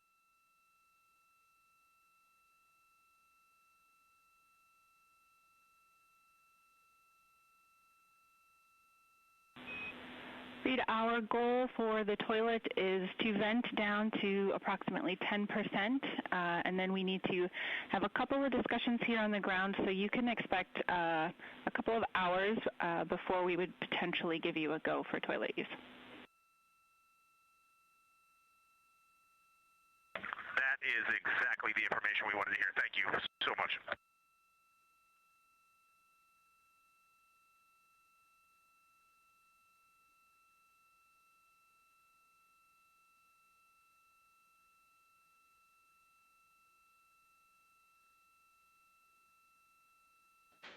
And you just heard some additional communication there between NASA astronaut Reed Wiseman and the Capcom, or capsule communicator here on the ground, Jackie Mahaffey, who you can see there on the bottom of your screen. They were discussing the wastewater dump, which has been taking place, as well as the toilet use. At the beginning of crew sleep on flight day 3, the ground had performed a routine and regularly scheduled wastewater dump. And during that dump, it was terminated after only dumping 3%. They have since completed an additional wastewater dump just about 30 minutes ago, and the team on the ground is evaluating the status of the toilet on the Orion spacecraft, but in the meantime, the crew has been instructed to continue using CCUs, which are collapsible contingency urinals.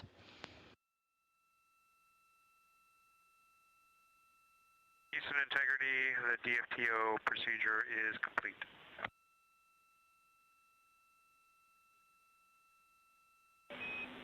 Jeremy, we copy, and we will be taking you back to biased tail to sun.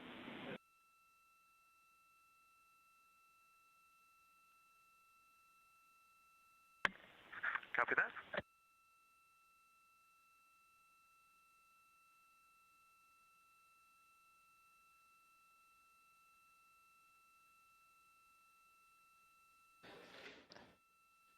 This is Artemis Mission Control. We did have that confirmation that the manual piloting developmental flight test objective is officially complete. They were just completing some cleanup actions on that task, and now they're going to start moving into the remainder of the activities for the day. The Orion spacecraft is also being maneuvered to what is known as biased tail to sun attitude. The Orion spacecraft uses a tail-to-sun attitude as its primary passive or passive safe flight orientation during transit to maintain thermal balance and maximize power generation. Now on your screen, you can see a view of the Artemis Real-Time Orbit website, or ARO. And this provides updates on the data and telemetry coming from the Orion spacecraft. So currently the Orion spacecraft and its crew are about 188,000 miles away from Earth, and they have about 92,000 miles between them and the moon. Not too long ago, they did surpass the 2/3 mark as they continue to close in on the moon, and they are expected to make that closest approach and their lunar flyby on flight day 6 coming up on April 6th.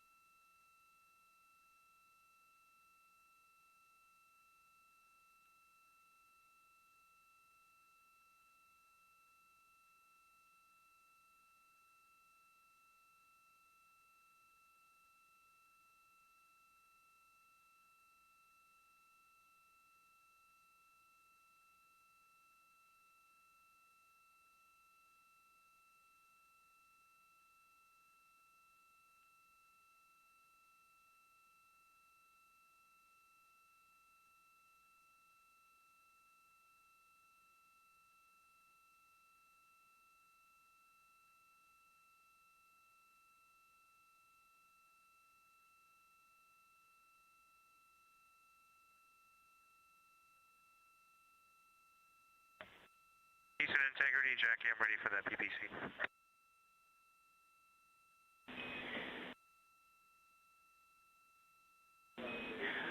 All right, they are dialing you now.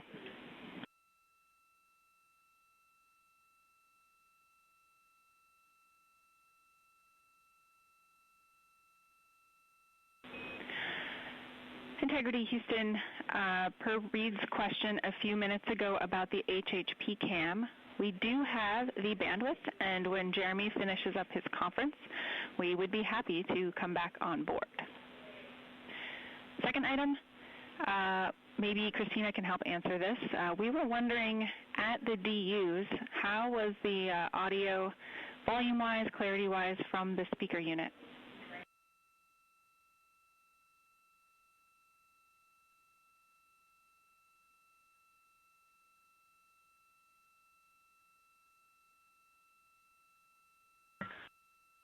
Houston, we copy the question, and we will get back to you shortly.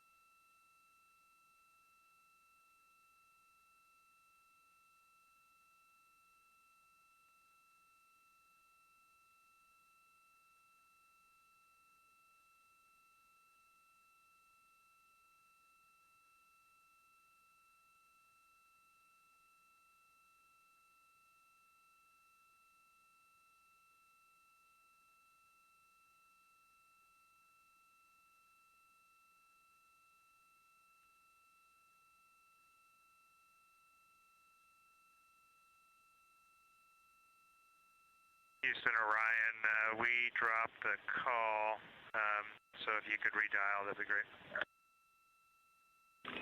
And work.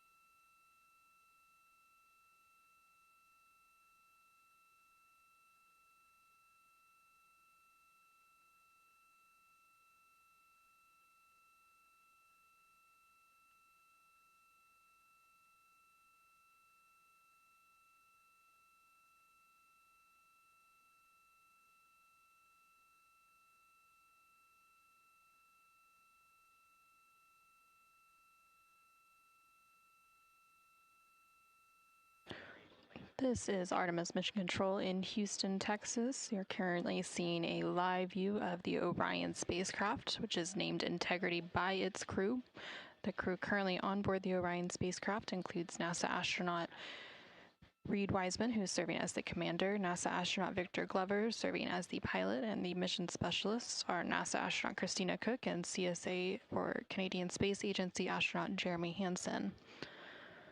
The crew is currently awake and working through several different activities.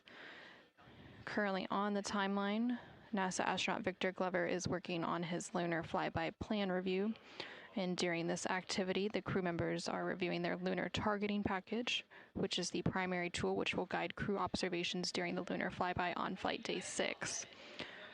Throughout the day, each of the crew members will have a chance to review that plan and ask any questions that they may have ahead of that lunar flyby. And so NASA astronaut Reed Wiseman and CSA astronaut Jeremy Hansen have already completed that flyby plan review, and then coming up a little bit later on the timeline, NASA astronaut Christina Cook will also have the opportunity to review that plan. The lunar targeting package that they are reviewing consists of 2 key components, the lunar geography review and the lunar targeting plan. The lunar geography review helps astronauts study major lunar features in advance of the flyby and learn how to orient themselves during the flyby, while the lunar targeting plan provides a detailed timeline of observation targets, background science context, and specific instructions for imaging and verbal descriptions. NASA astronaut Christina Cook is also currently preparing and working on her daily exercise using the flywheel exercise device on board the Orion spacecraft. Each of the crew members has a block of time each day to complete that exercise, and the flywheel is about the size of an extra large shoebox, and it can support a variety of different exercises from aerobic to resistive exercise. And so after Christina completes her exercise block, CSA or Canadian Space Agency astronaut Jeremy Hansen will then complete his exercise as well, and then NASA astronaut Reed Wiseman will complete his exercise. NASA astronaut Victor Glover completed his exercise block earlier in the day prior to their midday meal. Towards the end of the crew day, CSA astronaut will also have a public affairs event with the Canadian Space Agency before the full crew goes into their private medical conference, which is a daily conference between the crew and their medical teams here on the ground. And then they will have a private conference with the flight director, who currently on console is NASA Flight Director Diane Daly, supporting the Orbit 2 shift. And then the crew will transition into their pre-sleep period, during which they perform some hygiene activities and also have a chance to eat their dinner before they prepare for sleep. And then once they go to sleep, that will round out the Flight Day 4 activities. And there on your screen, you are seeing a live look inside the Artemis flight control room here in Mission Control Houston. On the upper right-hand portion of the screen is the flight director console, so that flight director currently is Diane Daly, who is serving as the Orbit 2 flight directors throughout the mission. There are 3 shifts or orbits who provide 24/7 coverage and support to the crew and the Orion spacecraft for the Artemis 2 mission.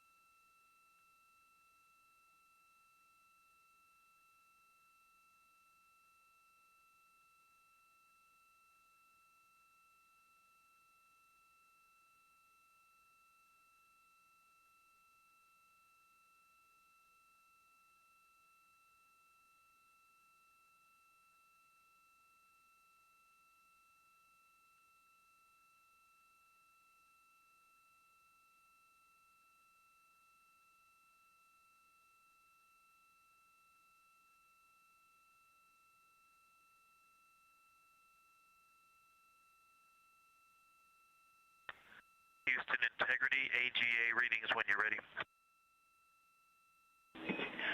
We are ready, and also arrays and ARS are in the planned config for exercise.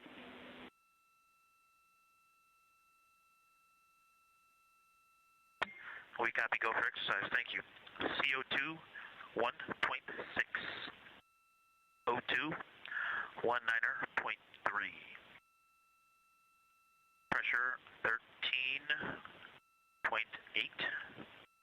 Temperature, 75.3.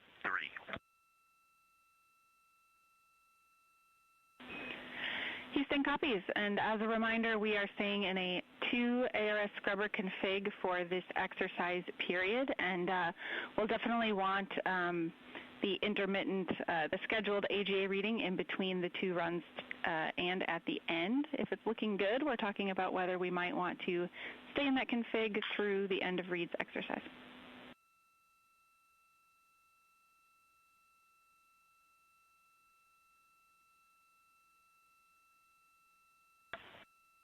We copy, will do.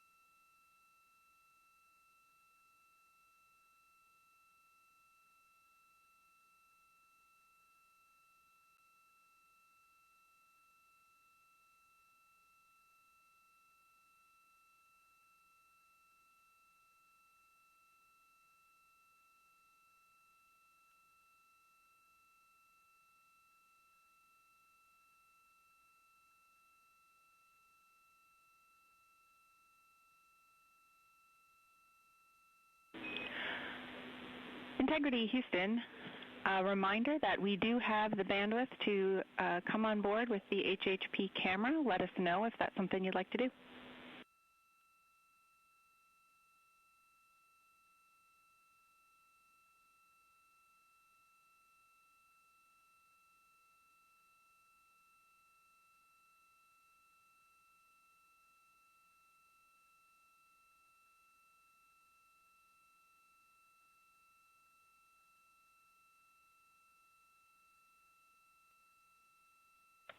Houston Integrity, at this time we're going to hold off on doing the HHP camera just due to the things we're trying to manage right now, but we will get you on board as soon as and often as we can.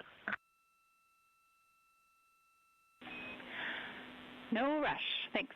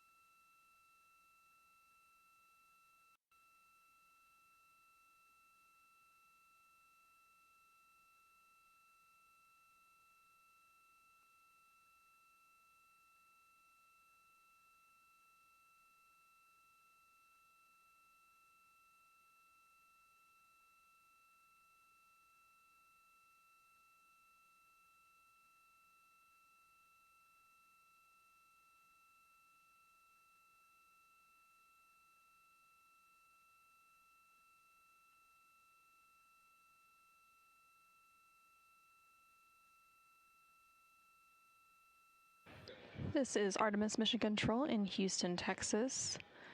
We are currently 3 days, 3 hours and 48 minutes into the Artemis 2 mission. We are on the 4th flight day, following a liftoff on Wednesday, April 1st at 5:35 p.m. Central, 6:35 p.m. Eastern from NASA's Kennedy Space Center in Florida. You're currently seeing a view of the Artemis Real-Time Orbit website, or ARROW, which you can follow along with at nasa.gov/trackartemis.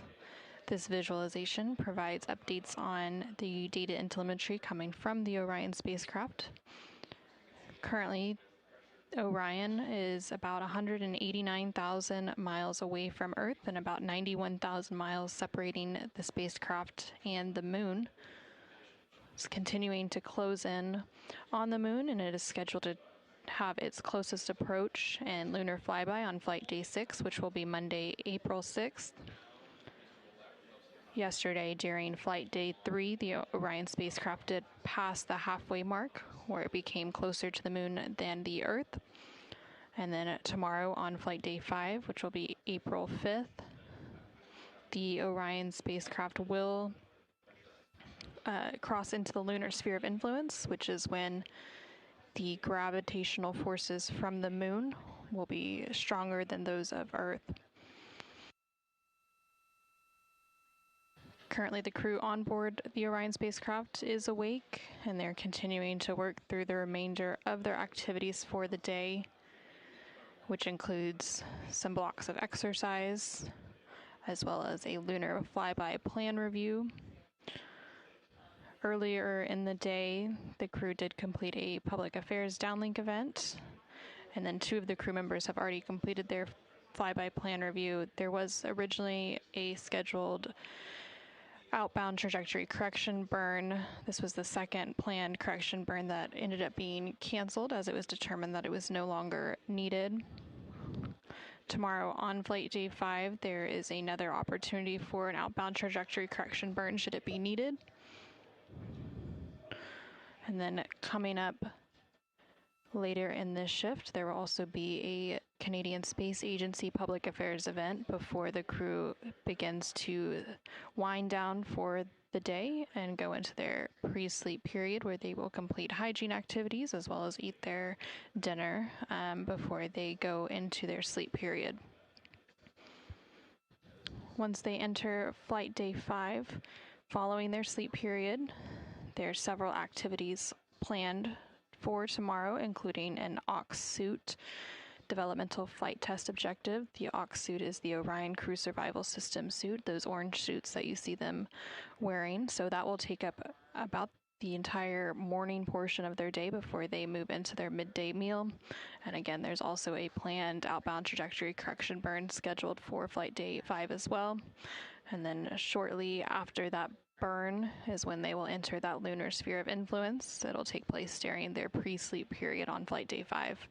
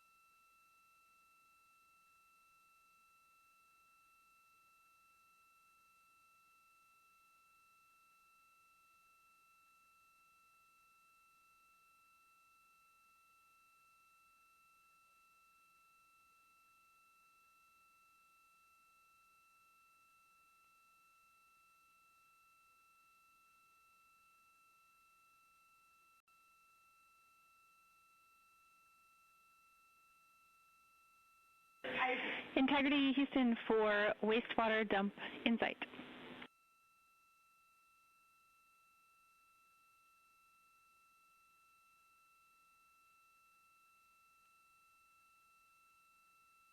We're with you. Go ahead. Hey, Victor, we are looking for the latest observations you might have on what the wastewater dump is sounding like and looking like.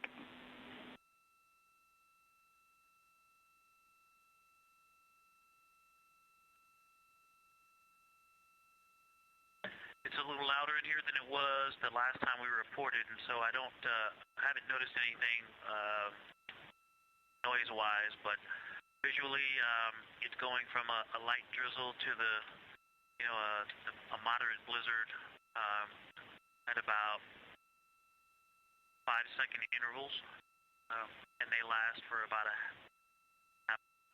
at about 5-second intervals. But it still seems to be going strong.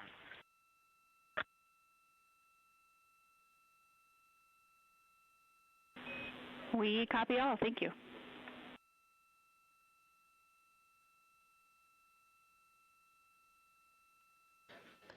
This is Artemis Mission Control in Houston, Texas. You heard some communication there between NASA astronaut Victor Glover, who is currently on board the Orion spacecraft, and you're seeing a view of the exterior of the Orion spacecraft in the upper left hand of your screen there. Those views coming to you from the solar array wing cameras, which are attached to the 4 different solar arrays on the spacecraft. And then in the bottom right hand of your screen, you can see a look inside the Artemis Mission Control here in Houston, specifically the Capcom and flight director consoles. So the Capcom or capsule communicator there in the center portion of that screen is Jackie Mahaffey, and she serves as the single voice link between the ground and the crew on board the Orion spacecraft. They were having some additional conversations about the Universal Waste Management System, which is basically the space toilet on board the Orion spacecraft. Typically, they do a wastewater dump every day. There were some issues with that wastewater dump at the end of flight day 3 that they've been working to troubleshoot throughout the day, and so they've been performing an additional wastewater dump for the past hour or so, and so they're just providing some updates on the status of that activity.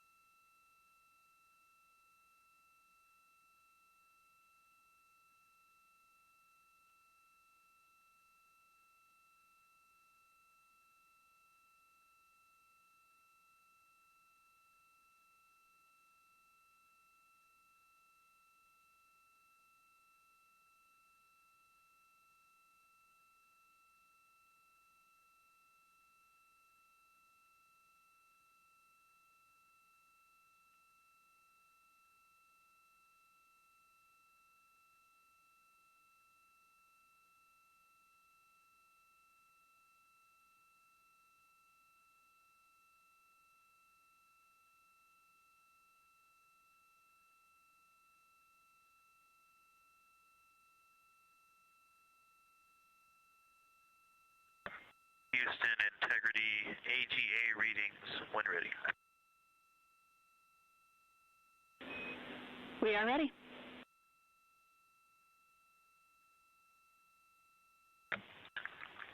CO2 1.8, O2 20.1, 13.95 PSI, 76.1 degrees. We copy all. You got a very positive reaction from the ECOM BME area of the room on that CO2 level. And reminder, although I'm not sure it'll be needed, pay attention if you're feeling any symptoms of a rising CO2 and report those as well.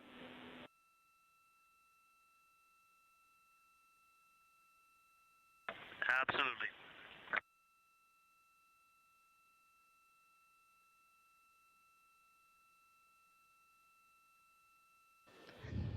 This is Artemis Mission Control in Houston, Texas. You heard some communication there between NASA astronaut Victor Glover, who is serving as the pilot on board the Orion spacecraft as part of the Artemis 2 mission, and the Capcom or capsule communicator here in Mission Control. They were discussing some recent AGA or anomaly gas analyzer readings. The crew takes and reports these readings periodically throughout the day, and this is a portable laser-based instrument that can detect trace contaminants and also measures gases inside the Orion spacecraft, such as carbon dioxide. And the Capcom or capsule communicator here in the room mentioned some reactions from a couple of consoles here in the room, and that was the EECOM and BME consoles. So EECOM is the Emergency Environmental and Consumables Manager, and they are responsible for the internal thermal control systems, air and water supply, and purification systems on board the Orion spacecraft. And then BME is the biomedical engineer here in Mission Control, and they ensure crew health and safety by planning, facilitating, and monitoring all activities involving crew health, medical operations, and relevant hardware.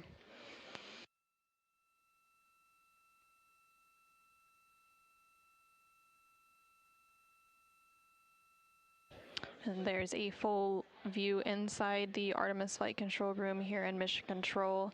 That EECOM console that I was referencing is in the left-hand side of your screen towards the back of the room.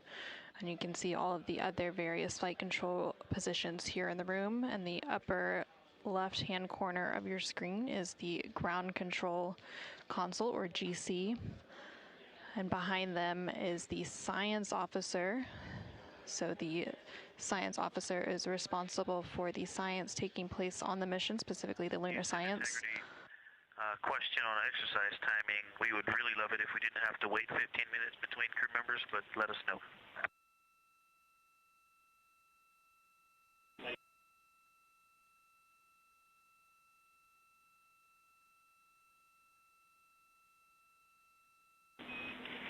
And Houston is happy to eliminate that wait and go for the next person.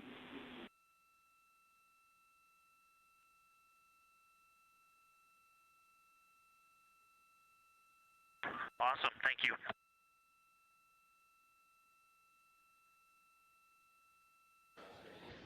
This is Artemis Mission Control again. Some additional conversations there between the crew and the team here in Mission Control discussing the exercise taking place on board the Orion spacecraft.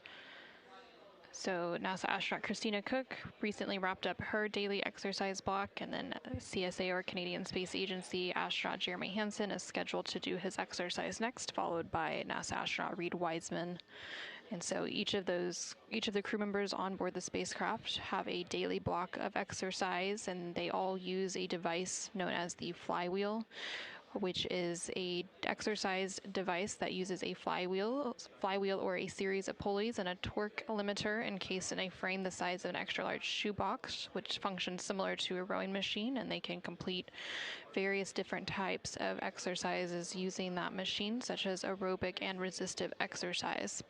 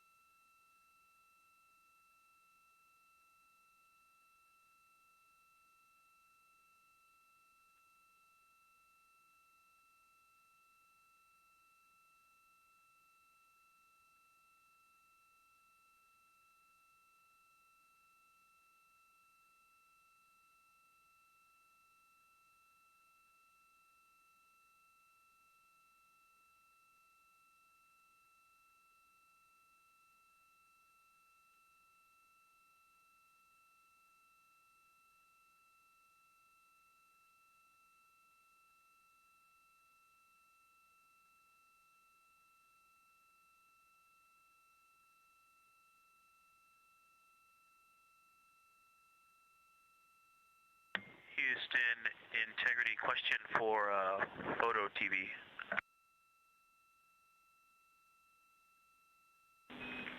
Go ahead.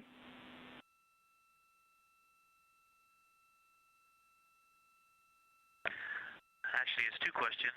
First question is 7 gigs too big of a video to downlink? And second question is, did you all get the window DFTO videos? Checking on both. Excuse me, window DFTO pictures.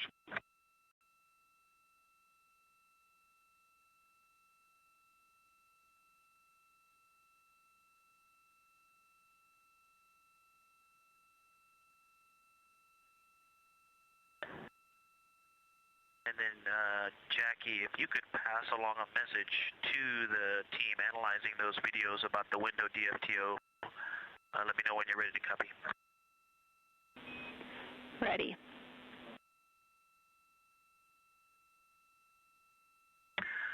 When I first started taking the photos, I realized that small changes in how far the lens was from the window made a difference in the image quality.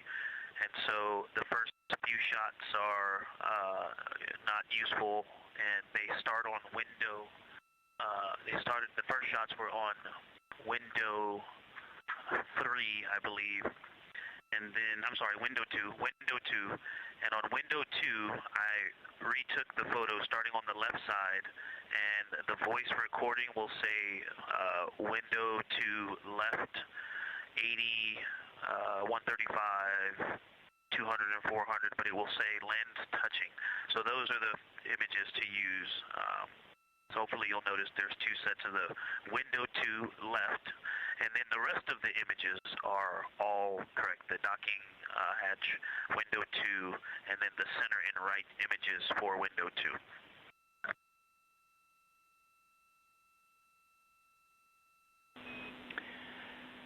We copy all. Thanks for the insight.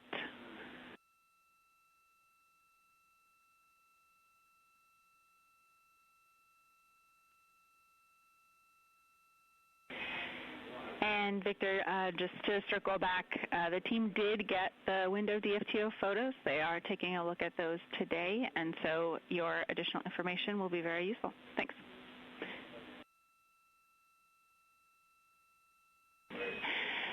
And to the first question about the 7 gigs for video size, we can give that a shot via optical comm overnight tonight.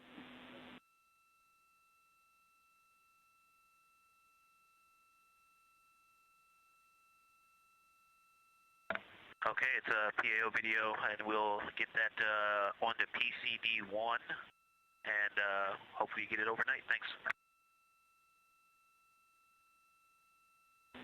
Copy, PCD1.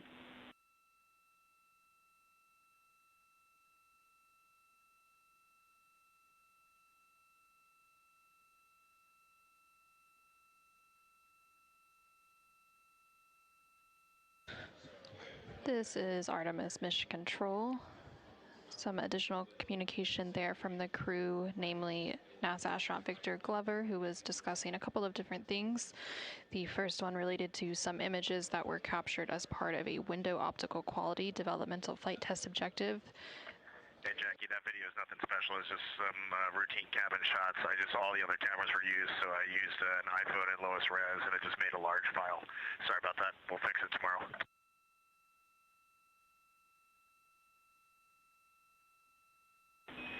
You are almost 2/3 of the way to the moon. It's a special video. Thank you.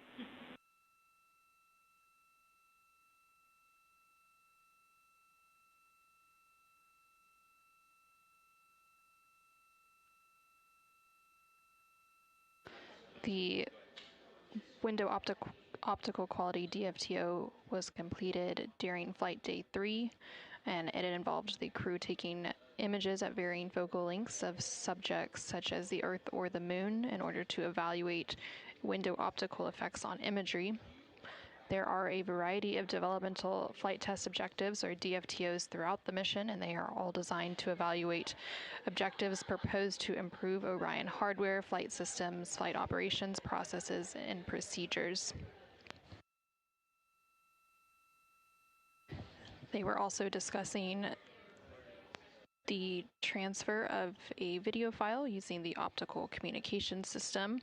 The OPCOM system is a laser communication that uses infrared light rather than traditional radio waves to send data to and from space, and this infrared light's higher frequency allows more data to be sent in a single transmission to Earth.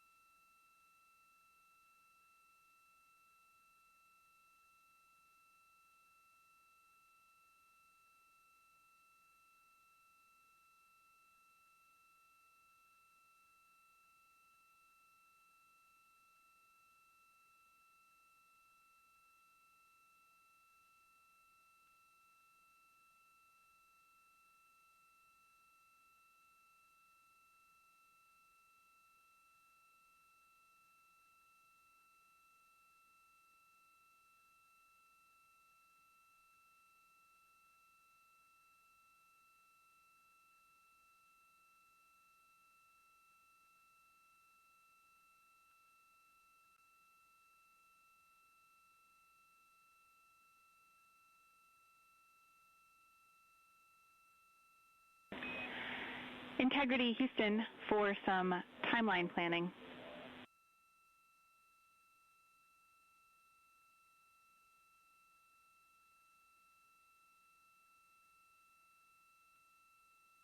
First, we're going to give you AGA readings as we just swapped crew members.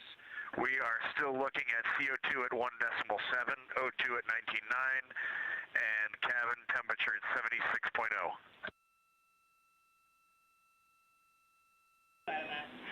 That sounds great. You might even say whoop. With that, big picture on timeline, we've got, we're talking about two modifications related to the opportunistic lunar imaging. The first is that we want to deconflict that event with the PAO event so that we've got a solid, calm, confident PAO attitude. And secondly, we want to tie in some related Peltor PCD audio recording testing. It doesn't necessarily have to happen during the imaging, but somewhat related. So 2 questions for you all. One, we're looking for an estimate on when Reed will have finished exercise. And 2, would Christina or another available crew member have some time to conduct a Peltor PCD audio recording check? So maybe 10 to 15 minutes there. And then also get the cameras prepped for the opportunistic imaging. That way, if we can get it in before the PAO event, we might try to do that.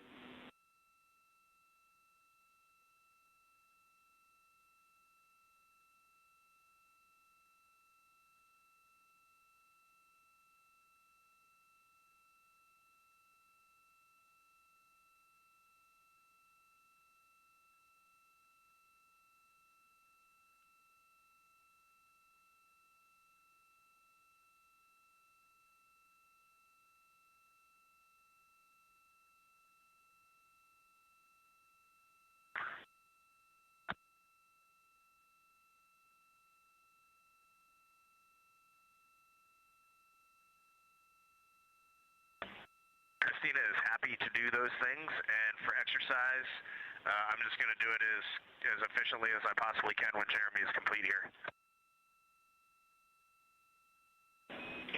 Okay, that sounds great. For your awareness, we're looking to get in at least 10 minutes in the lunar science imaging attitude prior to the PAO HD test at 05:35. And Christina, when you're ready, I've got some instructions for you on the Yeah, to me, that's a much higher priority than my exercise, so why don't we get in the attitude, and then if I can knock out some exercise later today, I will. Yeah, Reed, there's some setups to get ready for it anyways, so you're completely good to start exercising now, and if we have to cut you off a little early, it sounds like you won't mind.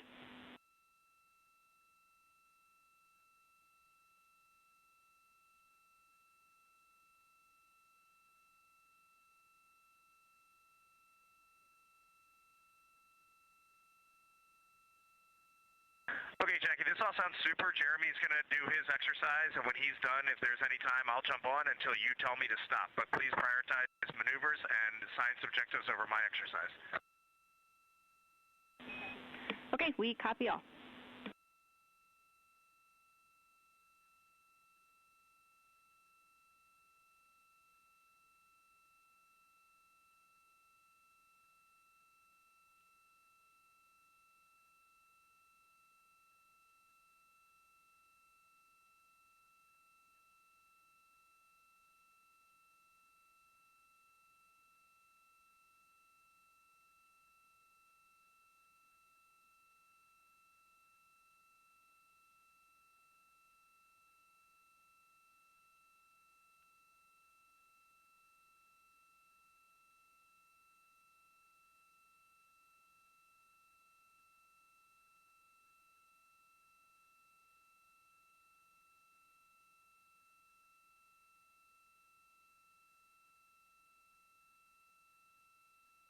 This is Artemis Mission Control in Houston, Texas. Some communication there between NASA astronaut Reed Wiseman, who is serving as the commander on board the Orion spacecraft. That spacecraft you can see in the upper left-hand corner of your screen, those views coming from the solar array wing cameras. They were discussing an upcoming opportunity to capture some science imaging from the Orion spacecraft, specifically of some potential celestial objects outside one of the Orion windows, discussing moving that a little bit on the timeline to deconflict with an upcoming Canadian Space Agency Public Affairs Downlink event that CSA astronaut Jeremy Hansen has on his timeline, and also deconflicting it with some ongoing crew exercise.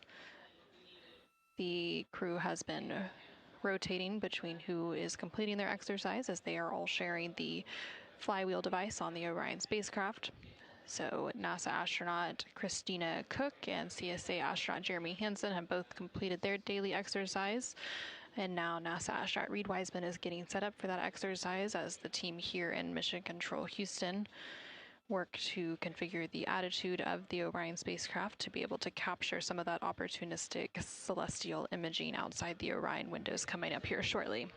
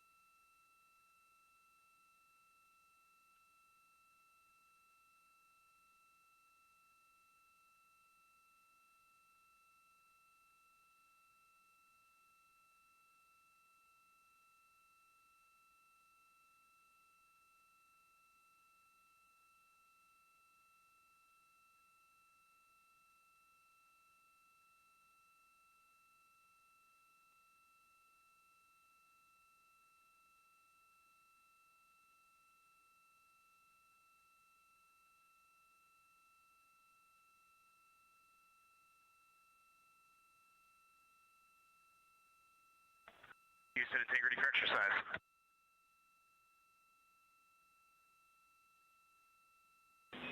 Go ahead.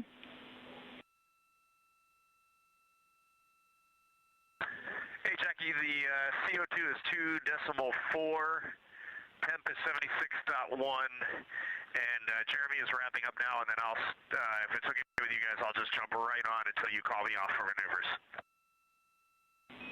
That is perfect. We copy all.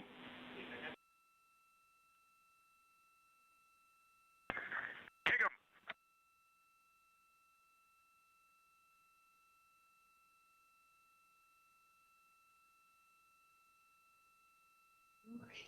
Three, 4, 5, 6, 7, 8, 9, 10, 6, 9, 8, 7, 6.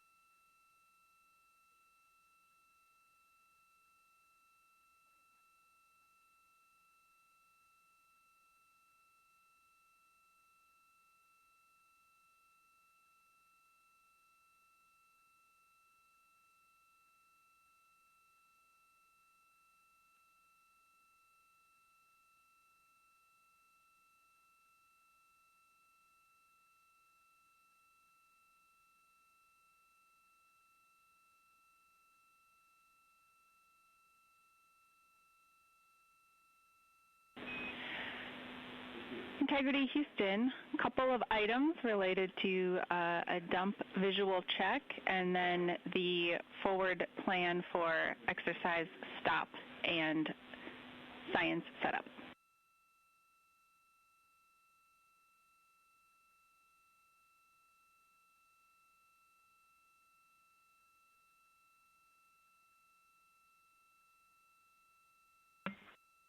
Go ahead, Jackie. Hey, Christina. First of all, we need Reed to stop exercise at or before 05:15 and give us a call to confirm he has stopped. We'll kick off the maneuver right at 05:15 to the lunar imaging attitude.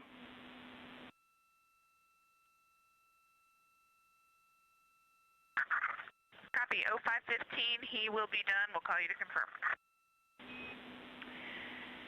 Right, and then also the wastewater dump, we were able to get down to 10% and have stopped the dump. We would like a visual check from crew now that the valve is closed to let us know if and what you see.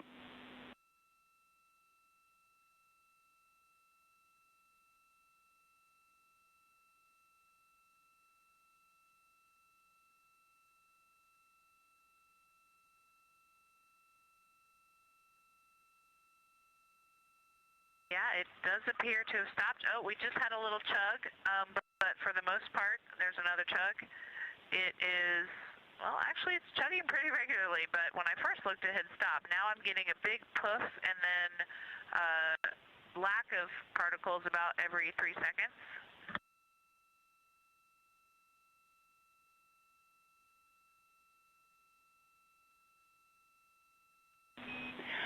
Christina, we copy chugs about every 3 seconds. That is continuing every few seconds. There is a single pulse of particles coming around, and then it stops. But it is nowhere near the constant stream that we had before. Hey, Christina, out of curiosity, wondering if Reed has started exercise yet. Is there any correlation between those two things? And are you able to hear any of the thud or chug noises like earlier?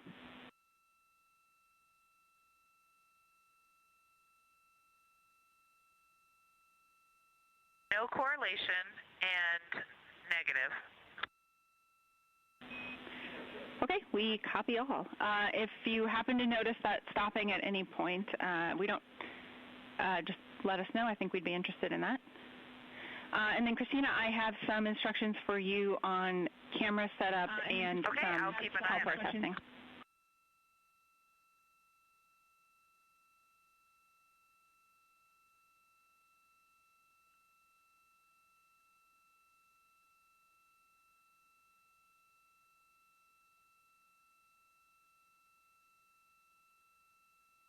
All right, Jackie, I'm ready to copy. All right. All of this you will be able to utilize steps from the opportunistic imaging activity on Victor's band a little bit later.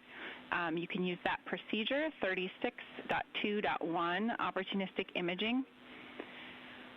For the Peltor recording test, step 3 of that procedure has an if OE comms crowded conditional, and we'd like you to head into that conditional, and it'll have some Peltor headset operations steps.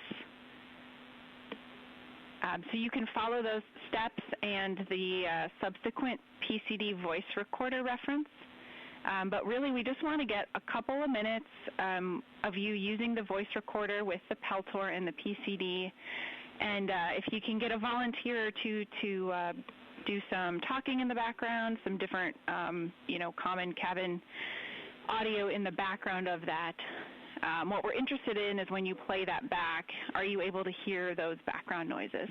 And for context, partly this is checking against our pre-flight testing, and it will also help us understand what kind of activities we can schedule concurrently with future opportunistic science observations.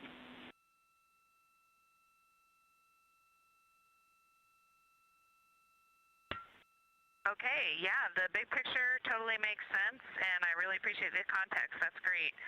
I'm not able to open the procedure right now, but can you tell me exactly what steps I'll be doing in that? I understand that what I say yes on that if about if OE1 is common is crowded, but what total steps overall am I doing in that procedure?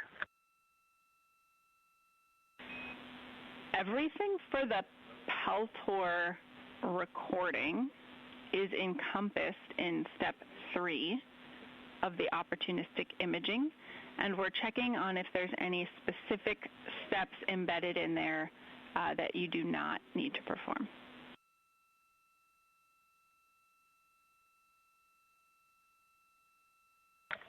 Okay, so I'm doing 36.2.1 step 3, and are the voice recorder samples also a part of that, or is that just something separate I'm doing on my own?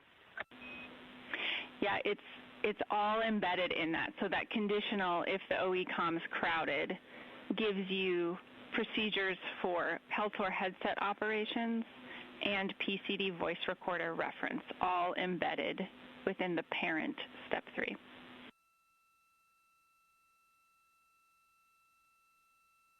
Got it. Okay, thanks. I'll take a look, and I'll start executing and let you know.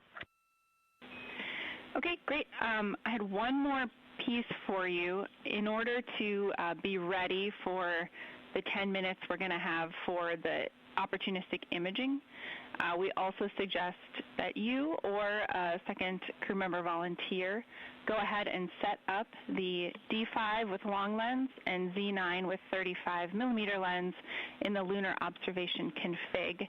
And step 1 of the opportunistic imaging gives you the procedure references for the lunar well, let me tell you this. Lunar observation setup is 26.4.1114 for the D5 camera.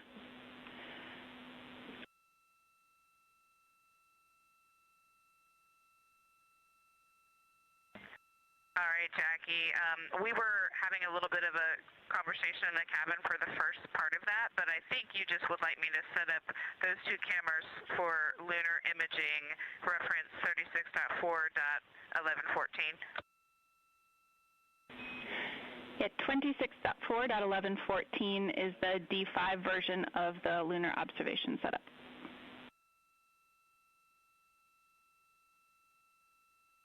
Copy 26. That makes more sense. IVA. All right, all tracks. I'll get on it.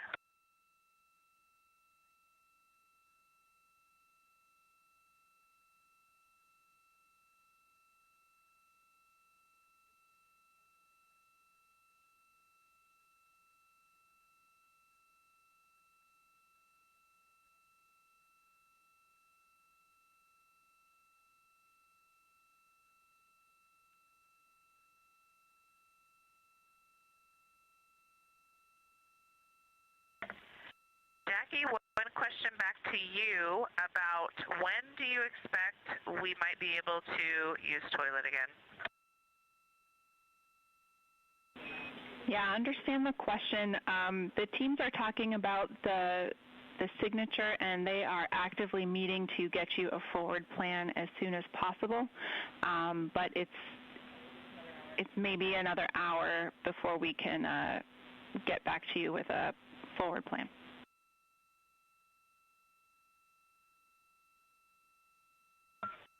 Copy.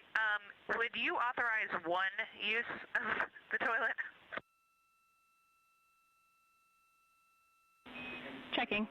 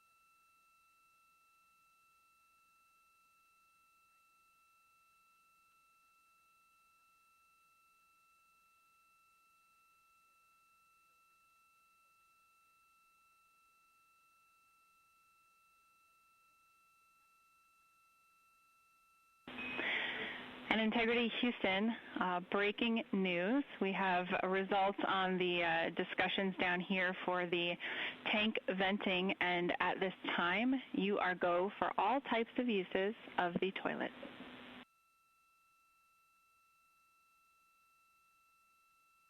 And the crew rejoices. Thank you.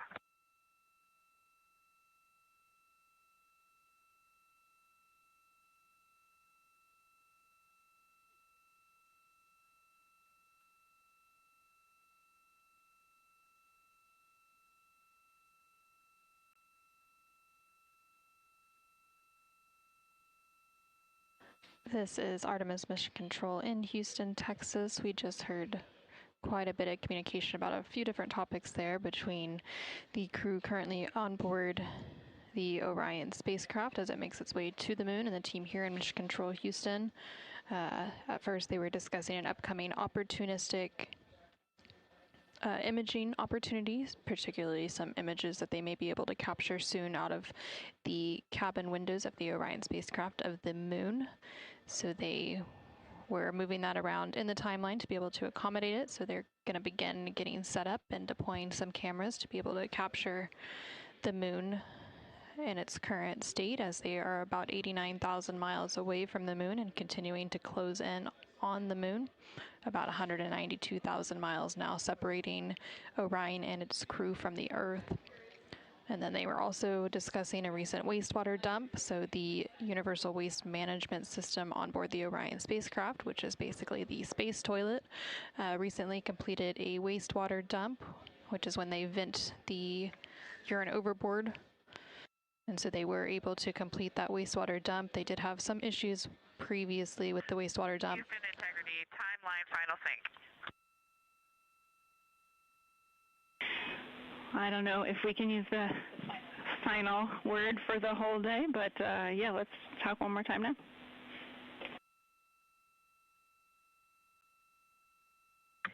That is fair. We understand that at 15:15, Reed will stop exercising, and you will start to maneuver the vehicle for the opportunistic science visuals. And then at that point, are we subbing in the PAO event and then doing the opportunistic science blue box activity after, or are we doing the opportunistic science before?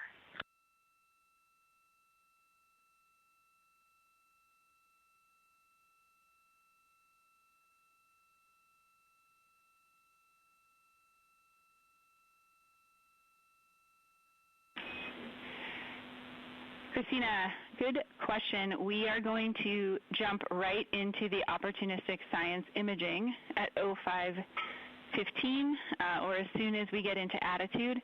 And then at 05:30, we need to start maneuvering back to the attitude that will support the PAO event.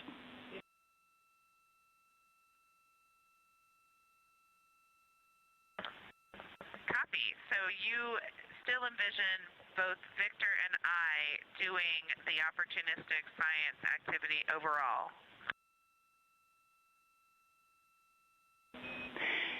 Yeah, we will take your judgment, but we would like it done during this time. This is the opportunity that we have today.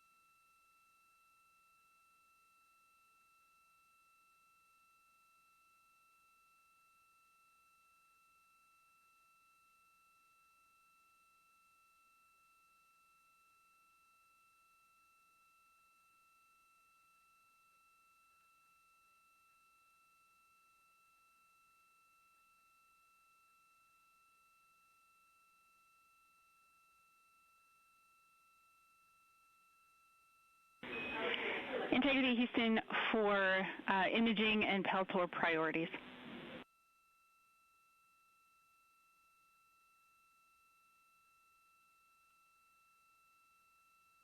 Go. Hey, Christina, since we've got this very specific block that will be in attitude for the imaging, the priorities are to get the camera set up and have you perform that block as written in Victor's timeline. And if the Peltors are not set up yet, we can absolutely take any observations on OE1. And then afterwards, when the attitude is not so critical, we can perform the check of the Peltor recordings.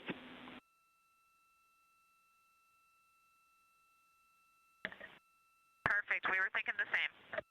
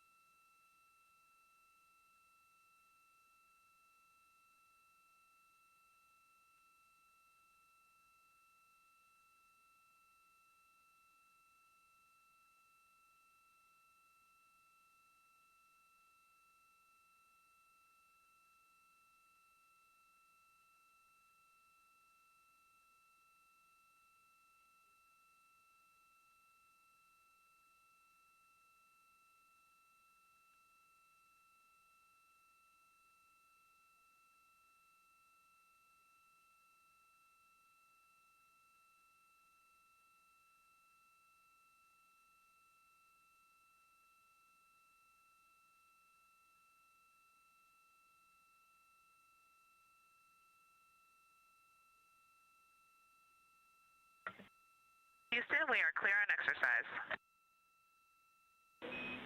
We copy.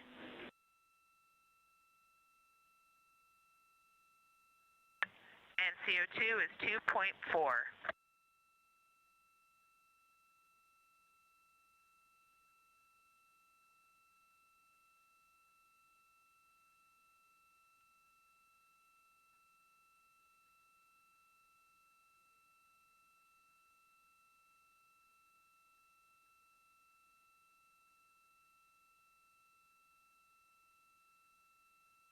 This is Artemis Mission Control. We just heard that the crew has completed their daily exercise blocks. So the final crew member to complete their exercise for the day using the flywheel device on board the Orion spacecraft was NASA astronaut Reed Wiseman. And now that that exercise is complete, they're going to be maneuvering the Orion spacecraft into an attitude to be able to capture some opportunistic lunar imaging out of the windows inside the cabin of the Orion spacecraft. Once that imaging is complete, the crew, specifically CSA or Canadian Space Agency astronaut Jeremy Hansen, will begin getting set up for an upcoming CSA Public Affairs downlink event.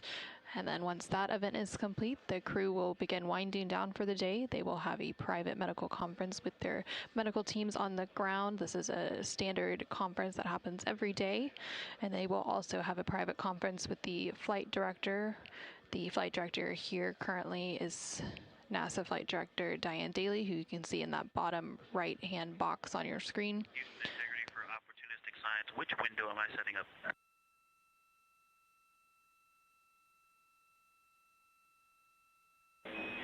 Window 2.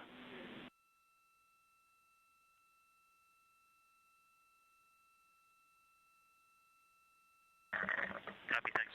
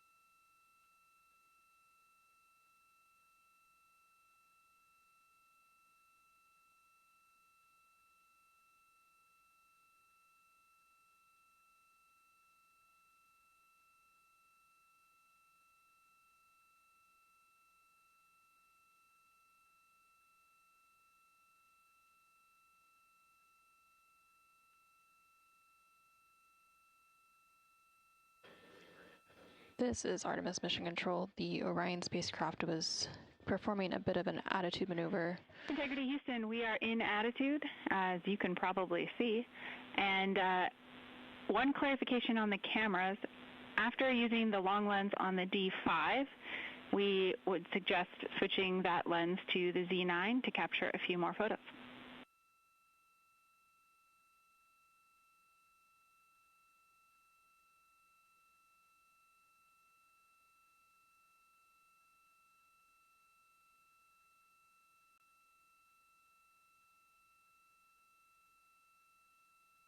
Understood, Jackie. That is an obviously large moon looking out the window. Good gracious. And you can definitely see the beginnings of the far side with Oriental and beyond Oriental a little bit. That is just awesome.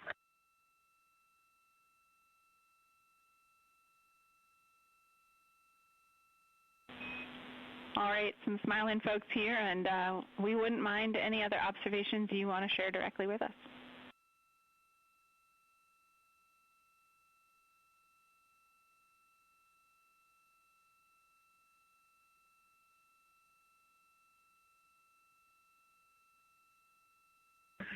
Well, our first observation, Jackie, is that we once again need to clean all our windows before we do the lunar flyby day.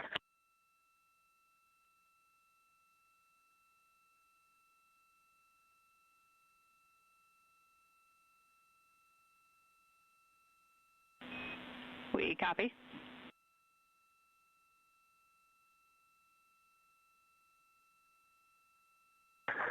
We can clearly see Grimaldi, Glushko.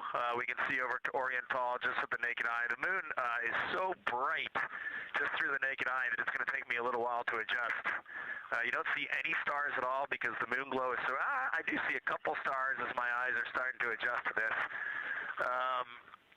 Primary colors that we see right now, just a bright, bright white, especially on the south pole and the far side, and then all the Mares on the near side are just varying shades of gray. Not picking up any color yet, just with the human eye, but we also haven't dwelled very long on this. Definitely see all of the basin of Oriental, Aristarchus, Copernicus, easily all in view. This is so awesome.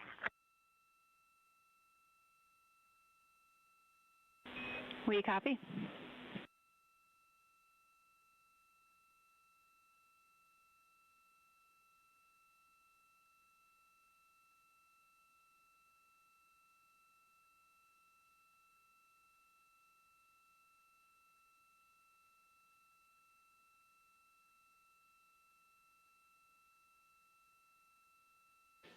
This is Artemis Mission Control. I would say Grimaldi from here is the darkest, most high contrast spot that I can possibly see, and I'm pretty sure that is Grimaldi, with Oriental on the far side of that, past the Mares there. But Grimaldi is just so crystal clear and dark.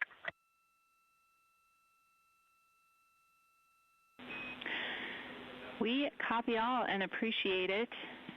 One question for you.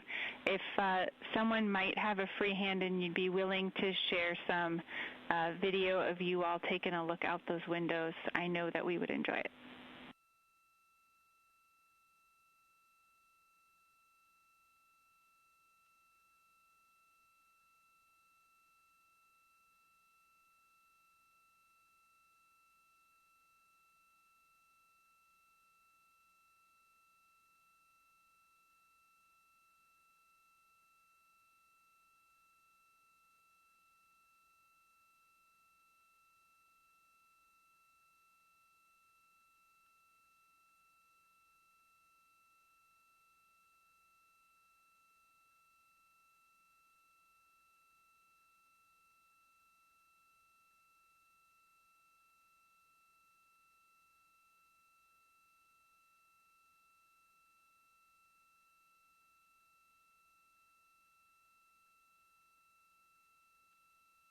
And Jackie, we will definitely get a camera out. It is pretty dark in here. Copy. We did see some pretty cool low cabin light photos come from you all yesterday, so we'll still give it a try.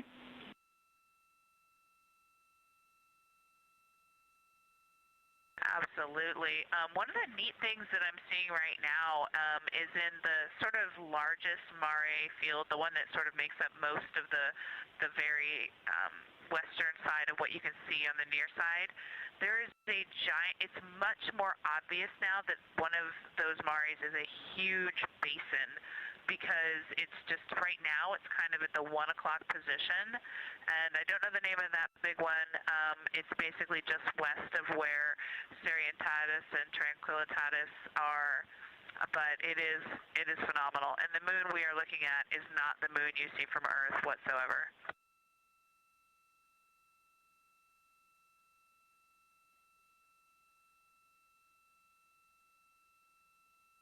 Christina, we copy all.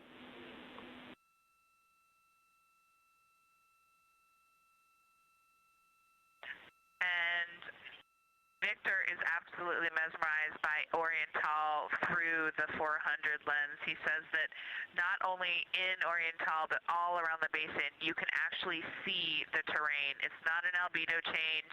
It's not shadows. You can actually just tell that they are terrain features of the multi-ringed crater there.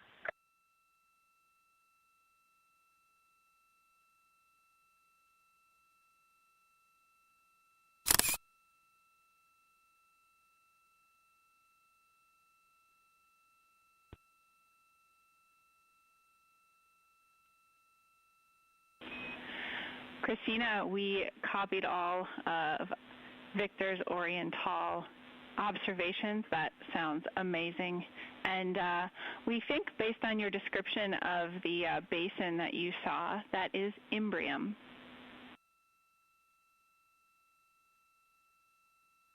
Yes, that sounds right. I've never noticed that Imbrium has such a distinctive high albedo ring defining it.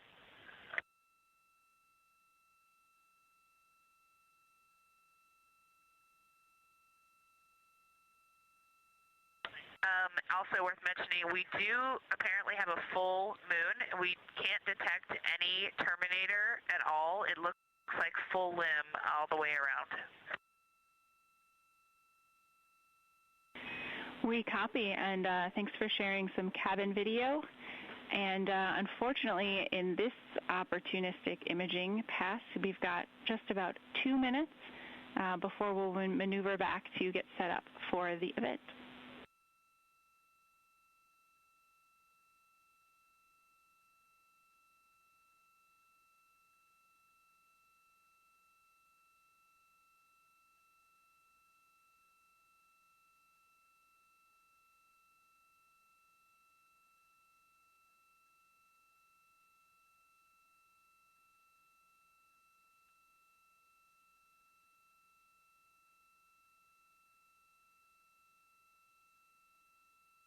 And Jackie, we got Jeremy on there just for a minute before his PAO event. He's just got to look at this.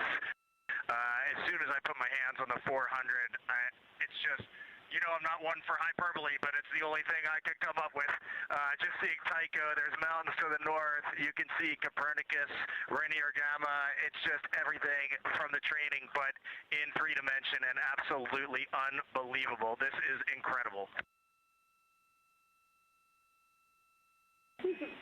Copy, Moonjoy.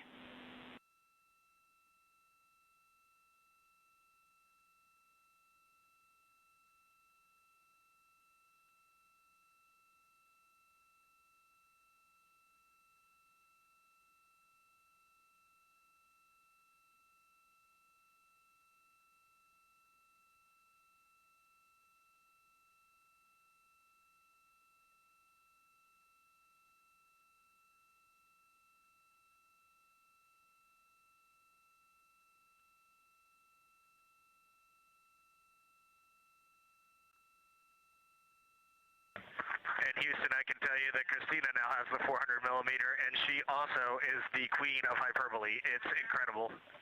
Wow. Copy, Christina doing her best read impression at the window.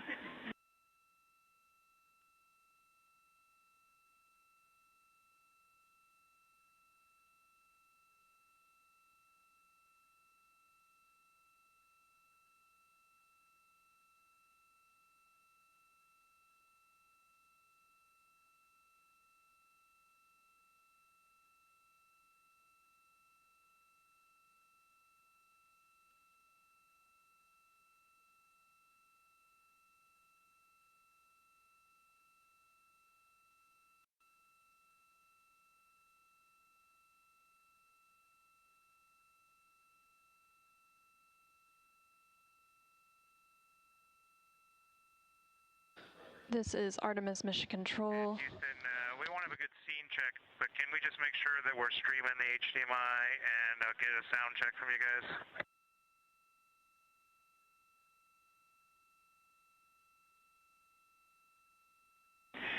Yeah, it looks like a Halloween movie right now, kind of greenish, but I think it's a pretty good view. Maybe top is a little higher up the docking tunnel than we've seen in the past.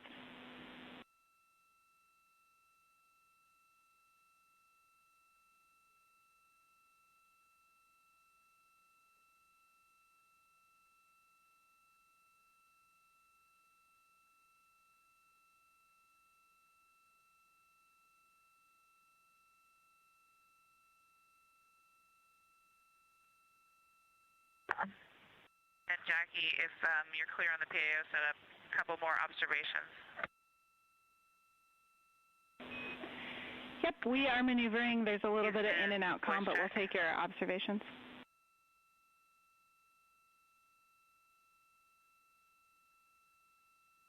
And did you hear Jeremy's transmission prior to what I asked?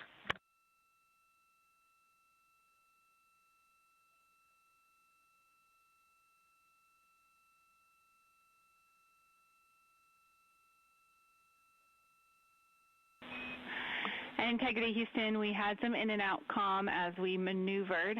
We did hear the last microphone check from Jeremy. And Christina, we would take some observations when you have a minute.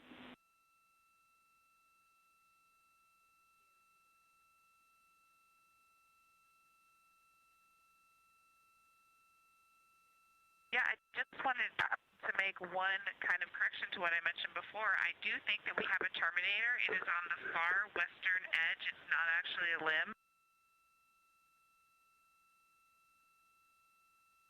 It's on the terminator all along what it's basically almost in the same places where you would imagine the limb to be. But it's very high albedo as you would expect from the far side, and you can see the topography all along the terminator. It's awesome. We copy.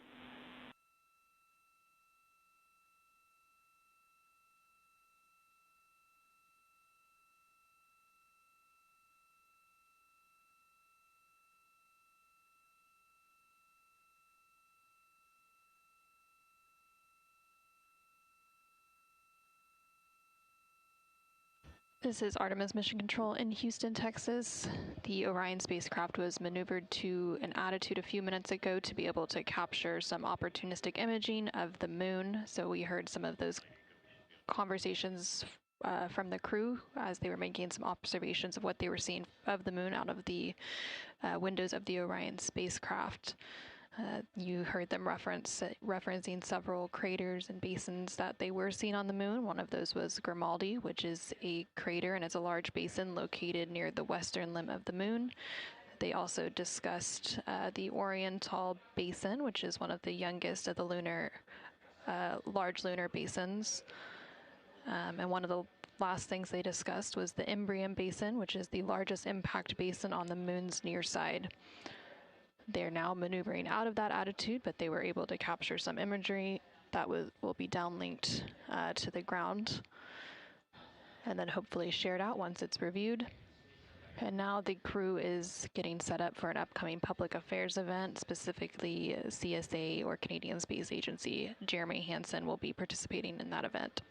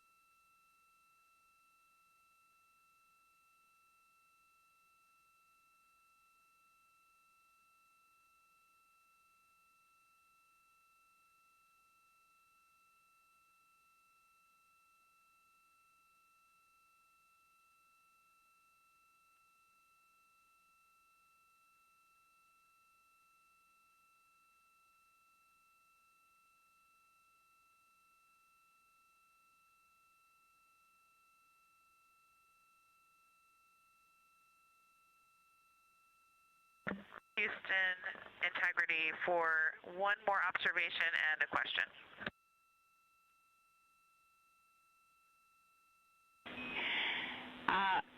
Before we take your observation, Christina, I want to comment that the camera that just got stowed is taking half of our view here in the scene, and we would like one more scene and voice check together when Jeremy has a chance. And we'll take your observations. I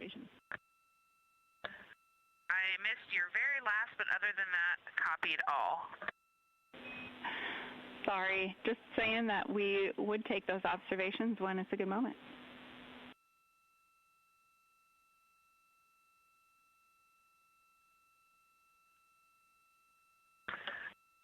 I just wanted to mention, great call from the science team on sticking with the D5 for our observations, the real science observations during the flyby, because I can confirm that the Z9 imagery, even through the viewfinder, because it's digital, was very different. It was much higher contrast than the naked eye view through the D5 viewfinder. That is really useful feedback. Thank you.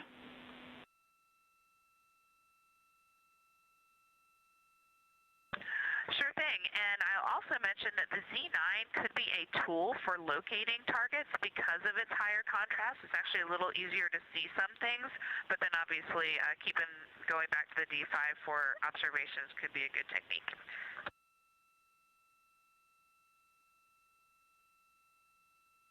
We copy.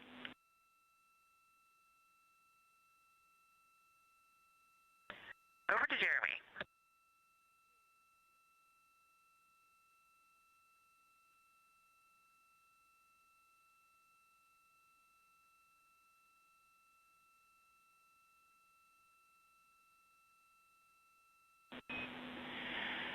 Hey, Jeremy, for this scene, we are seeing a lot of the docking tunnel. We recommend tilting the camera down a bit.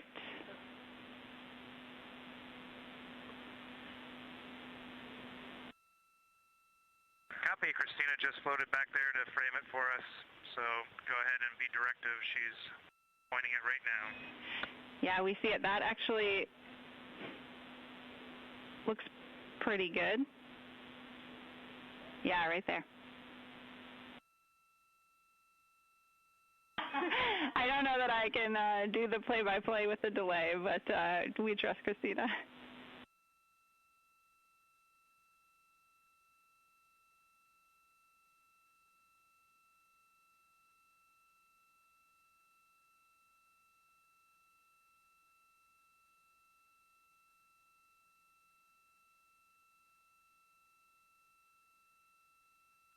Okay, Jackie, it's set in position, so you can do the final scene check. Scene looks great, and we would take another 10 count on the mic if you have it handy.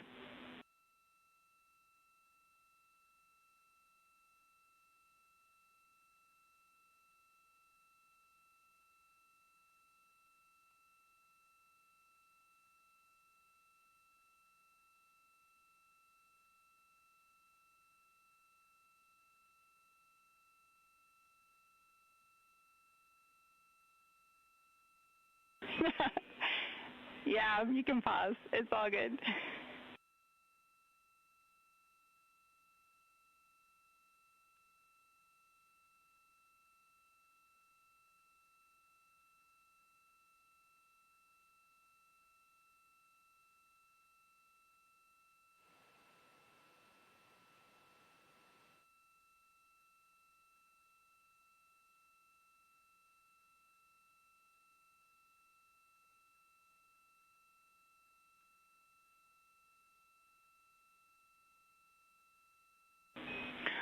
All right, Integrity, we'll be ready for an on-time start in about 8.5 minutes.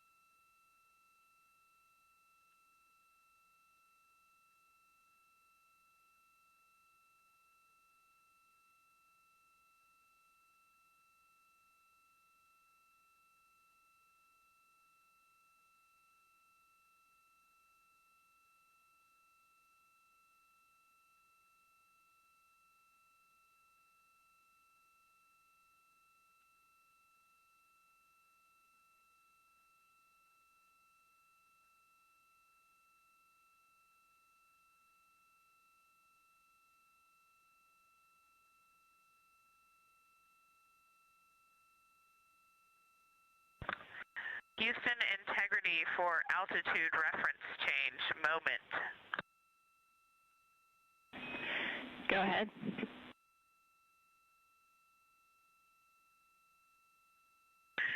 Jackie, with that incredible viewing behind us of our destination in the near term, we hereby change our DU PFD altitude reference from Earth to Moon.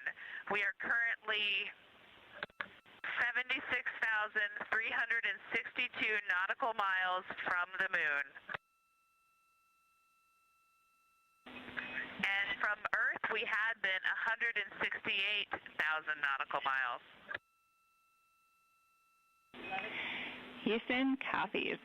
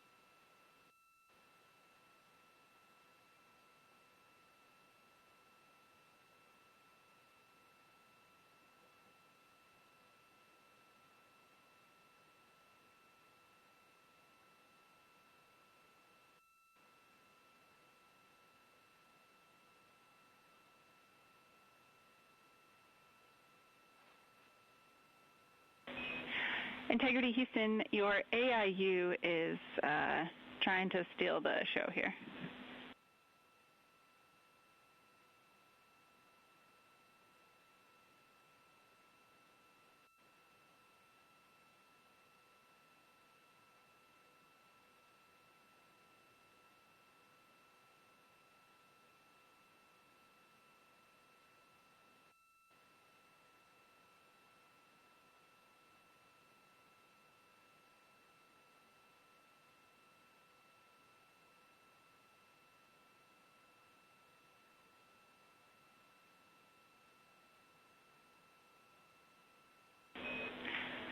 Integrity, this is Houston.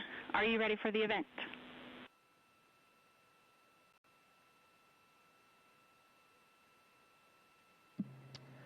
Houston Integrity, we're looking forward to speaking with some youth today.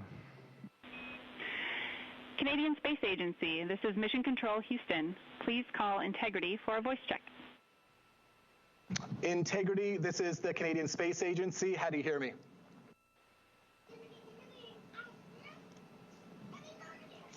Say again. We have you loud and clear, CSA.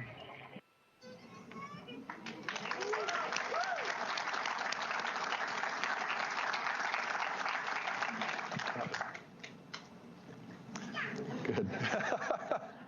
It's you. Thank you, Jeremy. We have many Canadians who are eager to ask you some questions. We're going to start right ahead with those. The first question is from Dia in Mississauga, Ontario. Do astronauts get special training to do CPR in space? How do you actually do that when there's low gravity?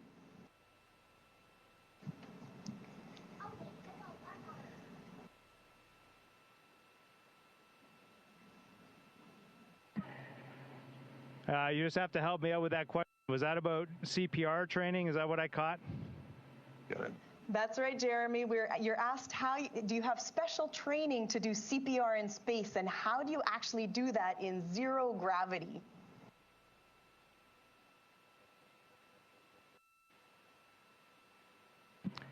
Yeah, it's a great question because we're all alone up here, just the four of us, and if we ever had to do it, we definitely want to plan. And so we talked about it on Earth before we came here, and one of our tests this week was actually to try those techniques out. And we have about 3 different spots in the capsule where we can do it. There's probably one that I can show you in the camera view if I just slide Reed over here.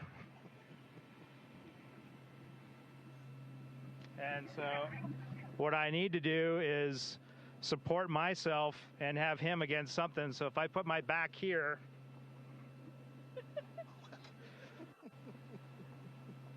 we rearranged the wall.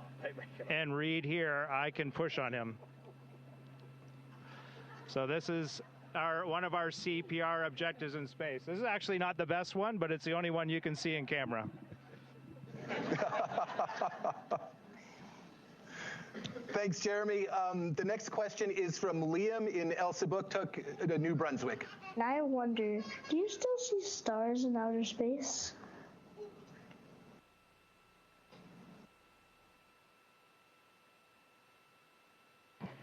Yeah, I was actually just talking to my crewmates about that today. I've definitely seen stars in outer space, and I was saying I haven't seen as many as I thought I would. So, Reed?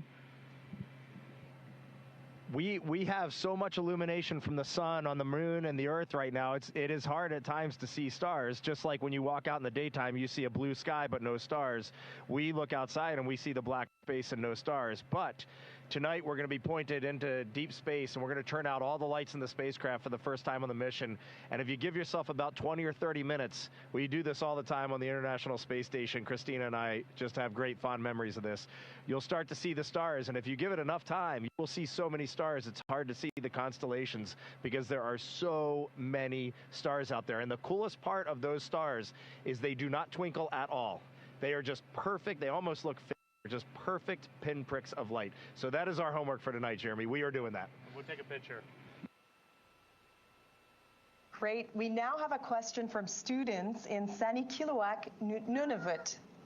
What types of food do you eat in space, and how do you cook it?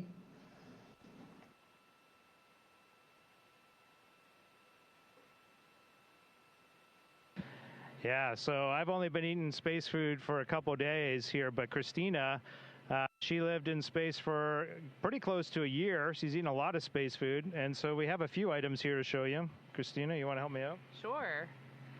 Let's see where we're going to pull out. So my dinner.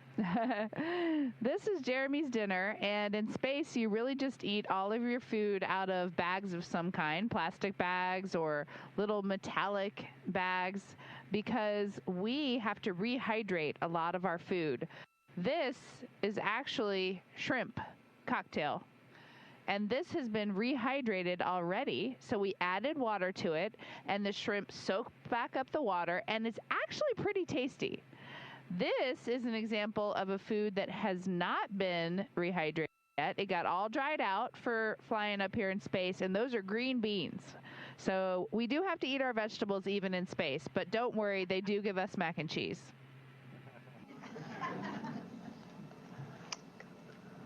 Nous avons maintenant une question dans la salle. Émilie. Bonjour Jérémy, je m'appelle Émilie et je viens de Saint-Bruno au Québec. Sur la Terre, on voit parfois un croissant de lune. Est-ce que lorsqu'on est autour de la lune, on voit un croissant de Terre?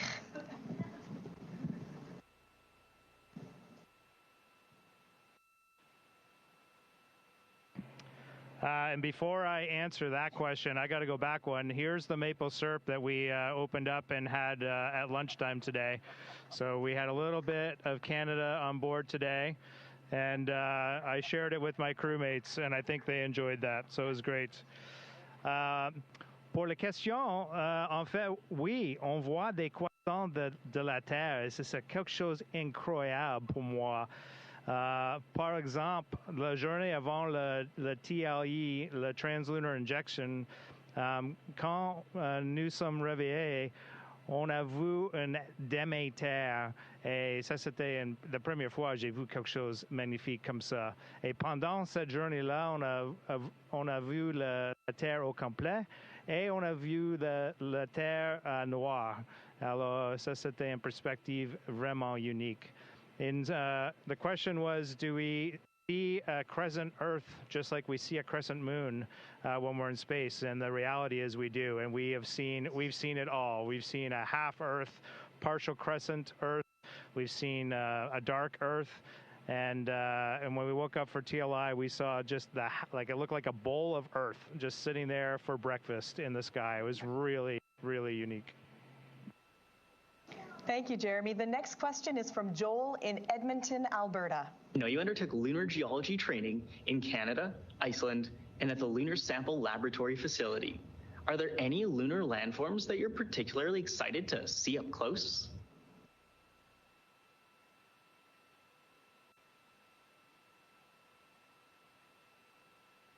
Oh, that's cool. Absolutely. We have done some incredible geology training on Earth, and one of them, as you mentioned, was in Canada at Kamastaston Crater. And I got the honor of training there with Jeremy and Jenny Gibbons and a great team of geologists and scientists from NASA and many institutions. We did learn a lot about how, craters form and a lot about the mineral that makes up the moon. What we are probably most excited as a crew about seeing on the moon would be an amazing